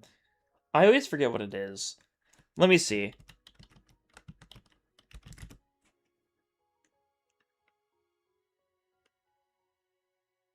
Is it the... Yeah, it's a bacteriophage. Yeah, it's like a little bacteriophage. Sausage carved in octopus shape. Didn't miss a single suction cup. Come on, I didn't mean like a really fuck. It's gotta be adorbs, okay? Isn't it all the SD once it goes down the gullet? Why is this so important? But mommy, there's nothing like a school lunchbox rivalry. I don't understand. Huh? You're doing your weird acronyms again, aren't you? It means I don't understand. Ah, that's when you say IDK, Mom. SMH. These must have been some of the happiest memories Ryoshu and Araya shared. The sinners, me, and Araya, even as a scabbard, can imagine and recall them in full. But for Ryoshu, the most important part of the memories remains sliced away. Still, we can continue to piece more and more memories together by going over these places. Do you want to check out what's upstairs, too? Soon I asked, however, the sinner's footsteps came to a simultaneous stop. Wait. Hang on, Clockhead, don't open the door just yet. I looked back and found Kira and Heathcliff poised to fight, hands on their weapons. This way, manager. The mercer realized what the indicator yanked me to the back of the line. In mere moments... So, there's someone guiding those whelps. Fear that send more than fodder to the house of spiders. Pff, stinks of wet dog. Claws of a massive paw slashed through where we had just been standing. Yep, this is the Rodion person. Checks out. Wolf mask? Really is, as Maestro Emile Bonois said. This place is already occupied. He would be so kind as to help me with directions. Is where Master Callisto's art is located. Quinn came from a woman who appeared from one of the doors that led to a different corridor. He was wearing a wolf mask, and unlike the Fabs who had encountered such far, she seemed to make it a point to speak and act with decorum. The subtle hint of violence in her voice quickly betrayed this air of faux civility. Sure you're at the right address, lady? Robunk's stuff ain't in this part of the house, but in a different corridor. Yes, I am aware, but I'm not looking here for his creations, which are easily mistaken for mass-produced garbage. You could feel her intense gaze even though her face was obscured by the mask. There was no doubt that her eyes were bearing down on Ryoshu. Suddenly I was reminded what Rian said moments before he fled through the corridor. We let them observe us too freely. What? What is that? Fausto got to confirm a lot of important intel, including the fact that the House of Spiders has fallen and that Ryoshu currently has possession of the Uraia-shiki. They aren't Ryoshu for themselves, whether she's completed or not. Ryoshu as she is now. Isn't that intriguing, for once? My name is Rufo. Yoshihide, the blade coveted by the Five Fingers, Master Callisto's final and posthumous masterpiece. As the docent of Fauvism, please have the honor of escorting you to our gallery. Do I want to? What are you point to hang out with people in these unaesthetic AM? Unexpected, Ryoshu declined Rufo's request with a curt reply, and Uraia rattled angrily in the Dawson's general direction. Then, I'm for my only remaining option is to rely on our usual method of ushering. How are our odds? I don't know, she's probably tougher than me at my maxed out stats. Really? The shape of ring starts to the docent in the school of Fauvism. Permission is comparable to that of a capo of the thumb or a big sibling of the middle.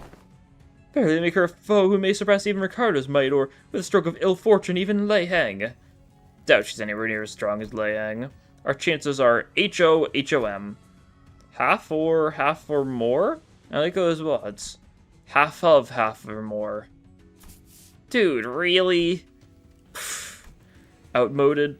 Has been. Why seek out the art of a has-been after all this time? It was a decision met with much confusion from the outset. To entrust such a monstrosity in the hand of one such as Callisto, well, everyone agrees that it is no less foolish than casting a pearl before swine.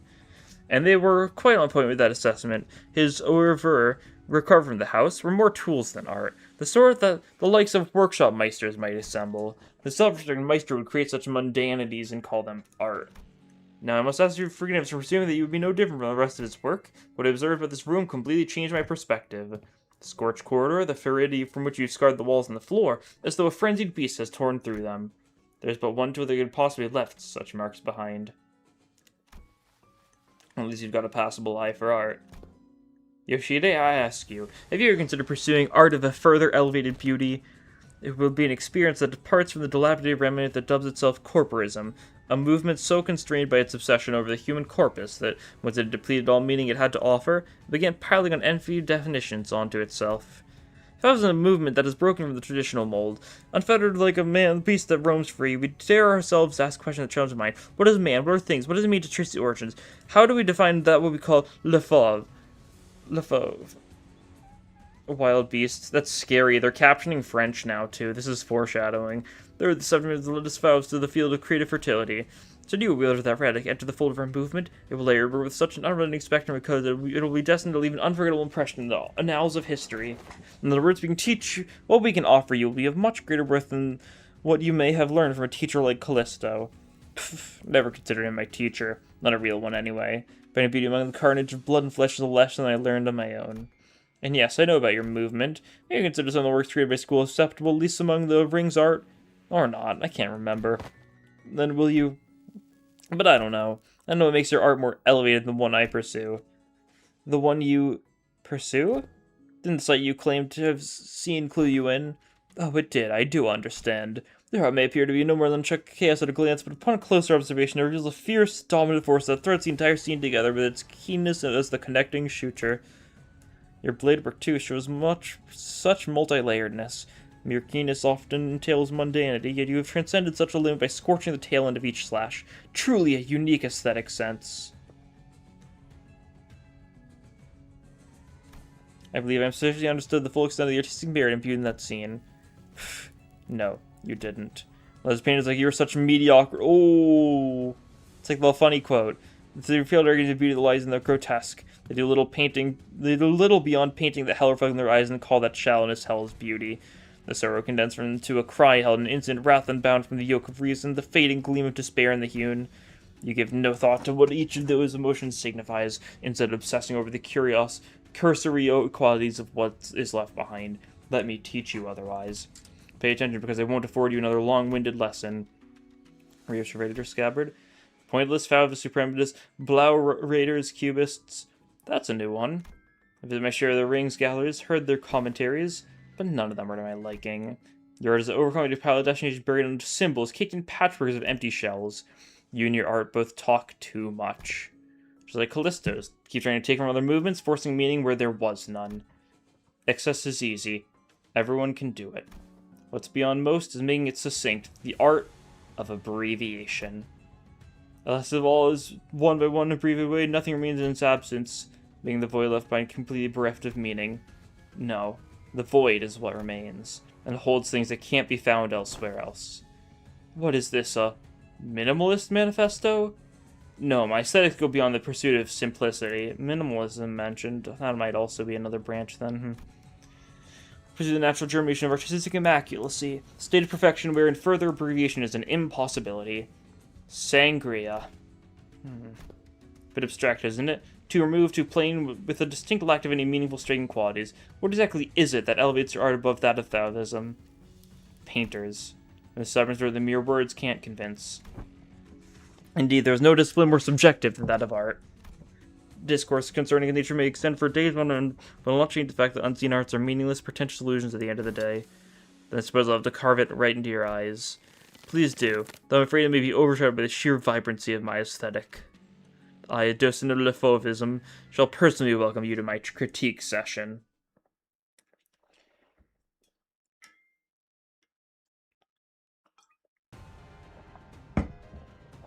Alright. You and then all four of your people. No turn limit on this is interesting. Curious to see exactly how that's going to end up factoring in. Alright, what do you got? Yeah, use critique in this counter gain 2 projectile instead, starting from the next turn. Okay. Lower SP, double SP, feeling attack, no allied effects, gain fragile and receives SP down to 0 instead. Okay.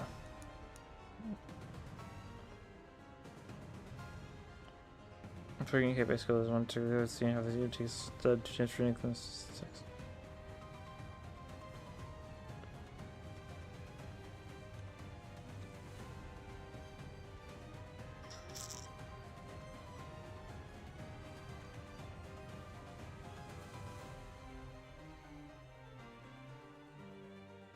Okay. Yeah, you've got all these status effects.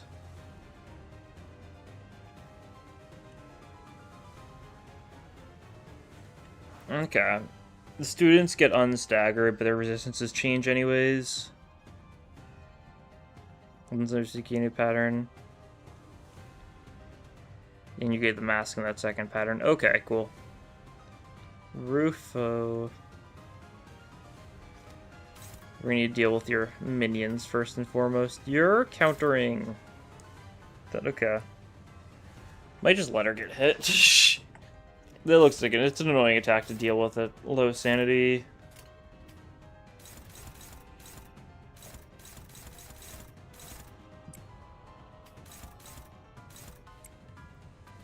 I don't really want to pop that too early. Ooh, you don't win these. Hype.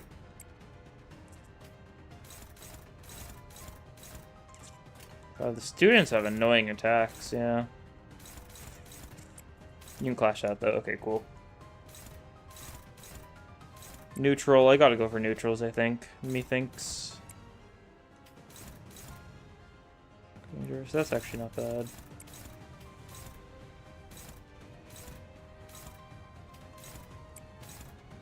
Okay, I think this works. You're gonna get hit a little bit, but that's fine. And I'm honestly not super concerned with Hong Lu's charge count, so I'm fine popping his skill 3 meter, his charge potency. I do want to get it up. He will get it up, is the thing. Not too worried.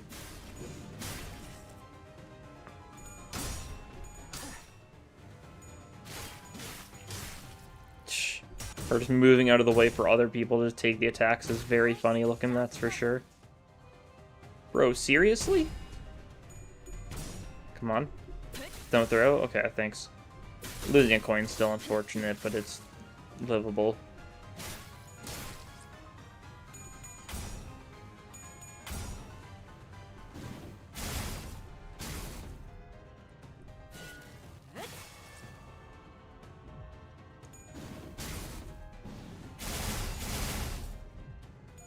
Yeah. Okay, that's a bit scary. You really don't have too many skills, do you? What are you gonna deal with? You're doing a bad clash. Cool. You don't win anything. Awesome. Okay, you can't win anything. Awesome. It's gonna keep him. Okay, you can actually win something though. That'll be good then. That looks solid. Yeah, I'll go for that.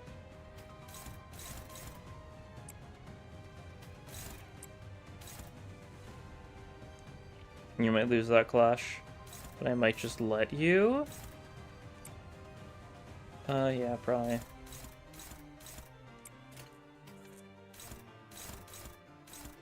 Struggling height. Just do that. Yeah, that works.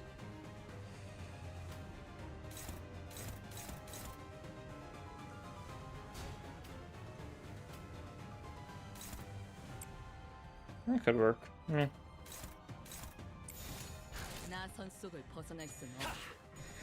Tragic.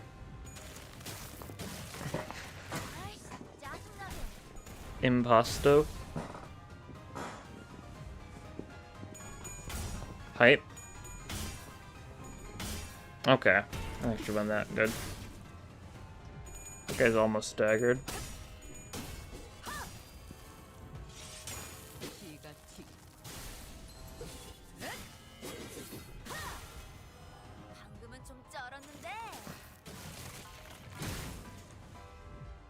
Impasto.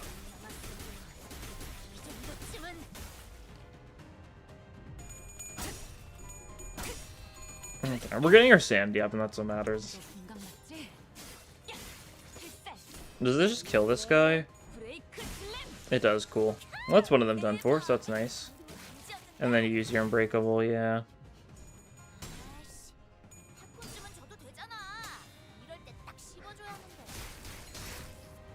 Nice.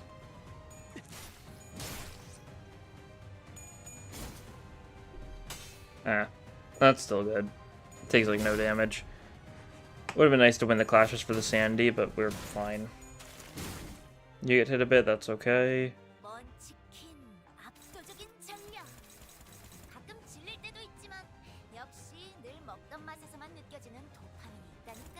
Okay, so this is the critique turn. Let's see. Defense skills. More clash power, deal less damage. Okay.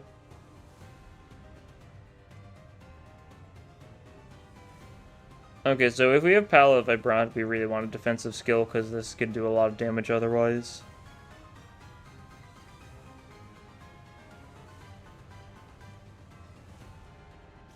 Okay. And then, yeah, it was the bit where your field's vacancy the same as doing unit. Yeah. They're just gonna bring people back. And it's target fixed, and there's like one per person, I assume. Yeah.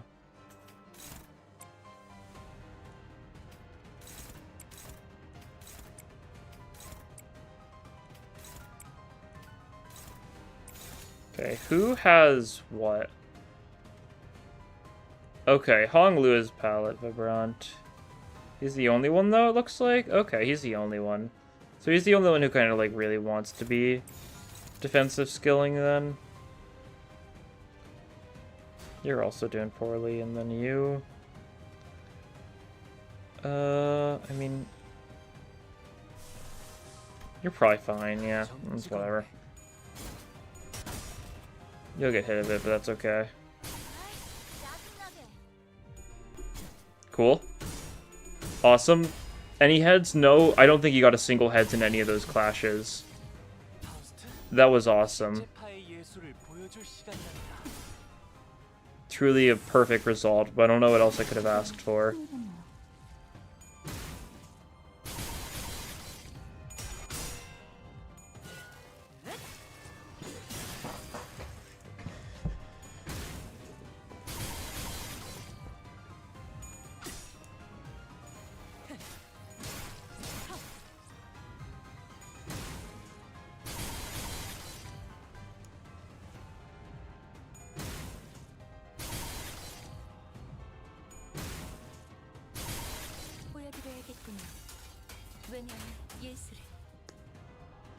Okay, that's nice.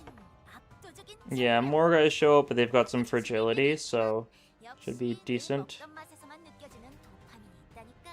You're doing good damage to that guy, I think, though. That's nice.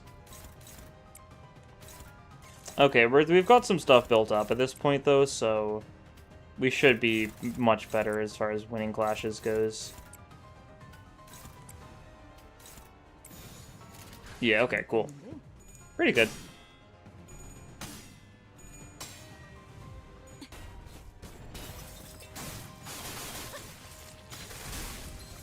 Nice, that guy's immediately staggered. I think it's the one that has the fragile from its previous incarnation being bested. Oh, you just died instantly. Cool. Whose target was that? I didn't see which one it was.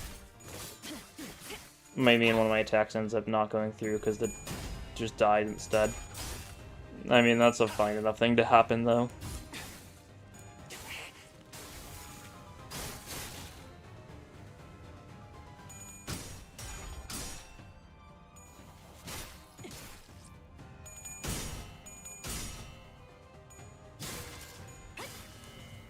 Okay. And she's missing at least a bit of protection here, so that's good. Question is if it's going to be, like, every third turn that she does her critique thing. Because if so, then we really do not have a lot of time to be, messing with it. What are you going for? Oh, you're going for that guy. Oh, actually, I can just let you go for that guy. Yeah, that's probably fine.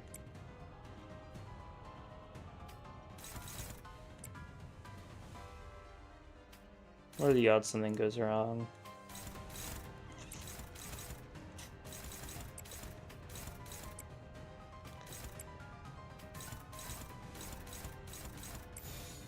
I should probably just deal with that, yeah. Looking at it, these skills seem like they're a bit of a headache.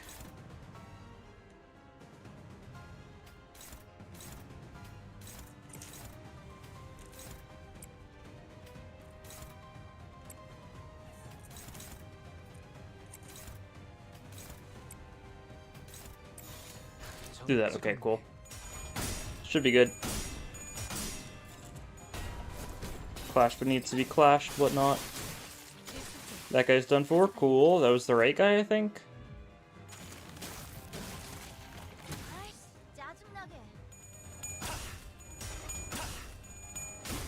And closing time does get popped a little early here, all things considered, but I mean, I think that's fine. It means we're good for a good next turn. We get the funny thing in the background, that's what counts.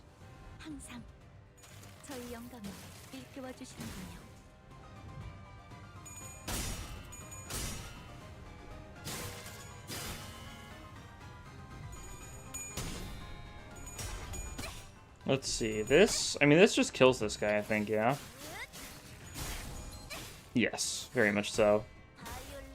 Actual Kira's Vector Breaking, Violet Breaking Slam is a 5-coiner, so it's very good.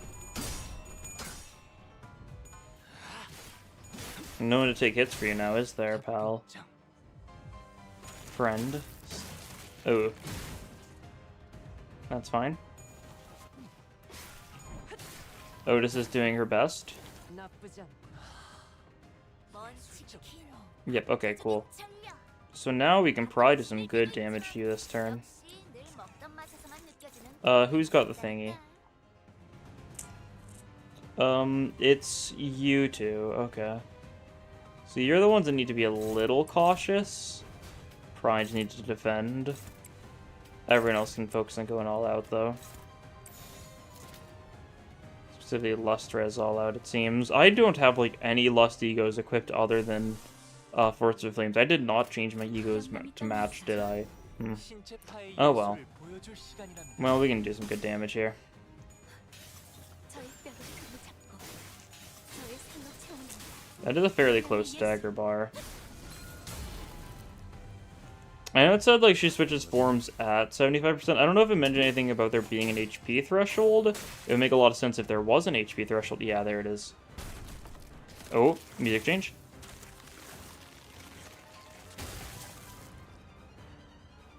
저기 앞에 아니 걔 말고 그 옆에 필 남았잖아 안 잡고 뭐해 Okay, new passive potentially.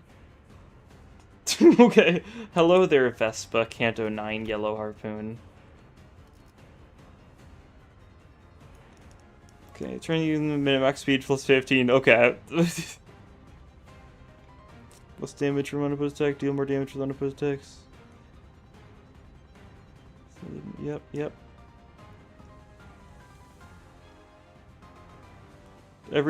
Two of your protection for every time negative unit on effect. Okay. Clash lose. Two red reflective instead. I mean, seems simple enough. Usually that's what I say before being, like, brutally killed. Like, I get that much. But, like, it does seem simple enough. You're not winning these clashes, height. You're not winning these clashes, height. Ooh. The music goes quite hard, though.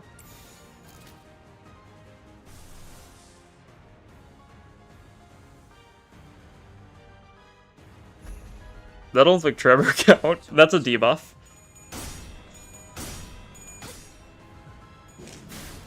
Truly, optimal strategies. 아이씨 짜증나게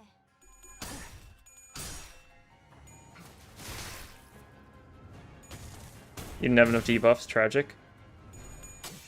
You're rolling bad. Okay, you pulled through, though. Thank God.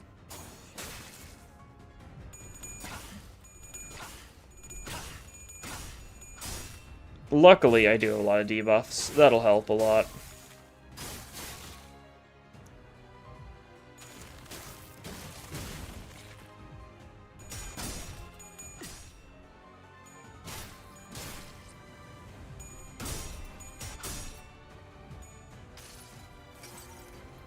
뇌물이요? 무슨 잘못 본 거겠죠 못 봤지?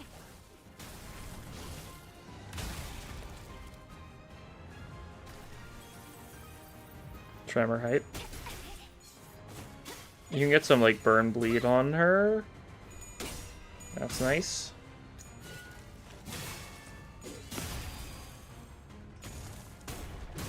Okay, that's fine. Yeah, you've got no protection thanks to all the debuffs on you. 없잖아 Quite nice. 독방에 있어봤자 할 것도 없고 Clashes regardless of speed, I see. Let me look at this a bit better. Yeah, it's an unbreakable coin, 3 attack weight. I mean, that's not too much. Clash lose, a lot of effects.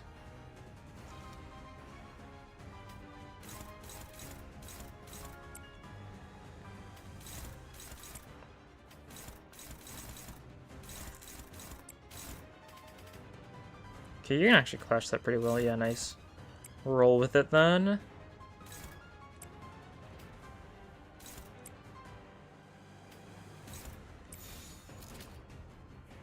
Okay, send that. If you wanted to be funny, you could also set up Tears of the Tarnished Blood.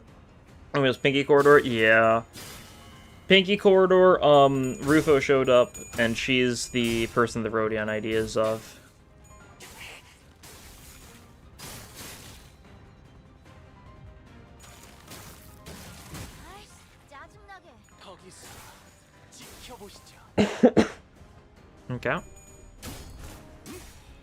Execution hype. Kind of honestly really sad execution to pop because I didn't get to use the funny one because I should have just waited, but that's fine.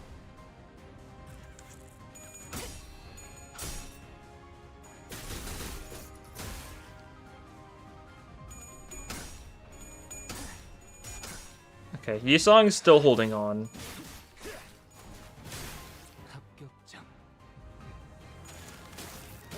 Not for much longer? No, he's still fine.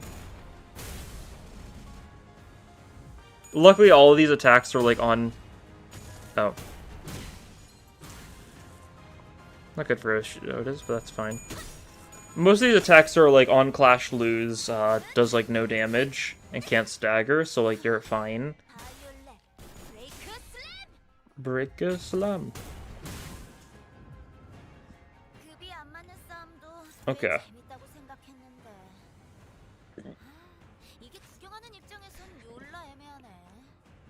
Clash Lose, paralyzed, and start target, end this turn. Okay, cool. We just really need to win this. I might just... Remain oneself is not the play. I was thinking of Dim Shredder. What else do I have that clashes reliably? I'd like a high min, so they don't... I could just blind obsession. Obsess blindly, you know. As it happens. As it be. That's probably pretty safe.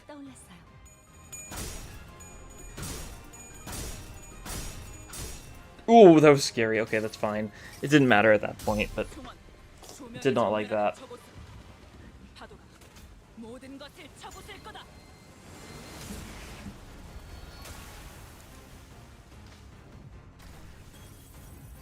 Okay, this might hurt. And we'll see how big of a effect that...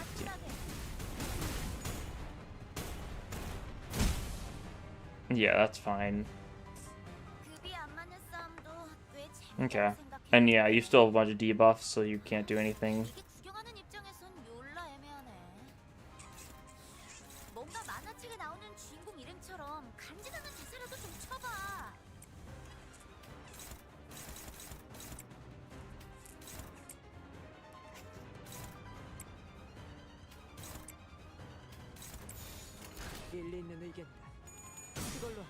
Yisong is still, you know, living on a thread. It's the funniest way to be living. That is true. Because I didn't actually pull the new Rodion, and I therefore just left base Rodion. We're getting the base Rodion passive, which is admittedly a really good passive, because it's like 20% more damage with heads coins, which is like really stupid, because like, yeah, you're going to be getting heads coins.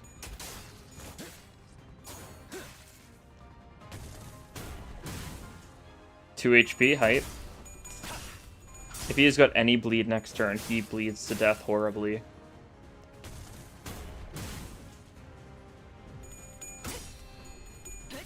Violet breaking slam.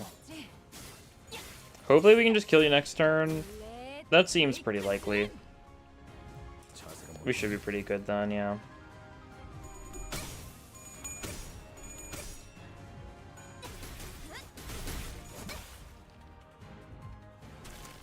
You get pretty close this turn, even. Not quite enough this turn, I don't think. Oh yeah, bleed. Cool. Well, you did good, Yisong. You did your best. And that's what matters. We've got Ren and Claire now. I mean, he's pretty good, so... It's a fine enough trade-off.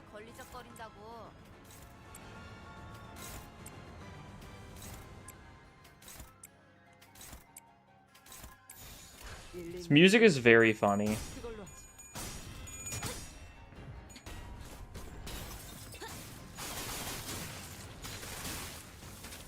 And yeah, you go down here. Cool. It's a cool enough fight.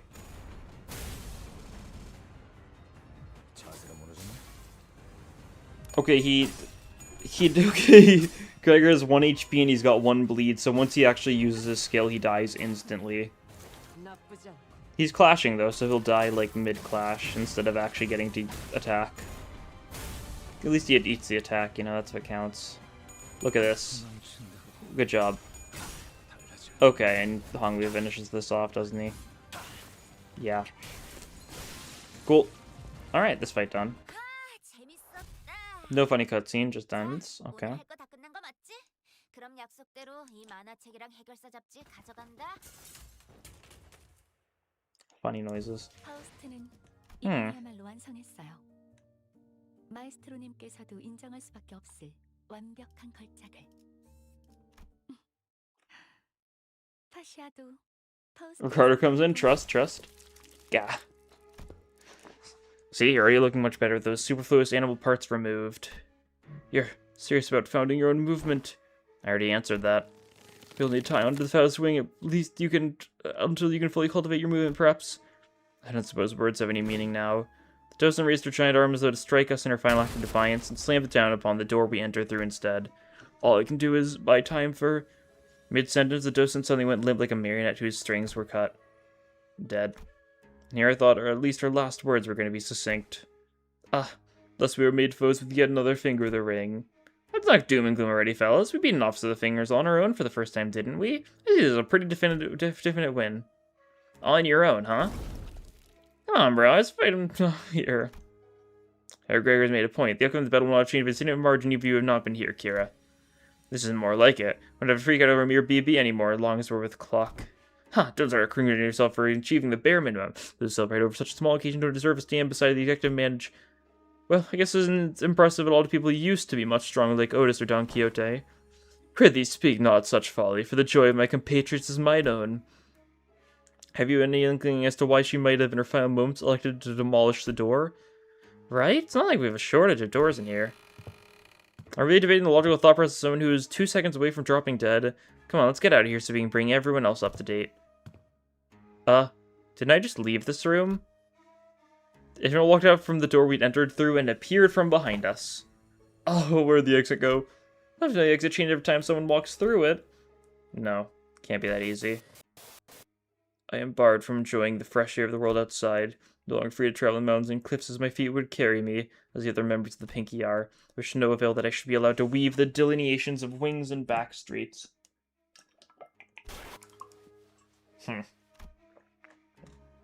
This is what she meant. The back door through which we traversed is a passage to the corridor of the one called the Index Nurse Father. Across the broken door we might, however, it avails us but a breach on Pinky Nurse Father's Ozzer corridor for it returns us to this room. Room's now locked in a loop without a starting point. No matter what door we open. Is there anything we can do? Our rescue team will arrive in time. As this location here is the regular flow of time, unlike the warp trains, it will be approximately between a week or two from the present before we can return. That's pretty long. Well, the first problem we're going to deal with is food. As far as I'm aware, we should be good to go for at least 3 days. Thanks, Roja. So let's... I'll head and bring any snacks. It's not like we're about to walk into one of the Elcor branches or a dungeon, so... Yeah, makes sense. Looks like we're going to have to get this room with her a search, then. Poof. No need. If there's no exit, we cut open our own. What about the part where it cuts into your memories, too? Deal with that yet? No. The sword, it still cleaves my memories with every slash. Don't know what memory will slice away this time, but it'll be something recent, or one I hold dear. Oi, wait, don't be so bloody rash about it. Other than me, no one Heathcliff still remembers the person he holds in the loving depths of his heart. Ever since the day of the Sepia Tempest, memory took on a special, precious meaning to Heathcliff. Heathcliff suddenly reached out and grabbed Ryoshu's arm. The Ryoshu and Heathcliff were undoubtedly different from each other. It's clear that Ryoshu's reckless attitude towards sacrificing her own memories triggered sort of anxiety in Heathcliff. What? Didn't you hear? The nerds will be here in a week or two to get us out. Why don't we just keep that sword nicely in the scabbard and wait it out? The radio doesn't work. What if we went up to the rooftop and entered one of the doors up there? There are thousands of them. Out of the question. By doing so, we'll be putting ourselves at a greater risk, that of casting ourselves into the endless maze that is the corridor. Okay, we're 10 meters. The brick wall and Maestro wanders right into this room. That wolf lady's last words. Man, I'm seeing the flags. Hell, a risky move, yeah, but I think Yoshida and her OP sword is our best bet. Right, but what if we get lucky and they find us in a day or two? Quit freaking out, HC. It will only be forgotten, not lost. Well, good memories don't tend to last very long. It's been a fun excursion, Cluck. I looked toward the scabbard, expecting it to be rattled violently as it did earlier, but it remained still. The white blade soon reveals itself and cuts the wall where the door used to be. And naturally, as the Araishiki's blade cleaves through the wall, so does the Ryoshu's memories. We were really getting somewhere. Thin strands of Araya's image, which had just begun to coalesce, slowly unraveled and fell apart once again. Even still, Araya released the blade without hesitation. But it's okay. We'll try again, so... Conveying no resentment, no hatred, but a few words of consolation. Don't feel too bad. As her voice faded into the gentle dark with Ryoshu's memories. Yep. Truly tragic.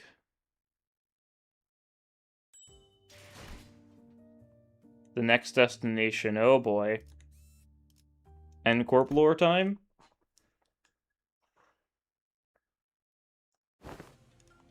Welcome back. Question.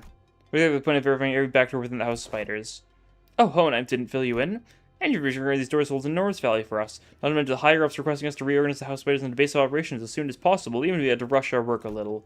Only speculating here, but I'm quite convinced that they're preparing for a conflict of sorts. These little pockets of absolute safety are extremely valuable during these operations, as you already know.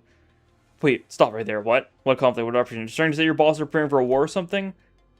I just feel like there isn't enough alarm space considering what he's saying. Preparing for what? Not even trying to hide anymore, huh? Did I say something wrong? Must you ask to know? I thought everyone already knew. I mean, it's an open secret at this point.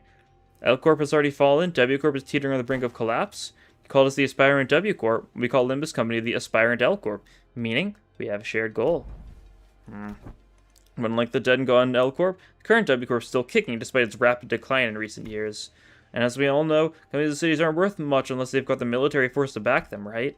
It's only natural that a business conflict would lead to a physical one as well. This is a mere team leader speaking, though. Who knows what the higher-ups in our companies are thinking. Either way, much fruitful collaboration was had today. This will work pretty well on our performance metrics, and we didn't even suffer that many losses. I can safely say that you'd expect a positive review from us regarding this collaboration. Seconds before yippee. We're saying our farewells to Alan, we return to the forward base, and share with Hohenheim everything that's happened so far. Hohenheim and Faust both did not seem willing to discuss the subject of the looming conflict, so we instead decided to have Ryoshu's memory and sword be examined. Oi, Hohenheim, results out yet? Not yet, assistant. I clearly remember telling you 3 minutes ago that it would take about 20 more minutes. Have you forgotten already? He talks too much. Rhea sounded irritated as she scolded Heathcliff, but I could sense a definite undercurrent of anxiety from the way she kept puffing her cigarettes to a stub at increasingly shorter intervals. This room might be more smoke than oxygen at this point. Mind slowing down a tad, practically fumigating the room with cigarette smoke. And speed up, glasses. Gonna bounce as soon as I hear the results. Both of you need to learn to respect that things take time. Yes, time is indeed relative, but the fact that I have managed to complete an in-depth analysis of an item in sudden history in such a single day is an incredibly fast turnaround and therefore deserves your appreciation. I've been attempting to rein in the more self-indulgent part of myself as of late, but I believe this achievement to elaborate upon. It is evident truth that such a result could not have been replicable had it been for my genius brain. Go out to the hallways and grab any passing reacher and tell them my incredible turnaround time, and they'll hear them say, "Whoa, done already," and that the ambulance are STFU. Endly tired of the two sinners alternating turns hounding him for results, Hohenheim seemed to speed up the analysis, and managed to hit the finish line much earlier than 20 minutes. Whoa, done already? Yeah. Good bit. Yes, there are times when test results are extracted earlier than the predicted time frame. Many of those instances are either attributed to my genius at work. And why aren't you saying anything? Give me the TR now. You did tell me to STFU, so I'm attempting to observe the exact merits of doing precisely that. You think Yoshida would ever use known acronyms straight? What if it's something like, sheesh, that's a full day, unwind after work, though? And your verdict on her interpretation? That is exactly what I meant. She's better than MTL in some ways. How she lies as she breathes. At that moment, I might have caught a glimpse of the scabbard rattling it slightly up the examination device, almost as though it were giggling. Very well, then I'll get right into it. First, the memory of the time she was complimented for her cooking has been erased. Huh? That's it? Hardly. Second, a name has been erased from her memory. You recall the name of the man who works with manager Sal? Which one? Do you mean Pilot or Effie? Effie? I would have asked in the past tense had it been him who I was referring to. Glad Miss Soud wasn't here for that. That kid. Right, I don't remember his name. She forgot Pilot's name? Among other mysteriously deleted memories are 172 hours of Donkey's Tales of Adventure and the types of food she fed to a seagull. Fie upon it! Dost thou say the memories most precious to young Rooster and me have been thrown into utter destruction? Look, Donkey, I'm not trying to be mean here, but that seems pretty acceptable, doesn't it? The price of unsheathing a sword like that. If we're going by sheer volume, I wouldn't say its mileage is acceptable. It erased several days worth of memories just for a single swing, didn't it? I mean, yeah, they kind of sound like inconsequential memories, don't they? Greg and Heath forget stuff all the time. How is this any different? It seemed the unquantified nature of these particular memories weren't achieved by sheer luck. In fact, it seems to have been impacted by the scabbard of the Uriashiki, or to be more precise, the power of Uriah's ego. That's so. Ryoshu looked down at the scabbard with an uncertain, hollow look in her eyes. All that remains of Ryan and Ryoshu's recollection is a blank space where the fragments of her existence used to be, severed and removed again. While it takes a rather significant amount of time, the scabbard seems to be, yes, capable of selecting of which of Sinner or Ryoshu's memories are to be erased as a cost of using Uriashiki. Sounds like I should be grateful then. But Ryoshu regards the scabbard with a conflicted look, as though to approximate the outlines of the void she left behind. Oh, so it's got like a cooldown timer. She can use it whenever, as long as she gives it time to select the trivial memories? It wouldn't be so quick to dismiss them as trivial. The memory of the time when you were competent for your cooking is quite a precious memory, wasn't it? You performed an inverse calculation of the relic's cost. Yes. According to our measurements, the sword seems to factor in the weight of each memory when calculating the cost of wielding it. Yeah. Makes enough sense.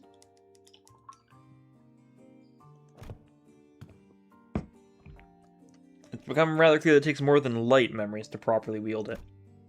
So when memory's been restored, as presumed, attempts to recall the recent seasons have resulted in failure. That is quite discouraging.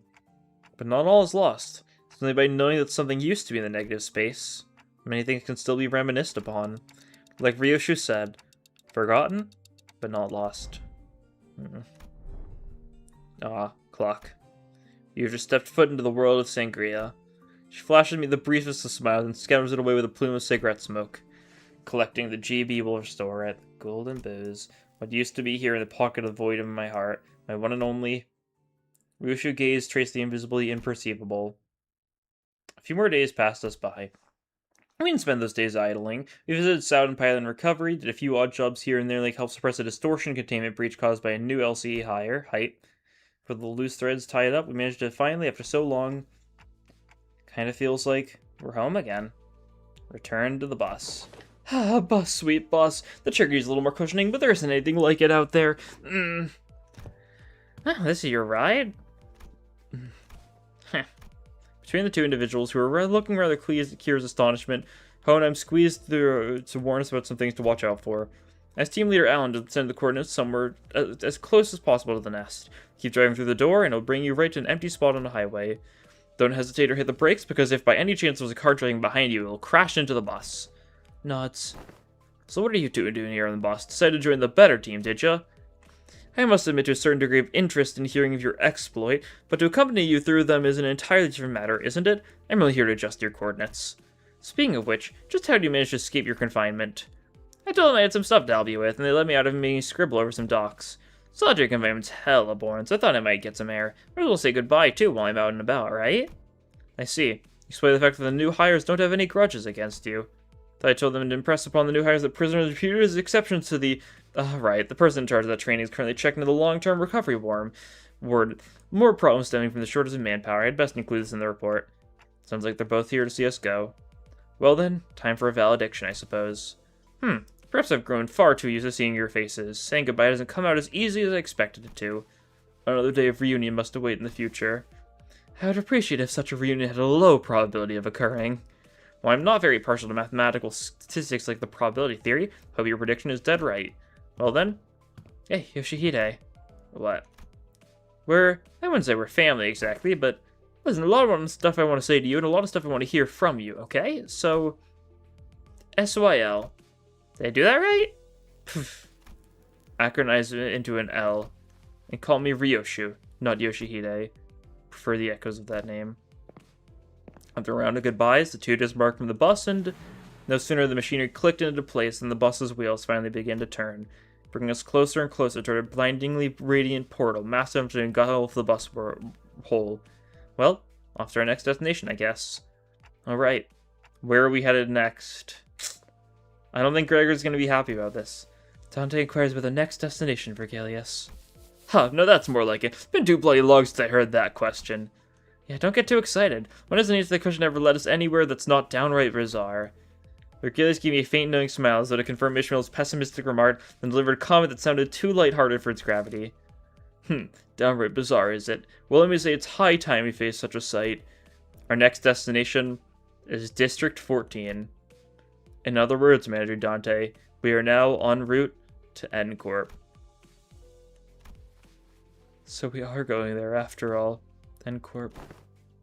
Plenty of faces there I'd rather not see. The rest of them voiced their various gripes and discontent with N-Corp. Merso, who probably had the most amount of history with the wing, simply flipped open his newspaper like usual and began reading it with the same unchanging expression. As though for him, none of this changed anything. Now departing. Vroom vroom. With that, the bus resumed its journey to a yet another tale. Oh boy. We'll have to see what that entails. That'll probably be in like, what, 2 months or so? Most likely. That checks out. That was a good Intervallo. A lot of focus on just kind of wrapping up everything from Canto 9, right? Covering through like some of the stuff with all the Nurse Fathers again. A lot of the Sinners got some moments, you know.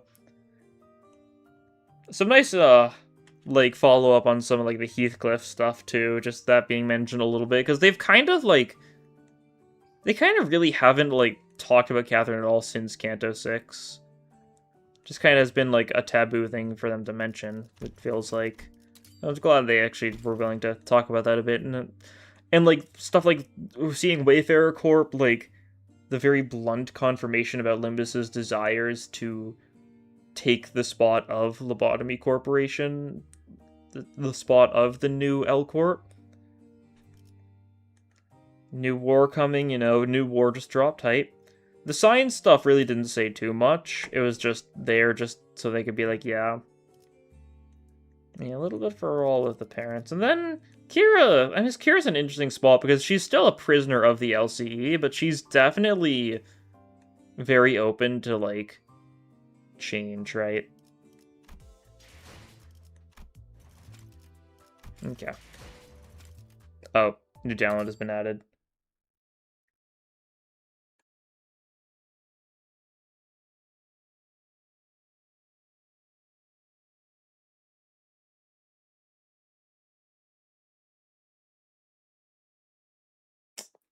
Game closed itself. Well, it's probably a good enough place to end it anyways, so that works out well enough.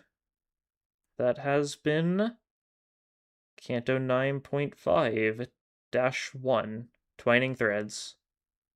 Thank you all for watching, and I'll see you all next time. Bye!